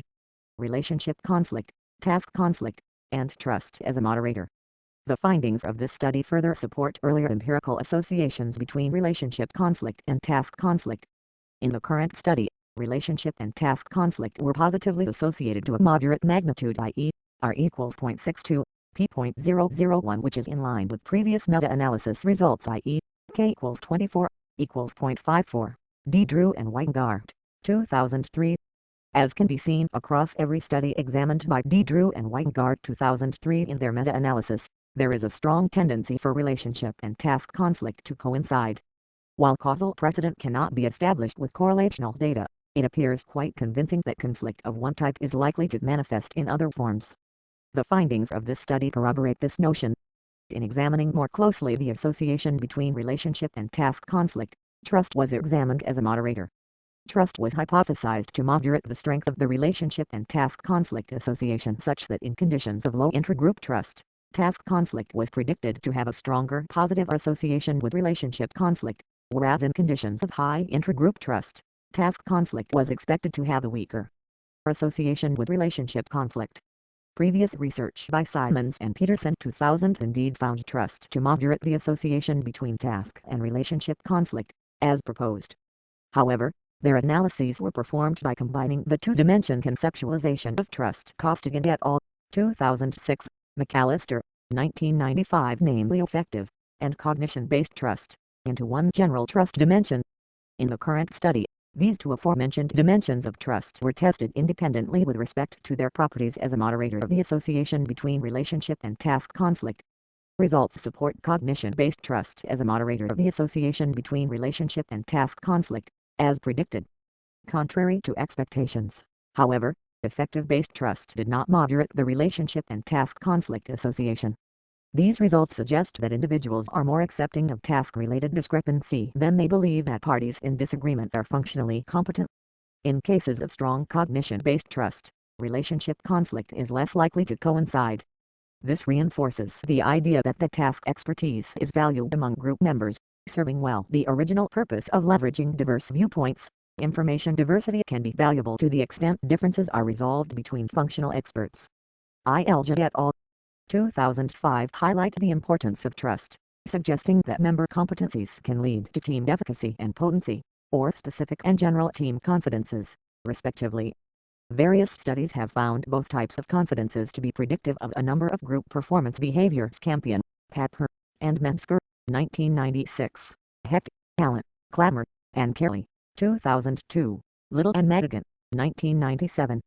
Collectively, these findings reinforce the benefits of staffing teams with talented and competent individuals as well as fostering a shared awareness of member functional knowledge or expertise, often dubbed shared mental models. Matthew et al. 2000. In their study of team mental models, Matthew et al. 2000 distinguish between task and team mental models and highlight that sharedness relates to team performance outcomes, albeit mediated by the quality of team processes. In summary, trust of the group's functional expertise is a valuable commodity in preventing relationship conflict from transpiring amidst task-related disagreement. Members appear to be more accepting of work disagreement when cognition-based trust is present. Whereas cognition-based trust was found to be a moderator of the association between relationship and task conflict, affective-based trust did not act to moderate this association. To explain this, I call to attention the bivariate associations found between conflict types and dimensions of trust. Results indicate a stronger negative association between task conflict and cognition-based trust R equals -0.20, p.05 than between task conflict and affective-based trust R equals -0.12, p equals 0.17. This makes intuitive sense based on the emphasis of work issues and work competencies that dually concern task conflict and cognition-based trust. In lieu of this, the associations between dimensions of trust and relationship conflict were not as straightforward. Results indicate a stronger negative association between relationship conflict and cognition-based trust R equals -0.47, p.01. This is initially perplexing given that relationship conflict and affective-based trust both entail a greater interpersonal than work-related focus, which, in theory, would appear to be more closely related. However, in understanding these findings, I call to attention the time frame by which teams in the current study operated. Affective-based trust, or feelings of emotional endearment and sustained concern for others' well-being, develops over time. Costigan et al. 1998, Lewis and Whitegurt, 1985, McAllister, 1995. Given the short duration of projects, i.e., 11 weeks maximum, or as brief as 4 or 5 weeks in some cases, and a reduced amount of contact in some cases, e.g., classes meeting only once per week, there may have been limitations regarding the amount of affective-based trust able to manifest over said short periods of time. As seen in the descriptive statistics presented in Table 6, affective-based trust levels M equals 3.53, SD equals 0.52 were, on average, below those of cognition-based trust M equals 3.83, SD equals 0.46. Because relationship conflict levels were low on average and because affective-based trust is thought to develop gradually, the strength of association between these variables may have been reduced by virtue of a restriction of range. This could also effectively reduce the extent to which effective-based trust moderates the association between task and relationship conflict. Perhaps these associations would appear quantitatively dissimilar among teams having sustained longevity in comparison to those of ephemeral durations. Drew and Gelfand 2008 uphold the importance of considering time elements when studying conflict, expressing that although studies of time and conflict are relatively rare, they clearly illustrate that time is of the essence in the study of conflict. Page 37. Further research explicitly gauging team longevity would be needed to test such speculations. Trust and collaborative conflict management. Generally speaking, results indicate that collaborative conflict management is significantly predictive of intragroup trust. Attending to the nature of this association, and with respect to the IMOI framework ILJ et al. 2005, it is ostensible that trust and conflict management share a cyclical association.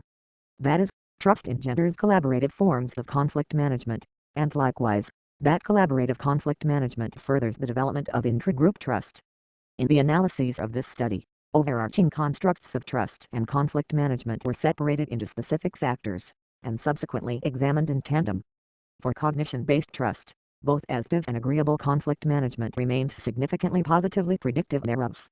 These findings imply that trust in team member competencies facilitates constructive group problem solving, including confronting and deliberating over disagreement as well as doing so in a tactful and respectable manner.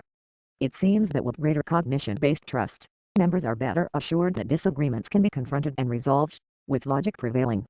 Frustration is also likely to be minimized to the extent members trust that their arguments will be acknowledged, comprehended, and taken into consideration. Also, relating to the role of cognition-based trust is the classic leadership framework proposed by French and Rabe in 1960. Their taxonomy highlights that expert power results from subject matter expertise, and tends to lead to deferment to those perceived as having expert judgment. This suggests that members tend to be more compliant and less resistant when others, with whom disagreement is present, are perceived as experts. Likewise, these findings may also indicate that intellectual superiority coincides with successful conflict resolution strategies. Active and tactful conflict resolution behavior may be manifestations of what some researchers believe to be emotional intelligence, representing the ability to read and understand others in social contexts, to detect the nuances of emotional reactions, and to utilize such knowledge to influence others through emotional regulation and control. Brady, Douglas, Ferris, Ammeter, and Buckley, 2003, page 21. These authors underscore emotional intelligence as a critically important competency for team performance, describing effective teams as communicative, cohesive, innovative, and grounded with individual member support. Page 22. Intuitively, individuals with higher levels of emotional intelligence would be likely to pursue constructive approaches to conflict management and would also be likely to work toward resolving disagreement in order to successfully complete team objectives. Active and agreeable approaches to resolving team disagreement appear to reinforce one's problem-solving expertise and call attention to being a logical and considerate teammate. Such behaviors could effectively instill and reinforce cognition-based intragroup trust. For effective-based trust, when examined concomitantly, active conflict management remained significantly positively predictive thereof, whereas agreeable conflict management did not. Given the bivariate correlation between agreeable conflict management and effective-based trust, i.e., R equals 0.36, p.001, it appears that there is some amount of common variance shared between active and agreeable conflict management. These findings allow for several inferences, including the presence of a bidirectional association between active conflict management and effective-based trust. First, active conflict resolution tactics appear to further engender effective-based trust. Members, perceiving the value of intragroup consensus, appear to appreciate discrepancy resolution actions, such as searching for compromise. Members are likely at greater ease from the discomforts of conflict when attempts for resolution are taken, including considering opposing arguments and seeking mutually acceptable solutions. Conversely, refusing to negotiate is a tactic likely to spawn effective discord within the group and may leave the group at impasse. While conflict management behaviors appear to influence intragroup trust, the reverse is also likely, that is, trust impacting conflict management behaviors. With greater trust of the intentions of fellow group members, individuals appear to be more active in resolving disagreements. The presence of psychological safety at Metson, 1999 allows members to voice disagreement and pursue deliberation with less reservation, as the fear of reprisal is mitigated. Hence, members can be more comfortable and confident bringing up controversial issues because they do not fear repercussions will follow for differing. Intragroup psychological safety therefore allows for an open forum to entertain constructive criticism and debate, whereby members can express opinions with greater earnest. With effective-based trust present, members can be better assured that even in the face of disagreement positive interpersonal relationships can be maintained, and thus members can be more active in confronting and resolving differences. As mentioned, counter to expectations, agreeable conflict management was not significantly predictive of effective-based trust when regressed together with active conflict management. In attempting to understand these results, it is important to consider factors that could potentially nullify the association between agreeable conflict management responses and effective-based trust. One explanation stems from a measurement concern discovered during the data collection process. In a handful of paper and pencil questionnaires, team members supplemented conflict management items with written text in the margin indicating that sometimes rudeness, harsh language, or condescending remarks were used only jokingly or for fun. In such cases it is clear that members recognize a set of typically unfavorable conflict management behaviors. Group members acknowledged that said behaviors, while present in their group, were not interpreted negatively. From a measurement perspective, this is considered contamination due to the measure capturing something other than what is intended, as it is apparent such behaviors were not indicative of disagreeable conflict management, the construct of interest. It is likely that participants taking online administrations also shared similar sentiments but were unable to voice their concerns due to limitations imposed by the medium of data collection. With respect to the paradigm of the conflict escalating spiral, see Kennedy and Prognan, 2008, it may be insufficient to assume it possible to differentiate successful versus unsuccessful conflict management by simply examining a set of isolated behaviors. Given the dynamic nature of trust, it may be incomplete to assume isolated behaviors alone act to induce/reduce trust. This approach effectively neglects how behaviors are interpreted, which is at the core of intragroup conflict and trust, and a most crucial component. Bergman, 2007. Marital conflict literature corroborates this sentiment, highlighting the instrumentality of the attribution process in determining whether a set of potential conflict-inducing behaviors will lead to constructive or destructive outcomes. Fincham and Beach, 1999, Carney and Bradbury, 2000. With high levels of trust present, behavior such as the use of abrasive language, emotional outbursts, or even deprecating sarcasm, can't be interpreted facetiously, and may even be welcomed, if thought to be communicated with humorous rather than malicious intent. In cases where uncouth jovial reactions are well received by fellow members, such behaviors would not be to the detriment of group functioning and may instead serve as a humorous coping mechanism for the group when faced with trepidation. Dupree, 1998, Van Wormer and Bose, 1997. In hindsight, the conflict management measure of the current study may be deficient by exclusively focusing on behaviors while omitting elements of member interpretation. Future research could use revised conflict management items to better incorporate perceptual components, including gauges of intentionality or attributions related to conflict management behaviors. For example, the revised item might read, during task disagreement, members may use rudeness, harsh language, or condescending remarks in a manner that is hurtful, i.e., excluding jokes. The final explanation is offered in explaining why agreeable conflict management did not significantly predict effective-based trust after being combined with active conflict management. Early in the group lifespan, members may tend to act disproportionately agreeably with one another, which Jen and Mannix 2001 described as group politeness norms.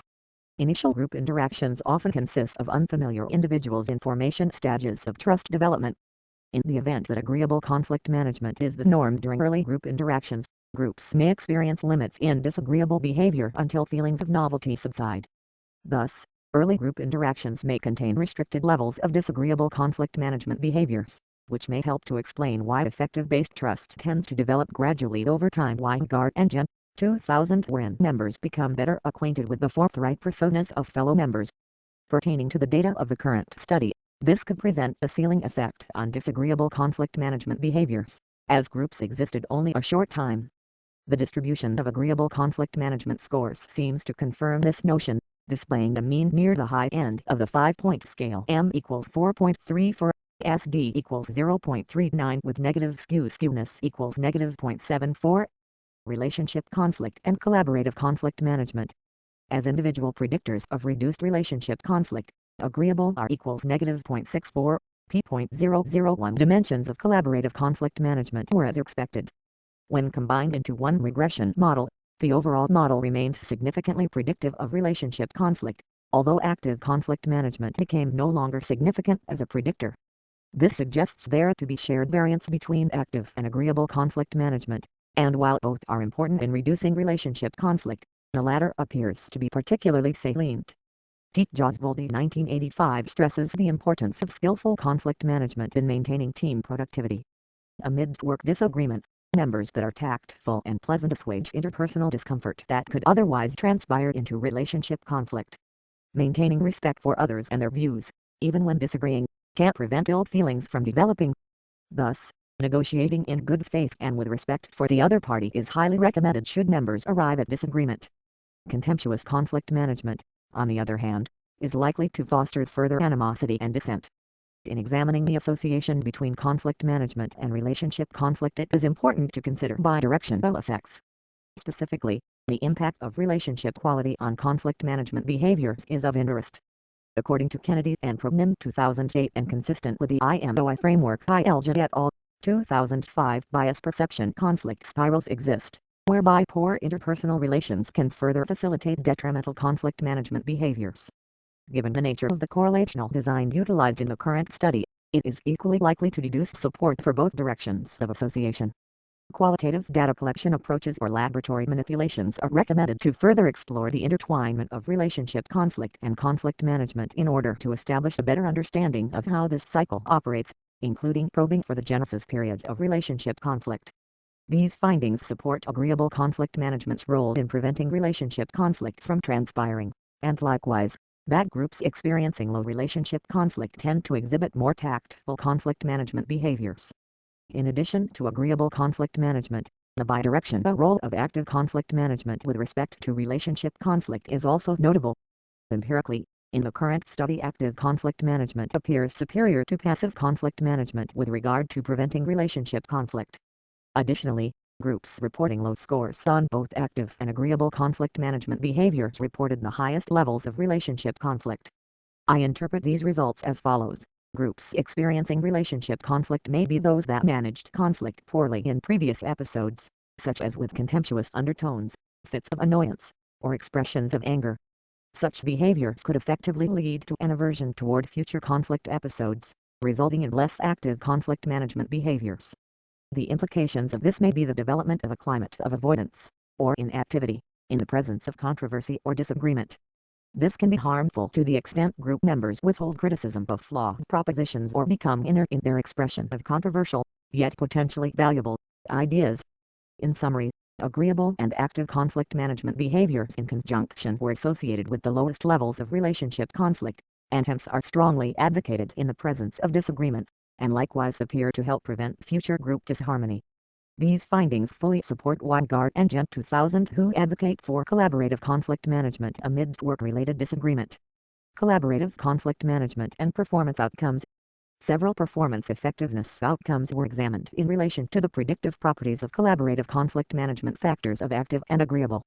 Outcomes were provided by multiple sources, including instructors, i.e., estimated and assigned project grade, and group members, i.e., satisfaction with group, timeliness/speed of work, satisfaction with outcome, creativity/innovation, group viability, estimated outcome quality compared to other groups, and estimated project grade. I turn to a discussion of instructor-provided outcomes first, followed by student-provided outcomes. Instructor-provided outcomes were not aligned with predictions regarding collaborative conflict management. Instructor-estimated project grade was not predicted by active conflict management. This is surprising, as activeness entails effort toward conflict resolution, whereby members attempt compromise and seek optimally acceptable work solutions. Intuitively, groups that are more active in resolving conflict could be expected to perform better to the extent optimal decision-making is reached via reasoning and deliberating through disagreement. Agreeable conflict management, also predicted to be beneficial, was not significantly related to instructor-estimated grade either. The association between instructor-estimated grade and agreeable conflict management was not significant, contrary to what was expected. Effective group performance may be attained regardless of group norms of politeness or respect in some cases, as this data suggests. However, this conclusion neglects effective reactions to disagreeable group behaviors. Returning to an earlier point, it may be that conflict management items did not always clearly distinguish between successful and unsuccessful conflict management by including only behaviors, wherein interpretations of behaviors were omitted. Additionally, I speculate that although non-significant, the negative direction of association between agreeable conflict management and instructor estimated project grade may indicate traces of groupthink. Concerned with maintaining internal harmony, members may become overly polite and agreeable, rendering themselves less obstinate should substantive conflict exist. Should criticality of flawed ideas become suppressed in some cases, agreeableness norms may ultimately lead to reduced levels of performance effectiveness. Given the measurement challenges of the current conflict management data, future research would be needed to further test these notions and to distinguish sound statistical conclusions from artifact. In addition to instructor estimated project grade, squared instructor assigned project grade was analyzed with respect to conflict management as a predictor. Neither active nor agreeable conflict management was significantly predictive of assigned grade. Despite this, statistical relationships aligned with those of the instructor estimated grade conflict management association, with directions and magnitudes being comparable. To reiterate, compared to assigned grade, instructor estimated grade was deemed a more candid and accurate reflection of student outcome quality. As a result, instructor estimated project grade received the majority of discussion focus. Student-provided outcomes suggest collaborative conflict management to be associated with a host of positive performance effectiveness factors, including satisfaction with group, timeliness/speed of work, satisfaction with outcome, creativity/innovation, group viability, estimated outcome quality compared to other groups, and estimated project grade. For each student-provided effectiveness outcome, factors of collaborative conflict management, i.e., active and agreeable, were examined concurrently in the multiple regression model. Student-provided performance outcomes were significantly predicted by collaborative conflict management in all omnibus models. In all bivariate correlations, associations between individual factors of active and agreeable conflict management were significantly positively related to student-provided performance outcomes. The same was not the case in the majority of multiple regression analyses. When combined with activeness, agreeable conflict management was no longer significant or, at best, marginally significant as a predictor of performance effectiveness. Before discussing performance effectiveness outcomes in relation to conflict management, it is helpful to know the purpose behind examining these multiple associations. Bell et al.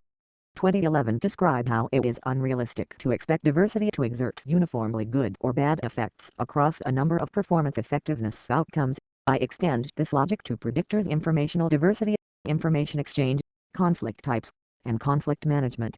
As a result, a concerted effort was taken to identify several unique performance effectiveness outcomes, with an understanding that it may be unrealistic to expect all outcomes to be unvaryingly related to predictor variables. Due to the complex interdependent nature of teams, both task work and teamwork outcomes were considered in assessing overall effectiveness levels, as these dimensions have historically comprised what we understand to be team processes. McIntyre and Salads, 1995. To illustrate, whereas satisfaction and viability can encompass elements of both productivity and effectivity, timeliness/speed of work and estimated project grade are exclusively production-oriented, each of which representing unique criterion variants. The majority of student-provided performance effectiveness items were, to some extent, empirically distinguishable with regard to their bivariate associations with one another, as well as by the magnitude for which conflict management was a predictor.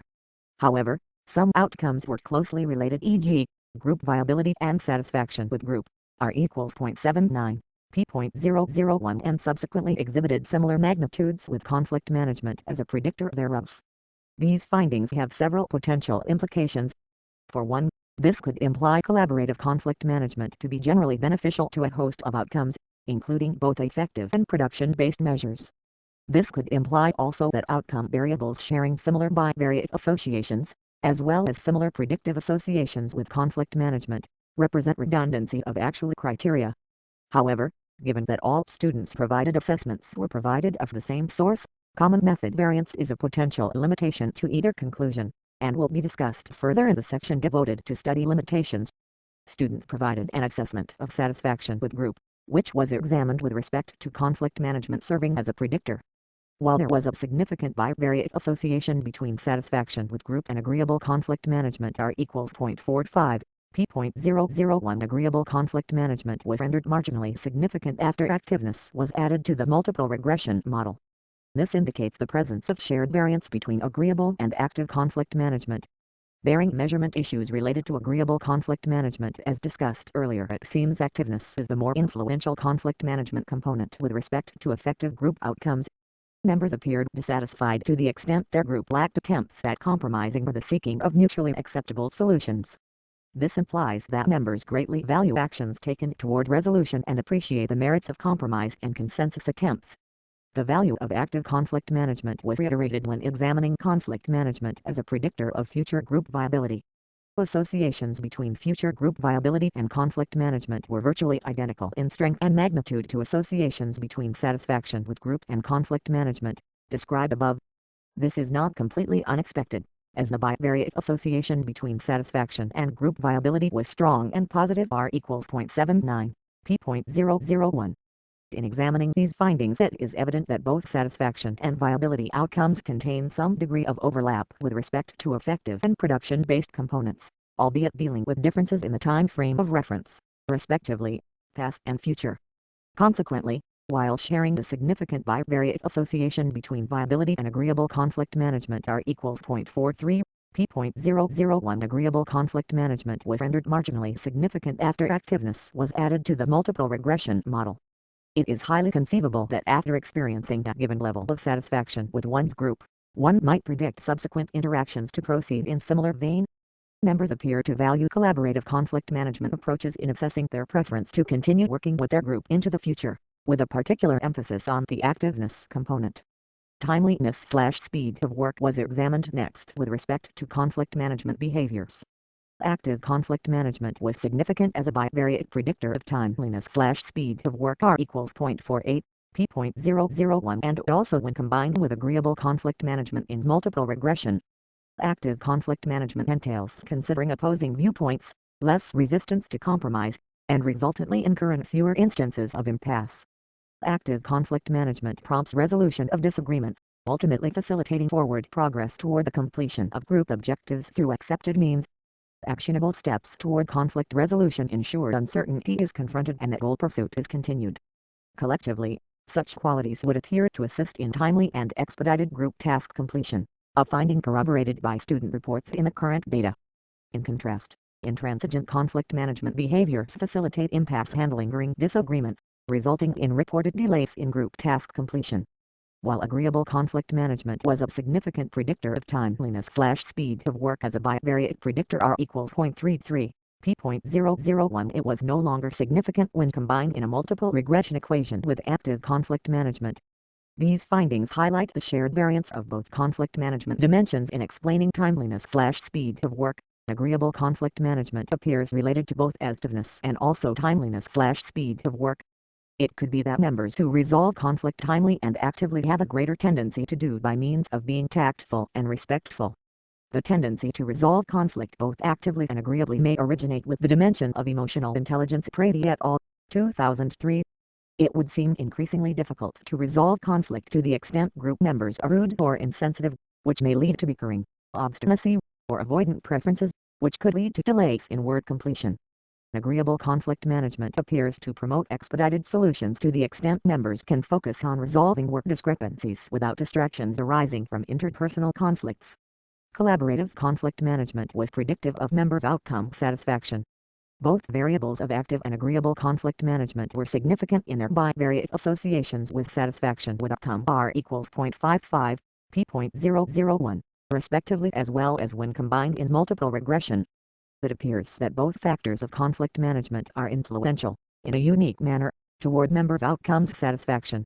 Presumably, this indicates active and agreeable conflict management are satisfying for unique reasons. Members appreciate when quality solutions have been reached and discrepancies have been resolved, while also appreciating conflict resolution approaches that are tactful and non-argumentative. This corroborates that collaborative management appears beneficial to members' perception of their group's outcome.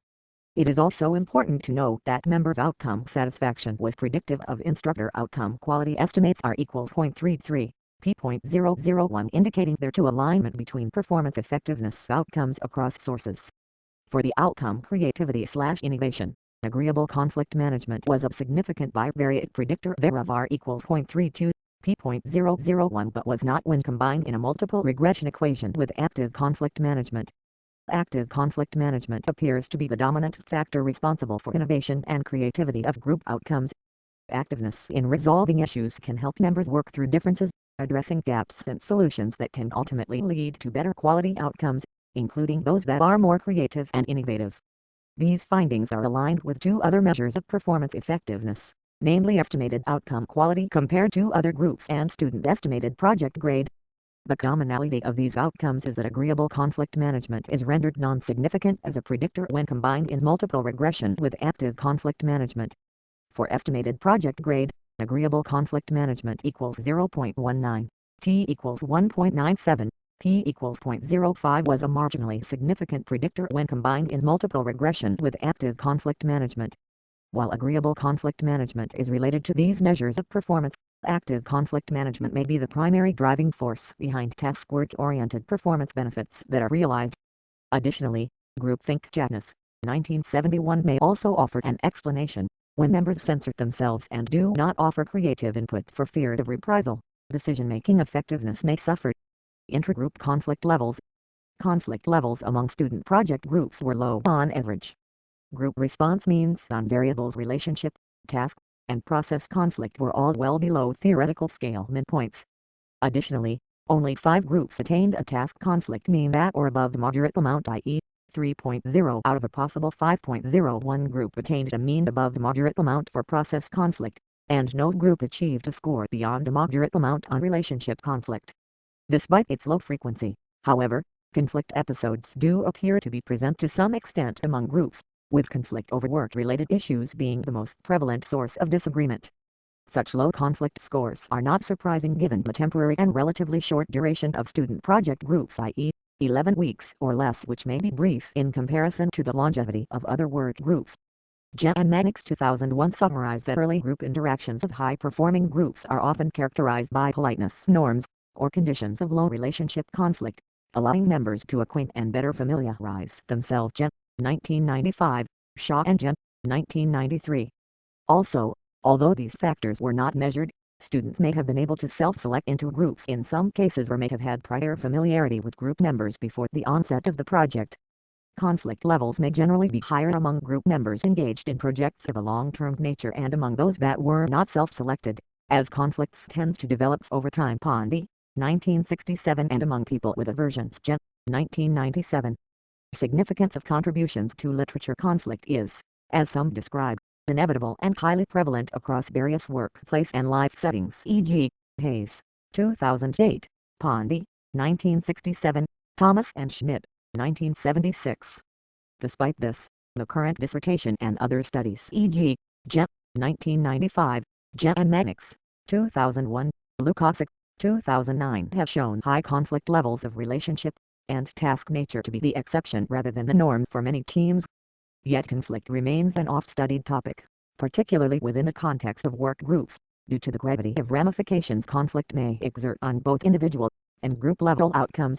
In attending to these byproducts, this dissertation emphasizes the encompassing conflict dynamic, and in doing so elucidates the cyclical nature of inputs, mediators, and outputs surrounding conflict. The conflict dynamic illustrated in this study incorporates informational diversity, substantive or actual state of conflict, the information exchange process, perceptions of task and relationship conflict, the emergence of trust, and conflict management behaviors in relation to group effectiveness outcomes. The results of the present study show that although task conflict can be positively related to some performance effectiveness outcomes, e.g., student estimated project grade R equals 0.26, P.05, instructor assigned project grade R equals 0.11, P equals 0.22, and instructor estimated project grade R equals 0.12, P equals 0.19. With most other outcomes the association was negative. This reinforces the importance of not solely promoting conflict for the sake of conflict, which Rahim 2000 describes as ill-advised, but rather allowing some room for work-related disagreement to take place and be resolved should it transpire from the information exchange process. The assumption that conflict is beneficial can be revised into the notion that conflict can exist amidst benefits to the extent diverse perspectives are confronted and flaw logic is overcome via the process of information exchange, for tasks which involve creativity, innovation, or group decision-making effectiveness.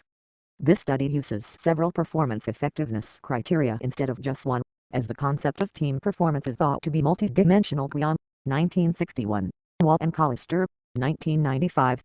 Several performance effectiveness measures were obtained that specifically relate to group project work, including data provided from multiple sources, i.e., instructors and students. In examining performance effectiveness outcomes, notable differences emerged with respect to predictors, highlighting the importance of utilizing several unique measures. These data suggested implausible to expect input and process predictor variables to relate uniformly across all team effectiveness gauges given the multidimensional nature of performance effectiveness criteria, e.g., timeliness/speed of work, creativity/innovation, and satisfaction. Limitations. This study should be considered with respect to several limitations. All data were obtained from student project teams, which in some respects may not generalize to work teams in organizations. Participants, being mostly young adults, represent a cohort younger than the general workforce. Regarding team longevity, the maximum duration of team projects was 11 weeks given that course projects were conducted during an academic quarter. In organizational settings, teams may exist for considerably longer, although it would not be uncommon for ad hoc teams to last only a short duration and disband after completing project objectives. Given that several emergent state variables were collected, e.g., trust and conflict, it would be interesting to see how the interrelations of study variables evolve over time, assessing the extent to which associations are stable or dynamic and pinpointing timings of emergence. Empirical testing of the proposed conflict model relied heavily on data provided by workgroup members, whereby members provided responses to a number of behavioral and perceptual measures. Because in many instances raters jointly provided ratings for predictors and outcomes alike, the observed associations may be at least partially due to common method variance. Common method variance refers to a similar response pattern on measures that are in some way related, where the variance is due not to differences in the construct of interest but rather to the data collection method. Pogsakoff, Mackenzie, Lee, and Pogsakoff, 2003. Thus, for bivariate conclusions derived from student-provided measures, the possibility of common method variance exists. It should be acknowledged, however, that perceptions, e.g., satisfaction, conflict, trust, are exclusive to the group and are not easily gauged by other sources, necessitating that raters be the members themselves. Attempts were made to circumvent common method variance with respect to association between student-provided perceptual or behavioral variables and performance effectiveness. Student-provided performance effectiveness measures were supplemented by utilizing instructors as an additional source, i.e., the estimated and actual project grade, which provided an external assessment of outcome quality. Instructor-provided outcomes are not without limitations as performance effectiveness criteria. Rating schemes and rubrics were unique to participating courses due to the wide assortment of projects, rendering evaluation criteria dissimilar across courses. Given the current model emphasis on outcomes relating to innovation, creativity, and decision-making effectiveness, inclusion criteria were used to ensure projects aligned with study objectives prior to participation. The extent to which assigned grade accurately differentiated performance levels also varied from instructor to instructor, with rating tending to be inflated or deflated depending on instructor, demonstrating hierarchical dependence. This was accounted for by modeling instructor as a higher-order predictor via multilevel modeling. Further variability was introduced by several additional factors, one of which being variation in grade assignment policy. Whereas some instructors assigned one project grade to all team members, others assigned grades on an individual-by-individual basis. Anticipating these factors, instructors were asked to gauge the extent individual grades could be influenced by other group members, whereby scores were aggregated to the team level provided there was justification. Given the voluntary nature of this project, student project team data were incomplete due to lack of full participation, e.g., project performance, educational major. It is likely that students who decided to participate had different qualities than students who chose not to participate, including personality traits as well as project experiences. I suspect that students who fared poorly on the project were less inclined to voluntarily release identifying information, including grade and name, and hence were less likely to participate compared to students who performed well. This is an inherent limitation given the nature of participation being voluntary and the necessity of linking project grades to names and groups at later points in time. The researcher did, however, assure privacy and confidentiality of all information during study recruitment, and in many cases instructors offered extra credit as incentive, which may have abetted this limitation. Lastly, because assigned project grade can be influenced by a host of factors other than elements of group decision-making, e.g., ability, oral presentation quality, lateness of submission, grading rubric requirements, instructor leniency/severity, estimated outcome quality using behavioral anchors was collected to serve as a more candid assessment, having no administrative repercussions to student grades. Consequently, Instructor estimated project grade generally aligned more closely to hypothesized associations with student responses than instructor assigned project grade. An obvious and important limitation of the present study is that causality cannot be established regarding the interrelation of study variables due to the study's correlational design. Temporal precedent and logic were however used to determine dependent and independent variable arrangements in the model. For example, it is logical to assume that variability in information exchange acts as a predictor of assigned project grade, and not the reverse, because project grade assignments were made at the culmination of course projects, and only after information exchange had transpired. However, in other cases time precedent determination was not so straightforward. The working conflict model of the current study is, however, in alignment with the IMOI model ILJ et al. 2005, which underscores that complex group processes involve variables having cyclical and bidirectional effects with one another. The current conflict model accounts for these possibilities, both empirically and in theory, and considers it likely that bidirectional effects transpire within a greater conflict dynamic. Furthermore, all hypotheses were grounded in theory and logic and based on previous empirical associations. The limitation to the analyses of the proposed model is that substantive conflict was not measured, rendering associated propositions untested. While substantive conflict is difficult to gauge, and is relatively unobserved in settings other than the laboratory, its inclusion was warranted for theoretical and illustrative purposes. Awareness of substantive conflict, or actual differences of opinion, values, beliefs, or state of competition over resources, is thought to foster the majority of conflict episodes. Pondy, 1967. While substantive conflict is a crucial component of the conflict dynamic, its presence alone does not guarantee conflict perceptions will transpire, for example, if disagreements are unbeknownst or otherwise suppressed. In a lab setting, where substantive conflict can be manipulated, it can also be examined more closely with respect to associations it shares with the information exchange process, conflict management, and performance effectiveness outcomes. Another limitation is that in the present study group conflict levels were relatively lower, meaning caution should be used when applying these findings to groups experiencing high amounts of conflicts. The obtained low conflict levels could be due to the cooperative nature of student project teams, where cooperative goal interdependence is generally expected. Goal interdependence encapsulates the extent to which team members believe that other team members' goal attainment facilitates movement toward one's own goals. Weldon and Weingart, 1993. Research highlights that competitive goal interdependence is linked to greater task and relationship conflict, whereas when goals are structured cooperatively conflict is less frequent. Lukasik, 2009.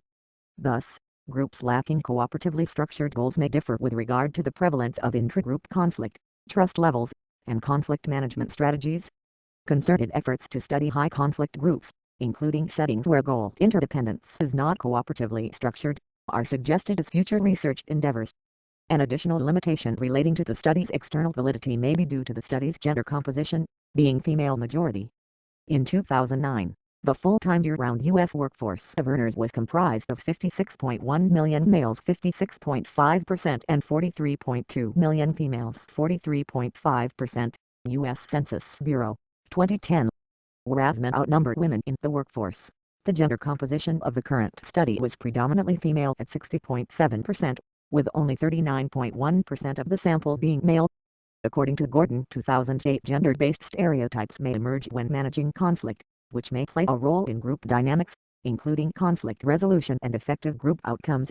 Previous research highlights that men and women may have different experiences with conflict, while women tend to experience or perceive slightly less task conflict on average compared to males. In the presence of task conflict, women have been found to display harsher reactions, including more severe performance ratings of their peers. Lukasik, 2012. These findings were to some extent corroborated by the data in the current study, where females M equals 1.83, SD equals 0.78 reported marginally significantly less task conflict than males M equals 1.96, SD equals 0.71, T 477 equals 1.92, P equals 0.06. Collectively, these findings indicate that men and women may experience some differences with respect to their intragroup conflict experiences. In the current study, low task conflict was found, which may relate to the high proportion of females comprising the sample. Additionally, associations between task conflict and student-provided performance effectiveness outcomes showed slight patterns of being more strongly negative among female respondents compared to males. Though these differences were not statistically significant, strength of correlation comparisons between performance outcomes and task conflict by gender can be found in Table 14, where Fisher R2Z transformations were used to compare pairs of independent correlations. For future research, it may be beneficial to investigate whether outcomes such as satisfaction with group, satisfaction with outcome quality, group viability, estimated outcome quality, estimated project grade, and others experience gender difference with respect to correlations with task conflict. Further testing could highlight whether present discrepancies are indicative of weak effect sizes, statistical artifact, or coincidence.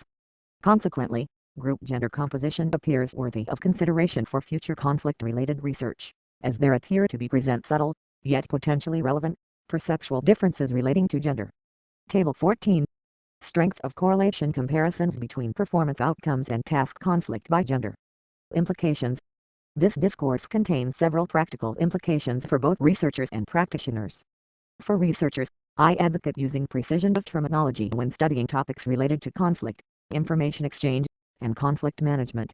For one, properly describing conflict as an emergent state, and not a group process variable, is of paramount importance, as this misnomer has led to qualitative and quantitative confusion throughout the literature.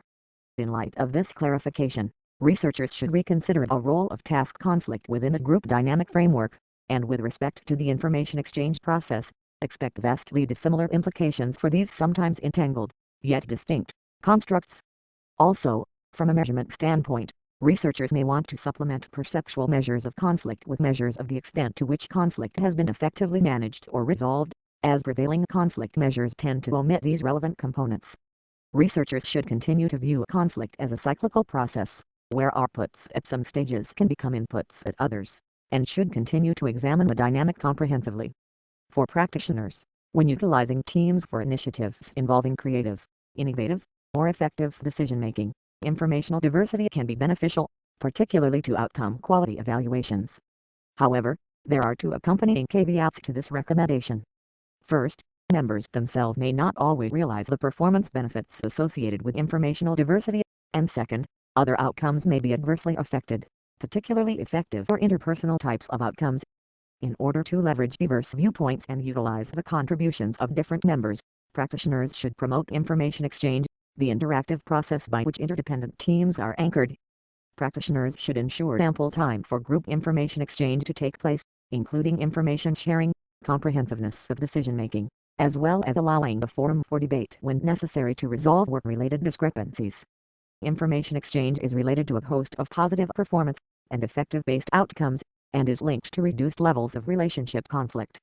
In spite of potential time taken away from task completion, information exchange appears to expedite rather than delay goal accomplishment, as it is needed to facilitate mission analysis, strategy formulation, goal specification, progress monitoring and coordination between members. Marc et al., 2001. Practitioners should be made aware that despite their dissimilar foci, relationship and task conflict very often coincide. To modify potentially unhealthy group environments, the current study highlights that trust is instrumental in moderating the association between relationship and task conflict, with cognition-based trust being particularly salient in mitigating this association. Practitioners can utilize this information by calling to attention members' functional background expertise and by delegating work in alignment with member expertise areas, which should increase the likelihood of intragroup cooperative compliance. French and Raven, 1960. In addition to leader briefings, see Marc et al., 2000, Matthew et al., 2000 suggest team training to ensure high-quality team mental models are developed and that such models are shared among teammates. In the event of work-related conflict, practitioners should promote and encourage collaborative conflict management, which entails actively confronting work-related disagreements while remaining tactful and respectful of differences. Collaborative conflict management appears to reinforce task work and teamwork competencies, enhancing team viability as well as a host of team effectiveness outcomes. The activeness dimension of collaborative conflict management is particularly salient toward performance quality and the development of both effective and cognition-based trust. Collaborative conflict management's agreeable dimension is associated with reduced relationship conflict and cognition-based trust. Collectively, it is strongly recommended to confront disagreement proactively yet collaboratively, respectfully voicing divergent views when necessary, as these behavior show alignment with optimized workgroup solutions. Future directions. To optimize team operations, Researchers may wish to further investigate the utility of prophylactic team member selection variables in relation to conflict. The implications of these efforts could be especially useful to practitioners for staffing purposes, whereby the likelihood may be increased of members resolving conflicts skillfully and with increased tact. Teams having task conflict and low emotional intelligence climates may be more likely to encounter negative outcomes. Jordan and Tropf, 2004. Although few studies of this nature have been conducted in organizational settings, for exceptions see Keoko, Callan, and Hartle, 2008, Shin and Susan, 2010. Field studies examining the long-term effects of team member selection variables in conjunction with conflict and performance outcomes appears to be a fruitful avenue for future research. Recent evidence suggests that group perceptions may not be experienced to the same degree or in similar amounts within groups, with conflict being suggested as one such variable. Spins and Thatcher, 2010, Lukasik, 2009. This calls into question the popular practice of aggregating perceptions to the team level in such cases. Bergman, 2007, illustrates that conflict can have a large perceiver effect, whereby 33% of the variance in socio-emotional, i.e., relationship conflict perceptions, can be attributed to the reporting individual. In the current study, while conflict dimensions displayed strong variance attributable to the group level, cognition-based trust and active conflict management displayed weak evidence of being shared properties of the group. In explaining these weak variances, it may have been that some members of the group were trusted with respect to cognition-based competencies whereas others were not, thus altering group perceptions depending on which members were providing ratings, i.e., those higher or lower in cognition-based competencies. The same logic may be applied to active conflict management, as some members may have been more active than others in this regard.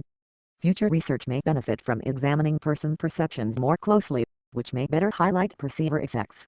An insightful and exemplary research endeavor of this type was conducted by Gregors, Robbie, Bourne, and Kriegs, 2007, whereby they applied the framework of Kenny's 1994 social relations model toward intragroup perceptions in relation to performance ratings.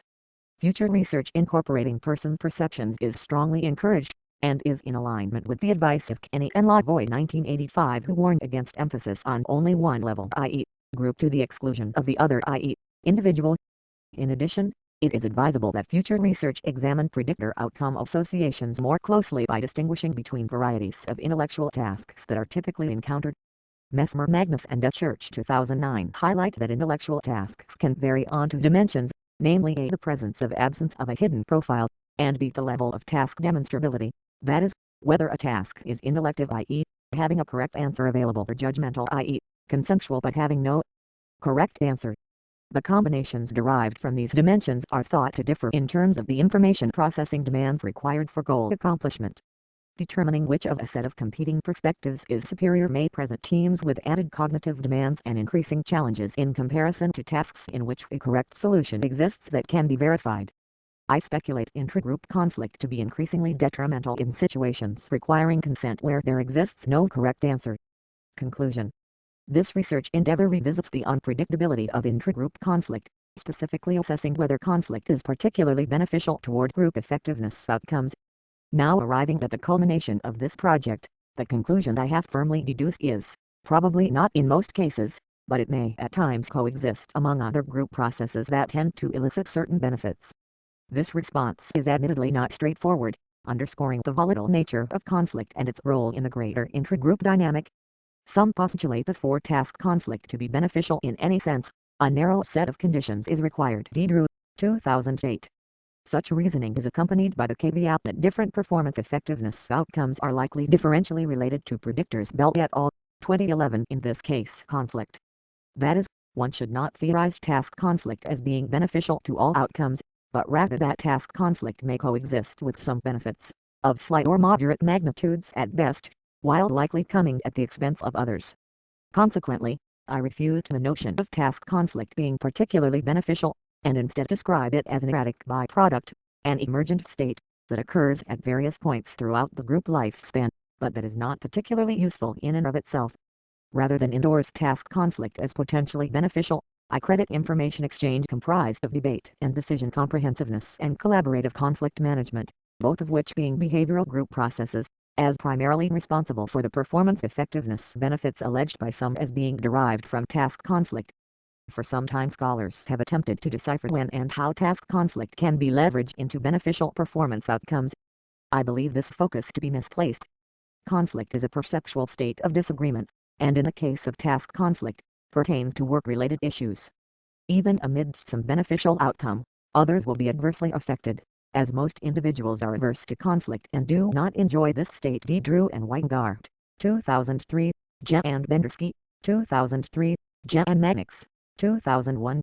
Effective and interpersonal types of outcomes are particularly likely to suffer in the presence of task conflict, especially if there is a lack of trust, or if relationship conflict is high. It appears that for conflict to coexist with beneficial outcomes, disagreement, via information exchange, must lead to confronting poor logic or flawed ideas, and only in situations where outcomes include creativity, innovation, or decision-making effectiveness. Studying conflict in conjunction with productivity outcomes is incomplete without considering information exchange as the primary catalyst. The state of cognitive disagreement is equivocal with respect to being of any particular benefit. However, behavioral processes of debate and decision comprehensiveness, in addition to collaborative conflict management, do appear generally constructive. These conclusions were derived from testing the theoretical model of the intragroup conflict dynamic, encompassing informational diversity, substantive conflict, information exchange, perceived task and relationship conflict, intragroup trust, conflict management and performance effectiveness outcomes. Whereas previous research efforts have isolated facets of the working model, the more holistic approach was undertaken to study the interrelations more completely.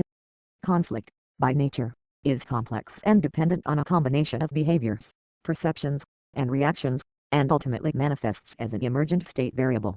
The majority of conflict studies through present omit integral components of this dynamic, depicting only portion at a time. By looking more closely at the entire conflict dynamic, we can better understand how its sequences of inputs, mediators, and outputs are intertwined. Finally, I offer a taxonomical suggestion for future endeavors in these aforementioned realms of research. Journals and research studies bearing the conflict moniker have historically depicted a divergent range of foci, with the spectrum of conceptualizations being described by Mans 2009 as inconsistent, broad, and pervasive. To avoid further convoluting, I suggest the term conflict not be applied haphazardly, and recommend distinguishing with greater specificity intended conceptualizations of the conflict dynamic, both in title and text.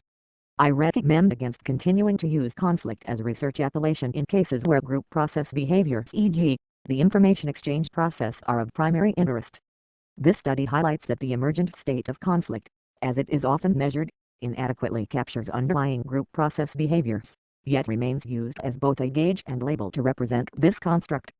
In reaction, and for the purposes of clarity, I call for a cessation of the term conflict in describing behavioral processes.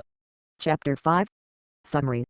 The current study was designed to empirically test components of the conflict dynamic within the context of groups or teams. The model was proposed in an attempt to clarify existing construct confusion and misapplication of terminologies throughout the field, e.g., task conflict, as well as to consolidate literatures, e.g., informational diversity, information exchange, task and relationship conflict perceptions, and conflict management, and ultimately clarify several contradictory empirical conclusions regarding the equivocal nature of conflict in relation to team effectiveness outcomes. Information exchange and conflict management processes were proposed to be more directly responsible for the proposed theoretical benefits derived from task conflict, see Jen and Bendersky, 2003, than the presence of conflict itself, which may be more accurately described as a byproduct, or emergent state, resulting from these processes. Collectively, the proposed model attends to cognitive inputs, behavioral processes, and perceptual emergent states comprising the conflict dynamic, and examined how these relate to group effectiveness, particularly when effectiveness outcomes relate to innovation, creativity, or group decision-making quality. The sample of the current study was comprised of university undergraduate and graduate student volunteers working in project teams embedded in the design of their courses. Participant data was collected electronically using a 73-item survey with a reward incentive offered. Hypotheses were tested using Pearson product moment correlations, t-tests, regression analyses, and hierarchical linear modeling. Results suggest that predictors vary in utility based on team effectiveness appraisal source, e.g., relationship conflict predicted only student-provided outcomes, whereas informational diversity predicted only instructor-provided outcomes. Also, in general, collaborative conflict management predicted intragroup effective, and cognition-based trust, reduced relationship conflict, and student-provided team effectiveness outcomes.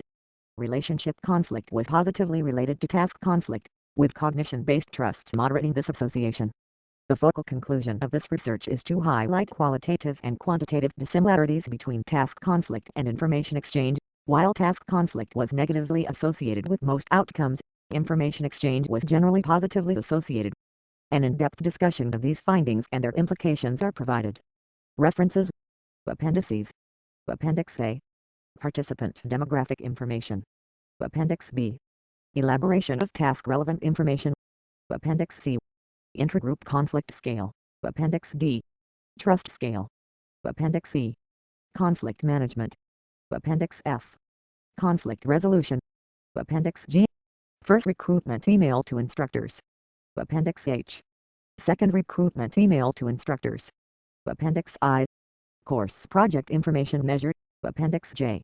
Performance effectiveness measure student evaluation. Appendix K. Student recruitment script. Appendix L. Student recruitment flyer. Appendix M. Participant informed consent form. Appendix N. Raffle contact form. Appendix O. Participant debrief form. Appendix P. Performance effectiveness measure instructor evaluation.